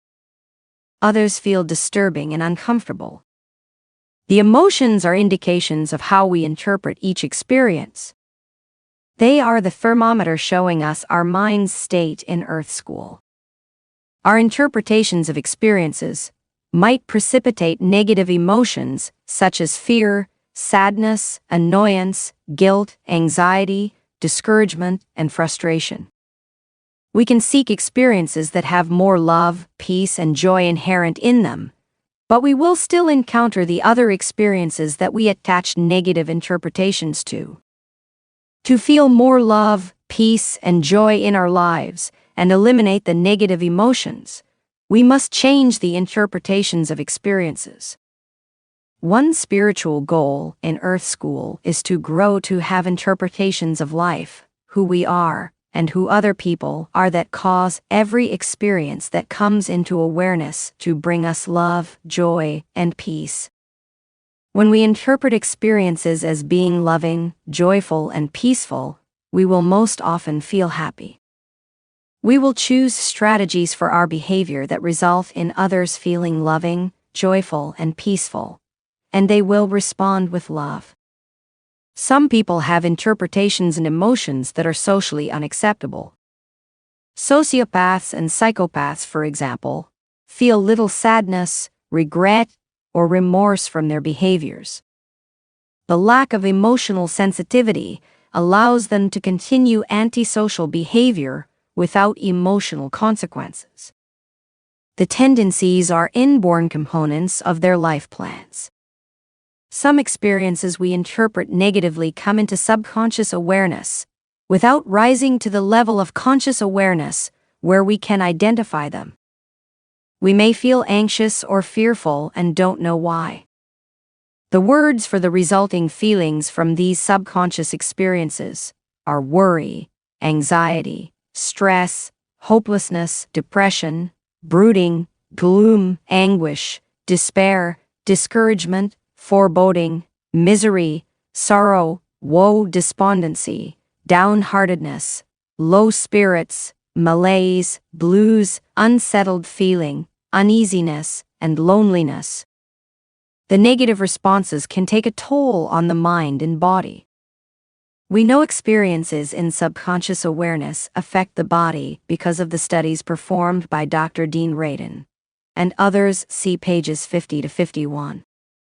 The studies showed that many people reacted to pictures shown on a computer monitor 6 or 7 seconds before the pictures were selected by the computer and shown, even though the people insisted they didn't know what the pictures would be.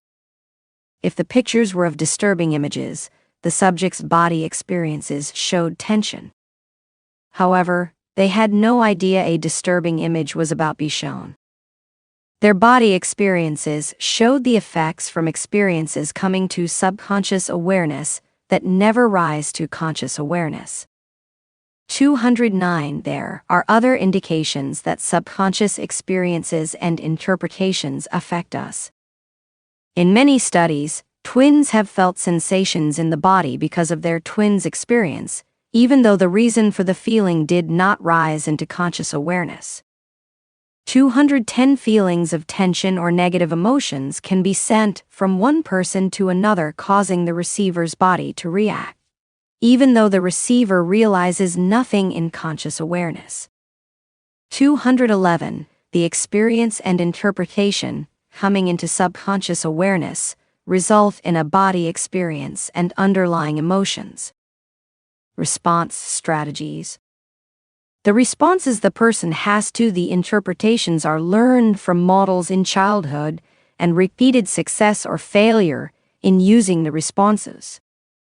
The response strategies arise in subconscious awareness and affect the person's behavior without consideration for whether they are appropriate or not. They're just the way things have to be. A woman may have learned through experiences that she is able to obtain love or help from a man by taking on a helpless role. She may have experienced mom doing that, or she may have learned in childhood that when she took on the helpless role, dad would always step in. She had learned through experiences to cope with a child's needs in a child's world using a child's strategy. The strategy resulted in interpretations of the resulting experiences that made her feel satisfied, comfortable, and happy. She grew into adulthood without changing the strategy.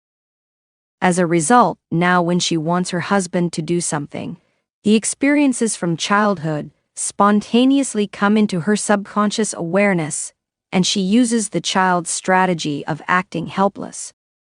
However, the child's strategy is not appropriate for the adult she has become.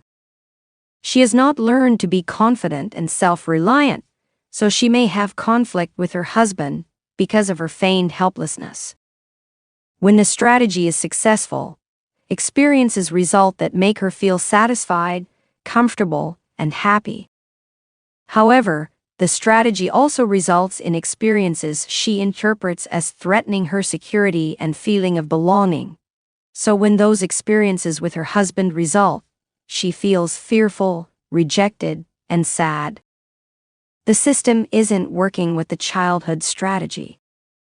If she doesn't change the strategy, she will continue to engender experiences that result in unhappiness. She may blame her husband and God and any manner of other perpetrators, but the fact is that she is a prisoner of her childhood. She will not be happy until she breaks out of prison by changing the strategy she uses to cope with the experiences, interpretations, and emotions. The subconscious memory experiences of strategies that worked in childhood may be dysfunctional for an adult. Unfortunately, people go through their entire lives with the interpretations of experiences, emotions, and strategies that they learned in childhood to mitigate the emotions. They never learn to be self-confident, loving, compassionate adults. They may anesthetize the resulting emotions with alcohol, anger, sex, work, recreation, and other temporary measures that leave the underlying interpretations and strategies that will continue to arise when similar experiences come into their lives.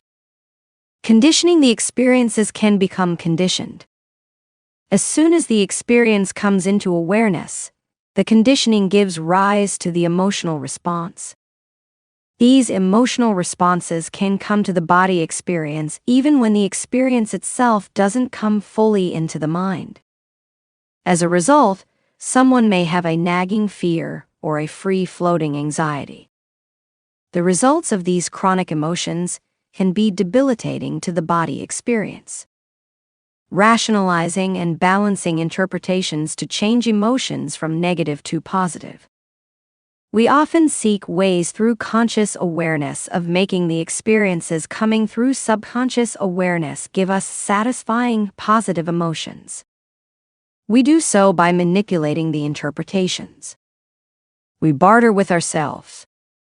For example, I feel I need to call my sister because I haven't talked to her in several months. My conscious awareness is, I need to call Fran. The flood of experiences comes into the subconscious awareness. Fran will comment that I haven't called, image of Fran being angry, image of Fran as a child throwing something at me, sound of my wife in the kitchen, frustration Fran isn't more gentle, itch on my left ear, image of the telephone, feeling guilt for not calling Fran. My feeling of guilt and the interpretation that Fran will be angry are giving me discomfort. I don't like discomfort. I want to feel happy. So I review the experiences coming into my subconscious awareness and juggle the interpretations using my conscious awareness. I sent Fran a birthday card 2 weeks ago. With that thought in conscious awareness, experiences flood into subconscious awareness. Content of the card, sentiment of love in the card, feeling of love for Fran, image of her smiling when she got the card, seeing leaves blow across my window, feeling I have to rake the leaves, good feeling about sending Fran the card. My interpretation of the experience that I didn't call Fran has changed. Fran won't be angry. In an instant, I have a good feeling from the image of her smiling at the card and think, the card will do for my contact now. I won't call her. I'm happy. My subconscious awareness floods with a feeling of satisfaction. Image of her smiling when reading the card. Thought of where my rake is. The interpretation that the card will take care of my connection changes the interpretation of Fran's reaction, thereby changing my emotion. That is a rationalization. I use rational thought to juggle my interpretations of experiences to make me feel happy. Our day-to-day thinking often contains these episodes of juggling the subconscious experiences in conscious awareness, so the resulting feelings are comfort and happiness. The situation has not changed. The mind is just rearranging the interpretations of experiences to give a satisfying result. Copyright Resonant Read Recording. Chapter 10. Who are we? But if the needle point of now awareness is continually changing experiences, resulting in different interpretations and emotions from instant to instant, then who are we? Each of us has a repertoire of experiences that come into the now point of awareness, so we can accomplish tasks, overcome challenges, learn and grow while in Earth school. We acquired the repertoire from the day of our birth until now. The experiences allow us to perform as accountants, physicians, mechanics, teachers, pianists, fathers, mothers, writers, and all the other roles we play. They are unique sets of experiences that come into our now point of awareness when needed and are replaced by new experiences instantly. Knowledge experiences allow us to solve problems and perform tasks. Interpersonal experiences influence our relationships and encounters with other people. Experience memories result in interpretations that give us feelings of happiness and well-being, or fear and sadness.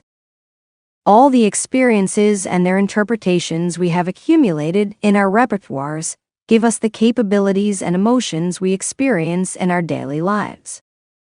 The interpretations result in emotions that let us know how well we understand that we are eternal beings who have enrolled for a short time in Earth school, and how much love, compassion, and other-centeredness we have in our nature.